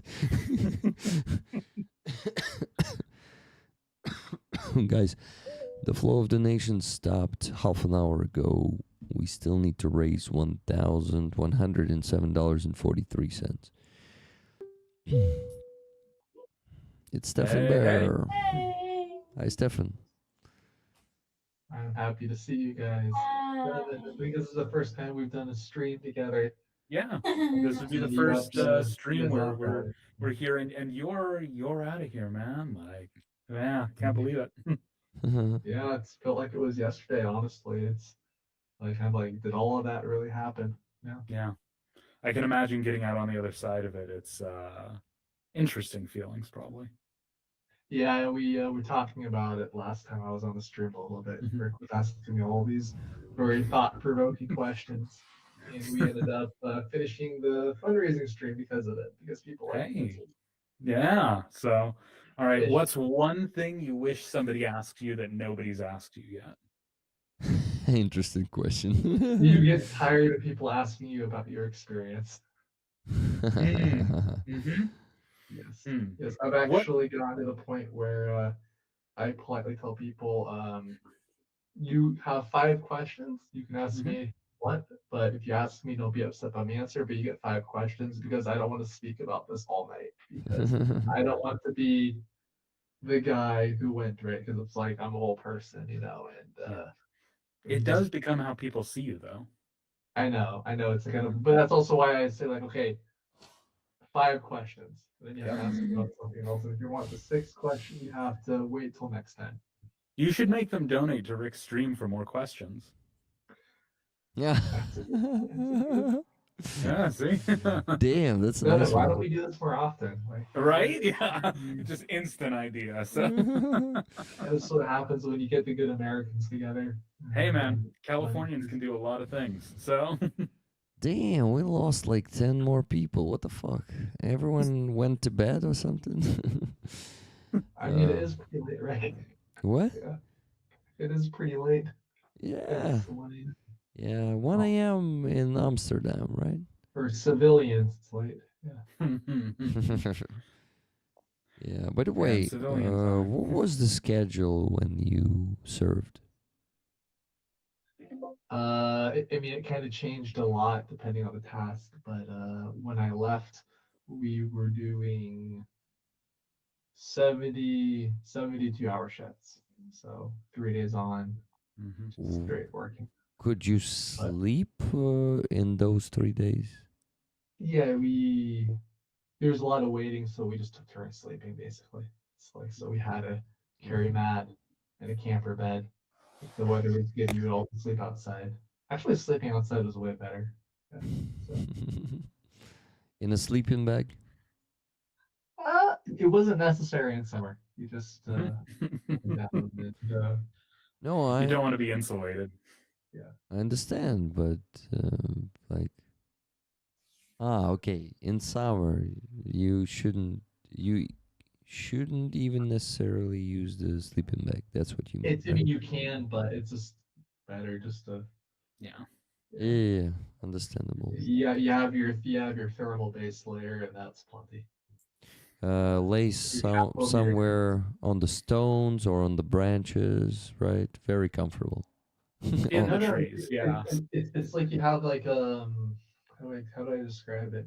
It's like imagine like a very cheap canopy, and then it's like supported by like 2 sticks.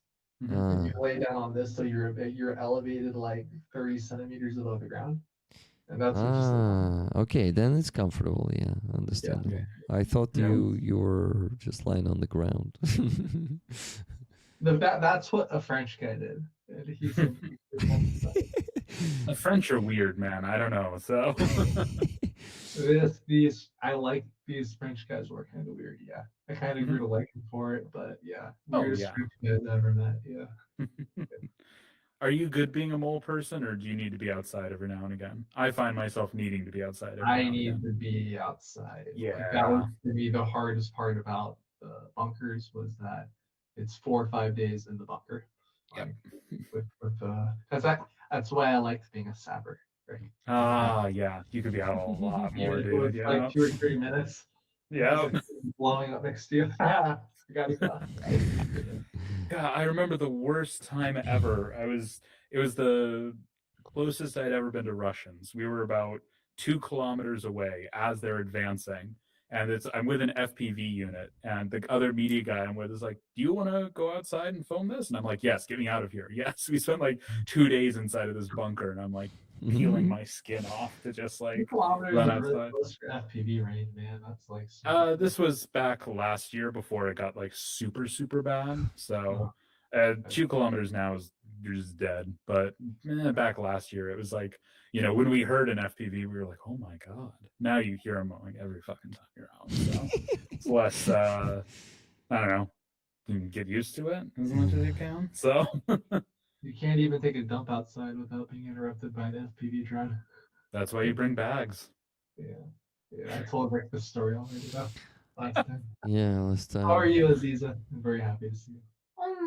I'm okay. Happy to see you. Happy to be with you, friends. Very, very, very. U tebe. А? U tebe, and you as well. Am I saying that right? У мене? Все добре.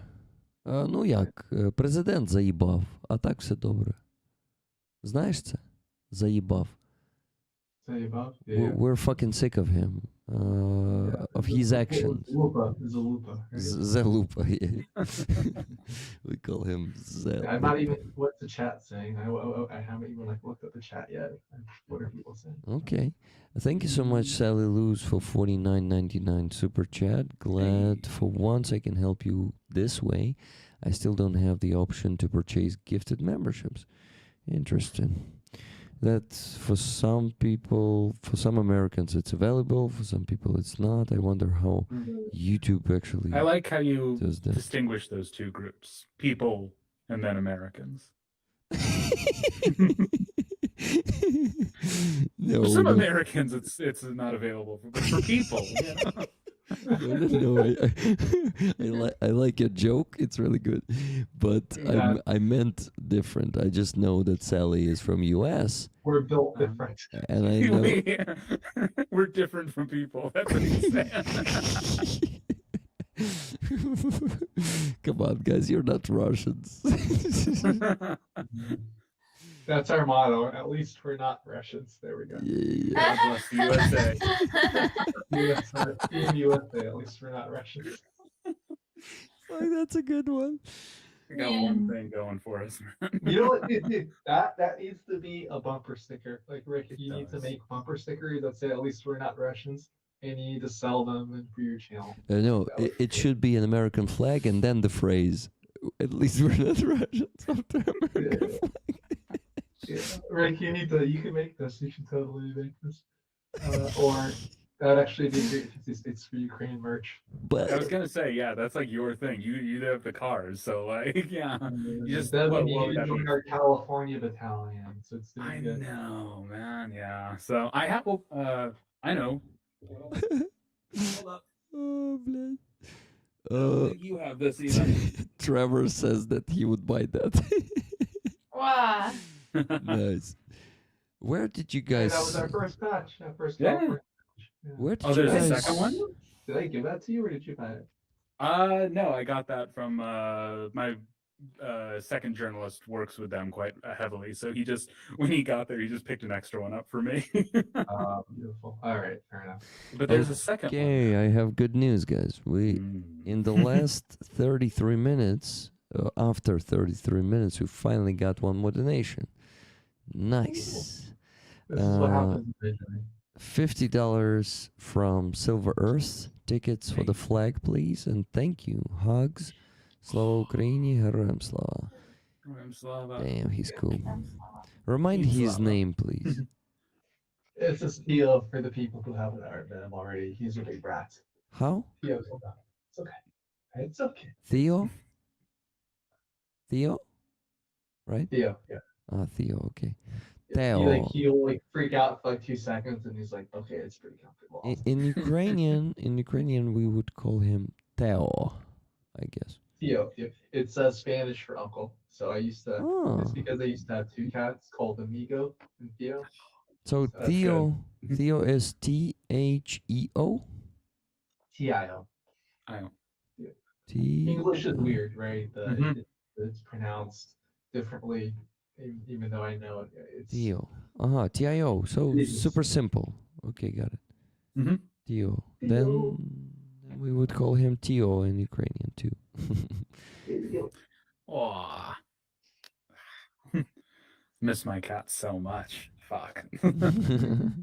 It's gotten to the point to where all the like stray cats out in Kharkiv, like I just go and I pet them. So they 2 of them know me now, and they're like, "Wow, wow, wow!" Like I know, I wish I could take you. There were like 2 cats in Lozo that I really wanted to adopt, Yeah. but I was actually kind of scared that they already belonged to somebody. And I had no way of knowing, and I was like, well, I don't want to accidentally kidnap. It's like some poor girl's cat. She's like crying, and you're just like, "Oh, mine now." Yeah. At least we're not Russian. At Okay. least we're not Russian. We'll steal your cat, but at least we're not Russian. Guys, I just got. Sally was saying in the chat, I don't really want to put the US flag on my car unless it's upside down, which symbolizes distress. And then she says, but otherwise, I would love that phrase on my car. At least we are not Russians. So there should there should be two versions, one with American flag, one without it. So Americans could put that one, like when they are in United States, they would put it without a flag because they are in the States anyway. When they are outside of the States, they would put it with a flag, so people know they are talking about the Americans. Who we really need to make this merch. Like this would absolutely sell. Like we need to This do it. would. People would buy it up. Yeah. Yeah, it really sounds cool. I don't know though. Despite everything going on in the U.S., I still have a flag on my armor. Like, I don't know. If nothing else, I feel like I've bought into the argument my friends have given me that people should see Americans doing good things still in the world. True. I think that's true. I've seen a lot of Ukrainians just wear American patches. Oh yeah. For no reason. I was like, well, thank you for for associating my flag with some good. You know, it's I would like to be proud of my country sometimes, and it hasn't happened too much lately. But Leah said, "Stealing cats from kids, but at least you're not stealing the kid." Exactly. That's what separates us from Russians. Yeah. Yeah, we stopped this whole stealing people thing since like 160 years ago when the Civil War ended. Yeah. And we collectively decided, is slavery good or bad? It's bad. Well, unfortunately, I'd like to think that's how they did it too. They're like, is it? You know, going back. 4 years of fighting and 1 million casualties later, it's bad. It's bad. You know, we probably shouldn't. You know. I feel like the other side just gave up the argument, though. I think they kind of believed it in the background. We might need a few more decades to decide on discrimination. Yeah. Baby steps, man. Yeah. Guys, come on. We almost did the third 1,000. Just $57.43 left. Then the fourth. Then the 4,000, and yeah. What? We still need $1,057.43. How about we trade donations for questions? So for every donation, regardless of the amount, you guys can ask me a question about anything. There you go. Why not? Ooh. The bigger the donation, the longer my answer will be. Do you All think... right, what is your complex geopolitical, this is a dollar question, what is your complex geopolitical analysis of this one conflict that happened 28 years ago?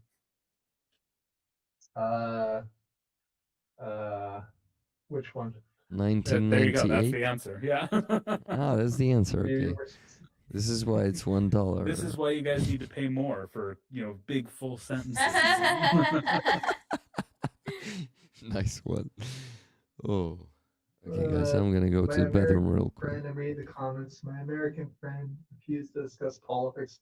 Well, so this is like an interesting thing, and Devin, Eric, I'm sorry that we're talking so much about America suddenly, but do you get the sense often, like, there's a lot Americans often have a lot of political opinions, but I feel like many Americans don't actually know very much about government or politics. So you have very zealous people who have very strong opinions on how they think the world should be, but I feel like most don't actually get what's actually happening on a day-to-day basis, or like what it actually means to call yourself something. And it's kind of like, so like they'll be passionate about politics, but they don't know anything about politics. I feel like. What do you think? Yeah, no, that's exactly it. It's become, especially now, very popular online to talk about politics, to know politics. So I think a lot of people will take, there's an idea put up a couple of years ago, like the constellation of politics, or the constellation theory, to where if you're part of a social group, you believe all of these different things, and you need to be part of this social group. So I think a lot of people just are like, oh yes, I believe this political opinion. All my friends around me believe this political opinion. Okay, why do you think that? It's the right thing. It's the correct thing. And you can't get any more past surface level. But they'll fucking defend it to the death. Yeah.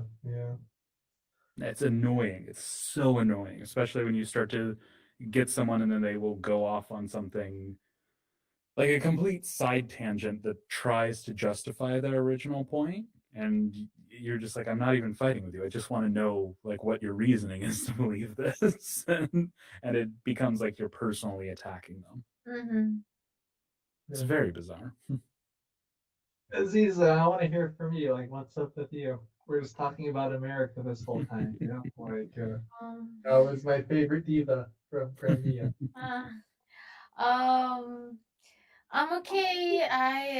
We are constant time on the protest, you know, every day, and I'm a little bit angry because of this, because you spend time not for your work more, but for this reason.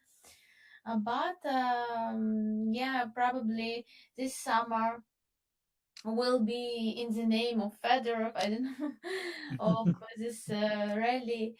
Yeah, it's okay. I just work with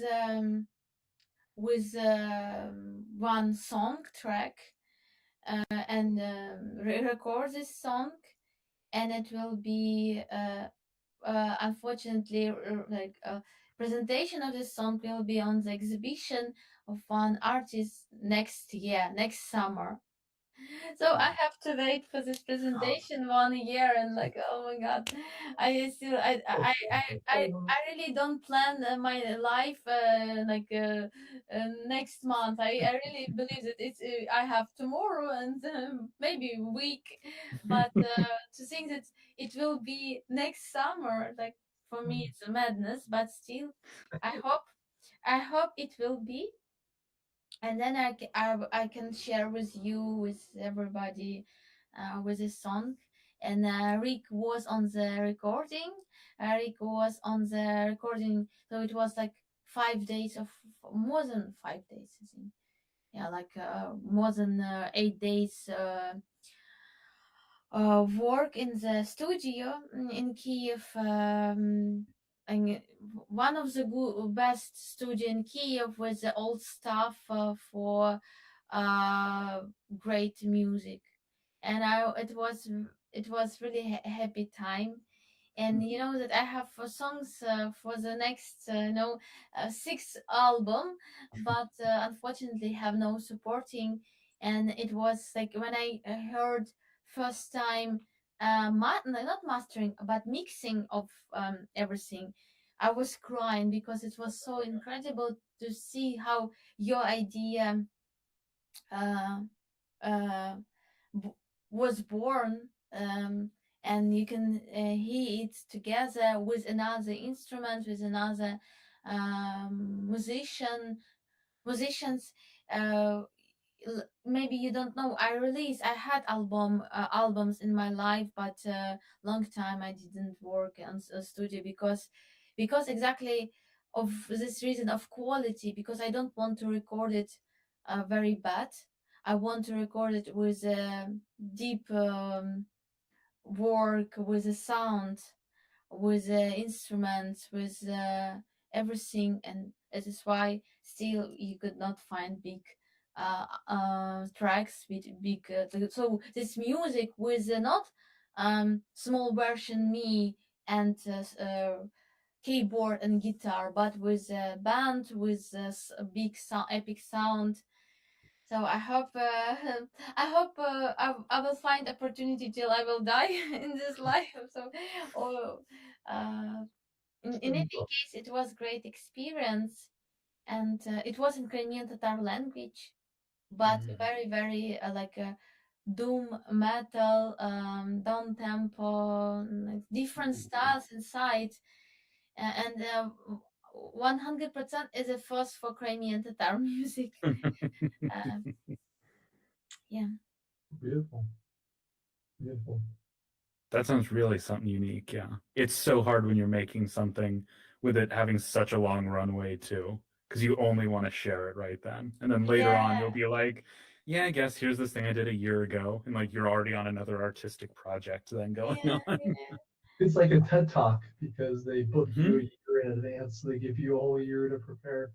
And, But I think it's normal, because when it's good big project, you need a preparation. You need to do everything right, and for this understanding, like sometimes you want to do something very fast, but with this understanding you can like compare it with all your music. So and you can say, okay, this is if it's you need a lot of time to find opportunities to for your music. So you can imagine it's for one track, and you can imagine how long you need time for the big like big project, your own project, and probably you need work and бути терплячою, не знаю, як це сказати. Can I ask you a quick question, Aziza? So, Yeah. for somebody from the U.S., if there was someone from the U.S. who knows virtually nothing about Crimean Tatar culture, if you could like play them one song, like what song would you choose? My song. Like if you could choose any song from Crimean Tatar culture, like if the person knows nothing about it, you just wanted to introduce them to a single song, like what would you share with You them? know, I'm writing my own song in Crimean Tatar language. Yeah. So you would play one of yours. Yeah, of course. Yeah, it's my way. I do modern music, my music, not the music of another people. Of course, I like some old Crimean Tatar music. For example, I like the singer Sabriye Erejapova. It's, you can say that it's like legendary singer the time of deportation. So she was singing in Uzbekistan when all nation was deported, and they based in Uzbekistan, and she sang in that time. And you can find in YouTube Sabriye Erejapova. So she's very nice singer, but for me it's more important new music than old music, because you can find a lot of traditional musicians, singers that can sing it much more better than me, probably, or not better, but in own way, but they work with this topic. But for me, it's more interesting to do my own music with my own sense. Yeah, and I found this translation of this word patient. Patient. Patient? Patient. Терпляче, правильно? Yeah, patient. Patient. So I need to be patient for my own music. For this small example of this project. So I believe that someday you will listen my music with all sounds, with all understanding of this music. Because if you find my music in YouTube, probably you will not understand all idea of this music, because it's only keyboard and me and guitar. So and I was really, I like it so much to work on the studio. It's a very very creative process. Like it too much. Aziza, may we say what instruments were used in the recording? I asked my partner about how if I can say a lot of this track. He said probably no, probably like let's keep it for the time for representation of this music. So Also, you told me before that the presentation is gonna happen in half a year. Now it's a year, so the date has changed. yeah, here like we discussed it, it will be like at the beginning of the summer. Oh, okay. Yeah, so a bit less than a year, because we're coming to the end of the summer. No, the end. I didn't say the end of the summer. Yeah, I mean, I got it. Like it will be end of the spring and beginning of summer, probably like this. But still, it can change. I don't know exactly. I hope it will be just. I hope it will be, Mm. and we will be alive. Yeah, that's the most important thing. I just went to this paper. What? Like he just went like he saw something outside, so now he's like laser focused. Oh yeah, Uh, the irises are full black circles. Yeah. Stefan, Cass in the chat mentioned you asked Aziza a question, so that'll be $10 to Rick. Okay. Well, good. Let me go break Rick's chat really quick. Yeah. He already reached his gifted membership goal, so you have no power here, my friend. guys, we had 2 donations, $60 from Sally Luz. I got paid a little early, so I can help out today. Tickets to Rollers. Thank you very much, Sally, for this donation. $58 from Nikki Hill. More tickets, please. Thank you very much, Nikki. That is, that is $939.43 left to raise. The last, Under 1,000. the last Under 1,000. 1,000. Guys, on the protest, you know that some not very smart people are saying that we are being paid to stand on the protests. So the protesters started paying each other with candies and some cookies and stickers. And today I got this sticker that so the word "bisa" is be afraid. Wow, great. And when you switch the letter E for U, it turns into bisa, fight. So instead of being afraid, you gotta fight. That's a really cool one. I've chosen this one. They had like. That's I can also show you my my Celery. Yes, celery. Salary. I was taught Of today course. that This celery. is why you guys.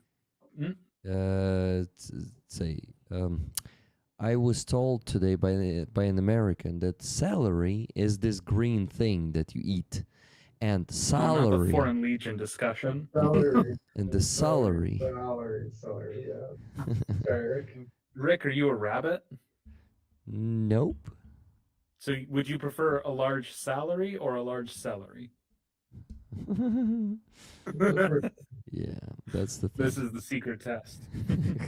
Like, Rick, do you remember I told you about how I confused the words polizia?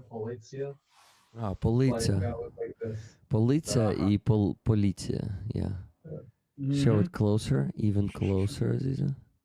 A bit Джерелом влади higher. є народ. Ой. Yeah. Wait. Oh, that was too fast. Yeah. The source of power is people. Mm-hmm. Yeah. Oh, and it's a keychain. Yeah, nice. Nice celery you got there in Odessa.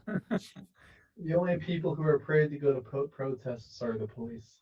2026? Is it the protest money? Yeah, It's протест. protest money. That's great. Одеса. Моя Одеса. Oh. I love it. Man, people are cool. I love it. It is called cardboard money at the top. Картонные банкноты.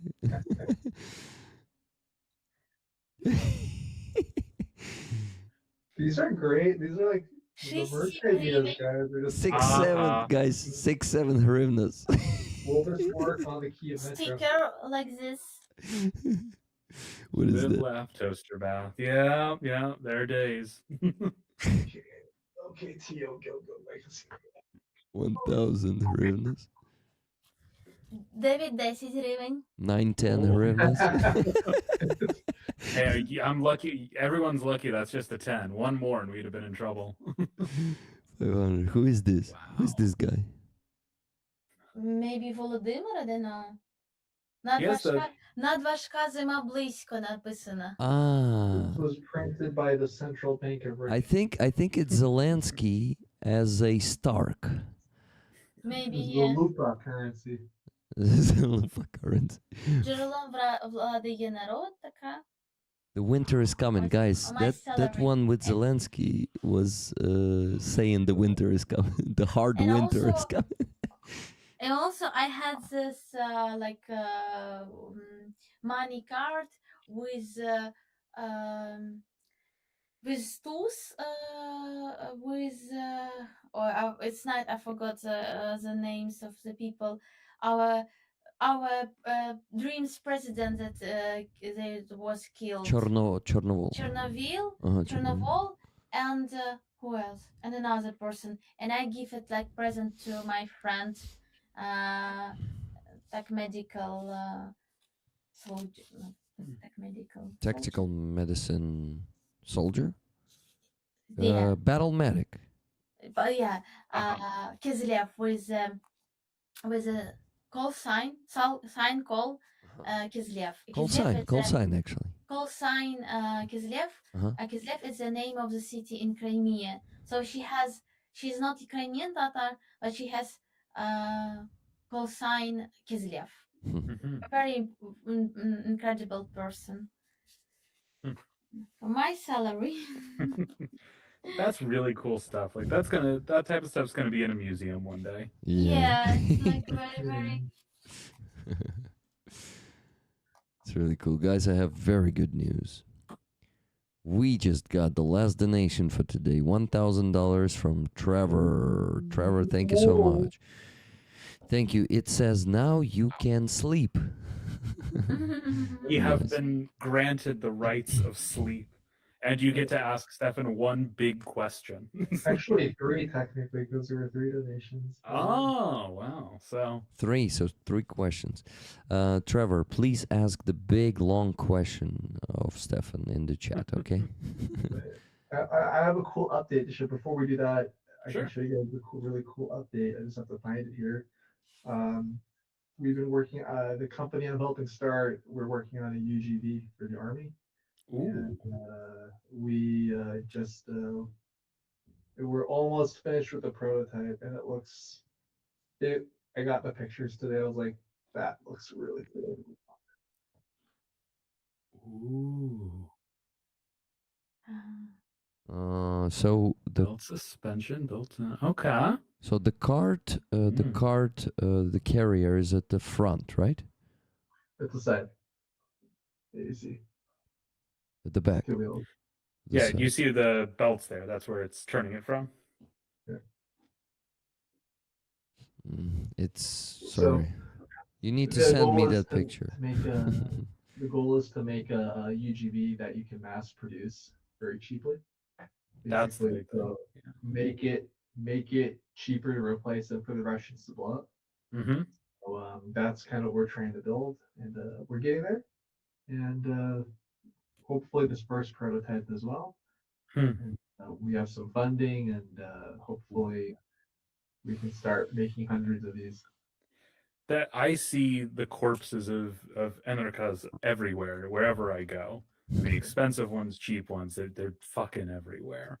And the biggest thing I hear from these guys that are working on them is that they need like cheaper options. Like that's the number one thing I hear from everyone doing it. And then they also complain to me that Americans can't produce good Enrikas. They're like, they're too expensive. This one part works, but none of the others do. It doesn't work in mud. Like Americans making a good one, but I'm working with the Dutch. So. Yeah, see, guys, guys, you can break the stereotype. At least you're not Russians. Exactly. Yeah, at least. We have one thing. Yeah, I don't want to give all the detailed information yet. Of course. It's substantially cheaper than anything currently that I can find. Oh, so awesome. Yeah. Anyway, questions. If you guys want the questions. Let's see. How about a question from each of you? To the 3 of you. Question from each of me.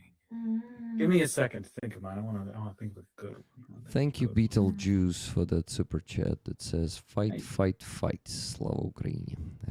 Yeah, these chats. Okay. Looks like a golf cart. Looks like a cool golf cart. Come on. Ouch. Are those 2 separate comments? What? What legendary or not legendary person in Ukraine do you like? Like maybe famous or not famous?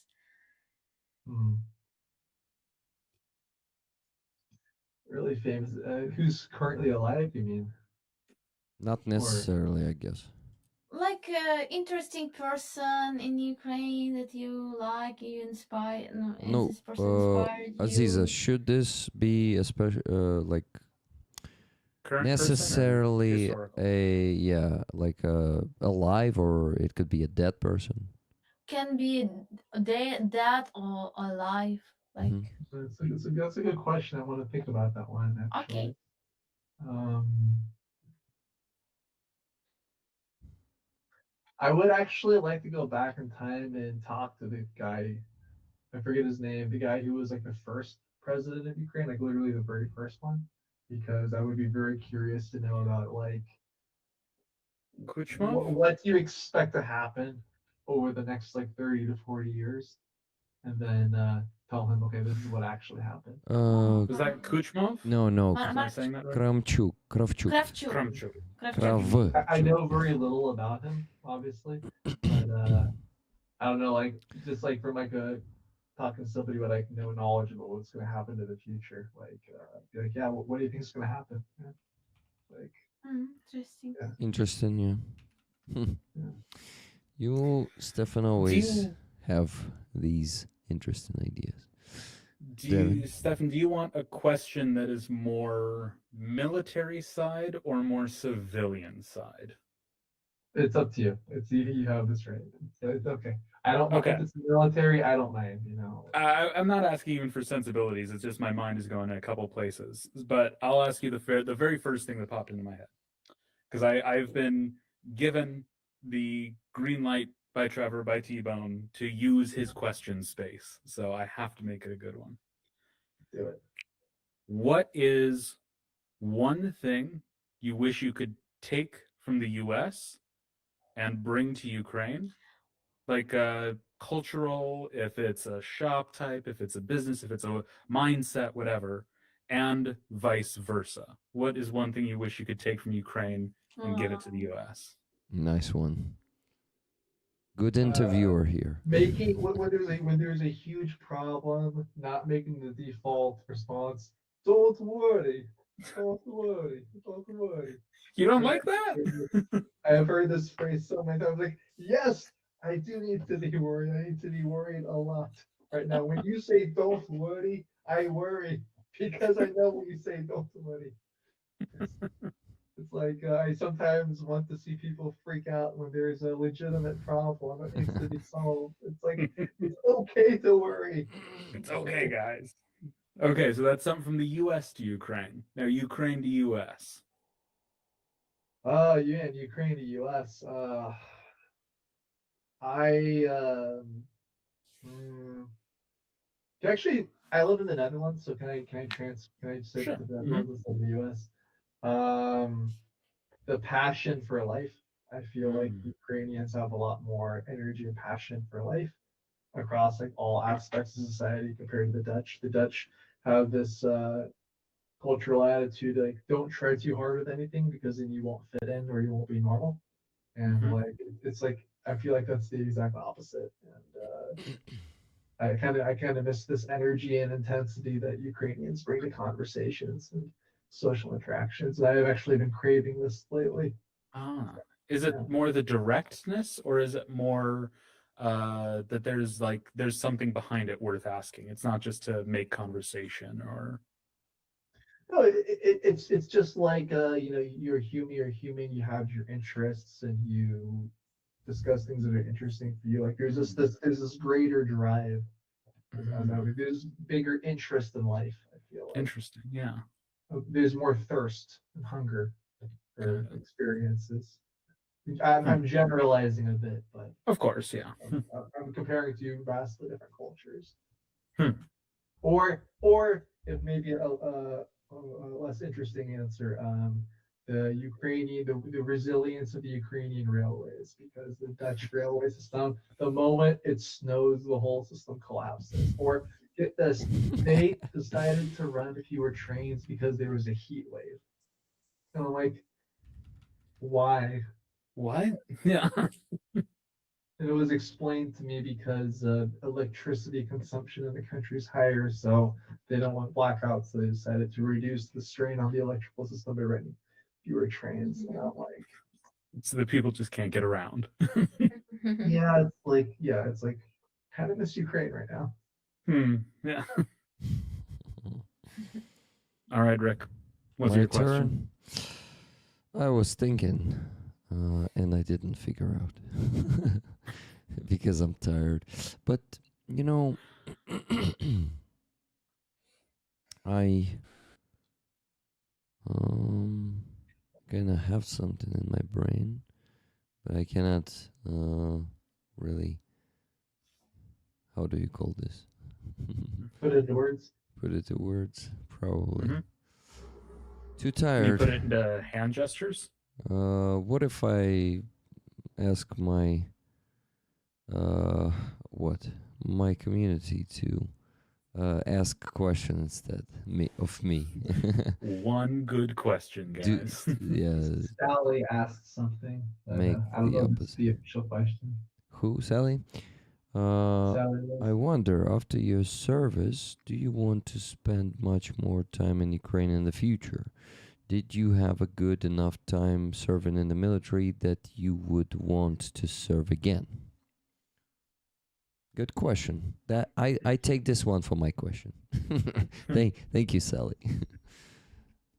I think if I ever served in the Ukrainian army again, it would require me deciding to move full time to Ukraine and live there, because then what felt was harder for me was that like my life was here in the Netherlands and I was serving in Ukraine, and if I was actually living in Ukraine and having my whole life there, then I would feel like it would be more realistic, and I would probably feel more pushed to do it again. I do think about it sometimes, and I do miss it sometimes. Like I had a whole conversation about that with my brother today about yeah, it's hard to feel understood by anybody here. Yeah. But, When I was that's going all. back and forth between US and Ukraine, same thing. You know, it's like I knew if I wanted to do this more and report and do the frontline shit that I've been doing, it's like I needed to actually live here, because going back and forth is just too rough at some point. I mean, if I get a Ukrainian wife, yeah, maybe I'll move to Hey. Ukraine and I will rejoin it. Yeah. So we should Maybe. ask around, is what I hear. I am not giving you orders, but I will not stop it. Well, I'm not participating in this. I was always against foreigners looking for wives in Ukraine, you know, this stuff. But Stefan is a bit of a different kind of foreigner. He served in the Ukrainian army. I won't be helping with this anyway. It stands against my worldview? Yeah. Sure. So But you, you won't Devin, be do opposed whatever to you it. want. Like I'm not Oh, for it, but but I you won't won't be try. opposed. Post? But I love the people. I love the culture. I would move there and live there. That is the nice thing about having a military accreditation press card, is I can completely ignore immigration. I can just live here. Even military people, we have to get like Oh, a resume. You guys get fucked over hard, honestly. Yeah. Like starting actually this month, foreigners have to get a residency permit to join the army. Yep. But, I don't know. I don't think it's too hard, but yeah, it's changed for sure. Definitely. I mean, there's a bunch of other. Yeah, I've talked with quite a few people recently about the changes for foreigners, especially. It's not great, but especially when they're making efforts to try to recruit. But that's a whole other issue.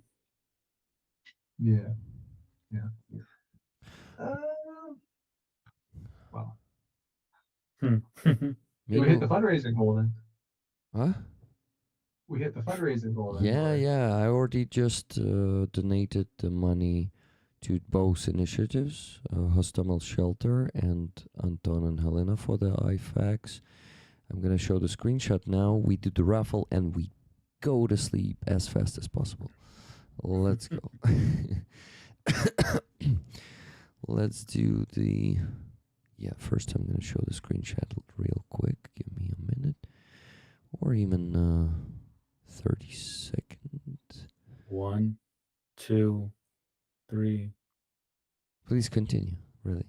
6, 7, 8, 9, 10, 11, 12, 13, 14, 15, 16, 17, 18, 19, 20, 21, 22, 23, 24, 25, 26, 27, And it's done. 28. It's done. Hey, 28, not bad. Man works under pressure. Yeah. I got really focused. Like really. The clock was ticking and was speeding me up. So guys, you can see that 4 minutes ago I donated $500 to Anton Kristopen and $200 to Hostomel Shelter 2 minutes ago. So now let's do the raffle. How many tickets did you buy this week, guys? Let's see, 503. Who do you guys want to win this raffle? 503. Howie bought the last ticket, by the way. He made a $10 donation after Trevor. It was 11 minutes ago. He said Slava Ukraini. Heroям Slava. Thank you. Okay, 503 tickets. And I'm spinning the wheel in 3, 2, 1. Let's go. It is spinning. Spinning fast now, slowing down, and the winning number is 55. Number 55. Let's go see who that is. And who's 55? It's simple and predictable. T-Bone is winning the flag. You called it. Thank you, Trevor, for donating so much this week. Basically, what a man. Getting most of the tickets. Well, rollers, you're here not for the prizes, right? You're here to support the Ukrainian defenders. So losing could be understood, I guess. Thank you and congratulations, Trevor. So number 55, Trevor. Awesome, Trevor. Then I owe you this patch on the flag. I'll try to send it next week.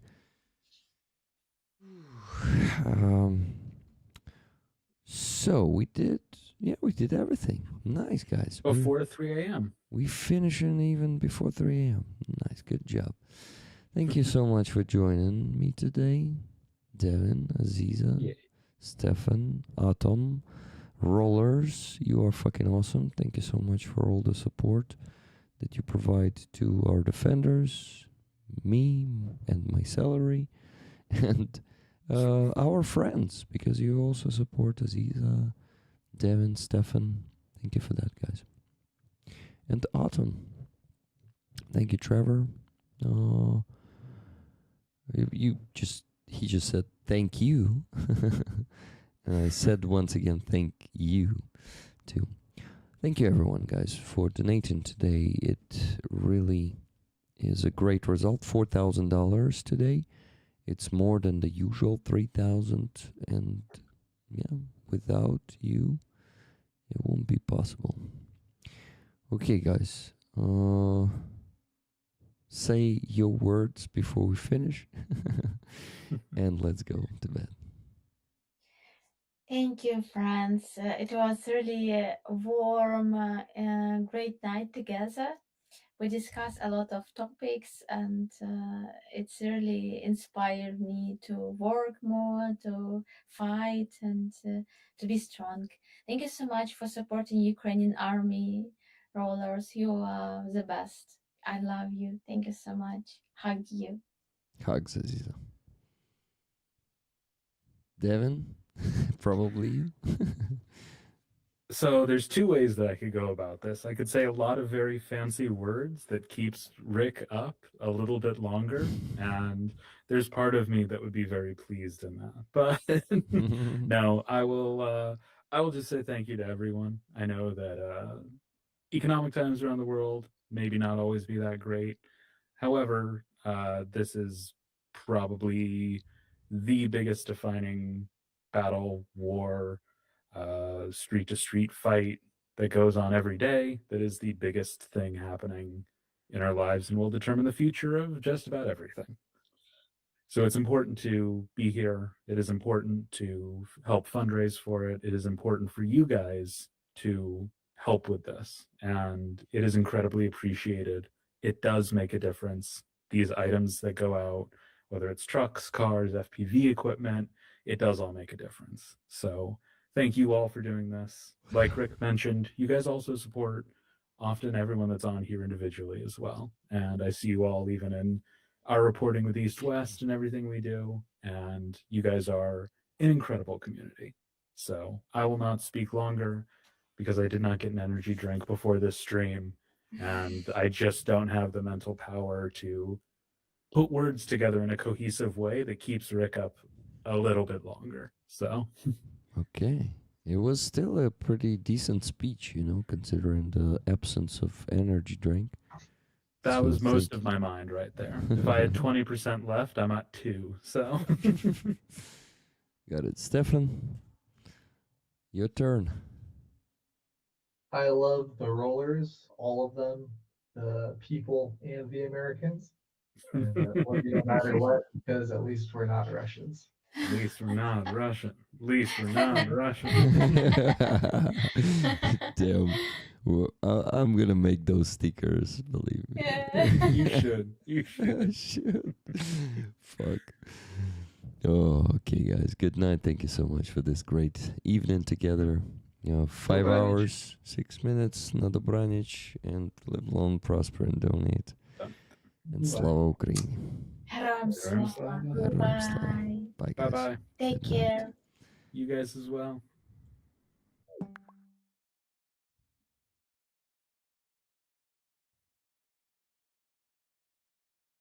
Oh, I didn't finish the stream.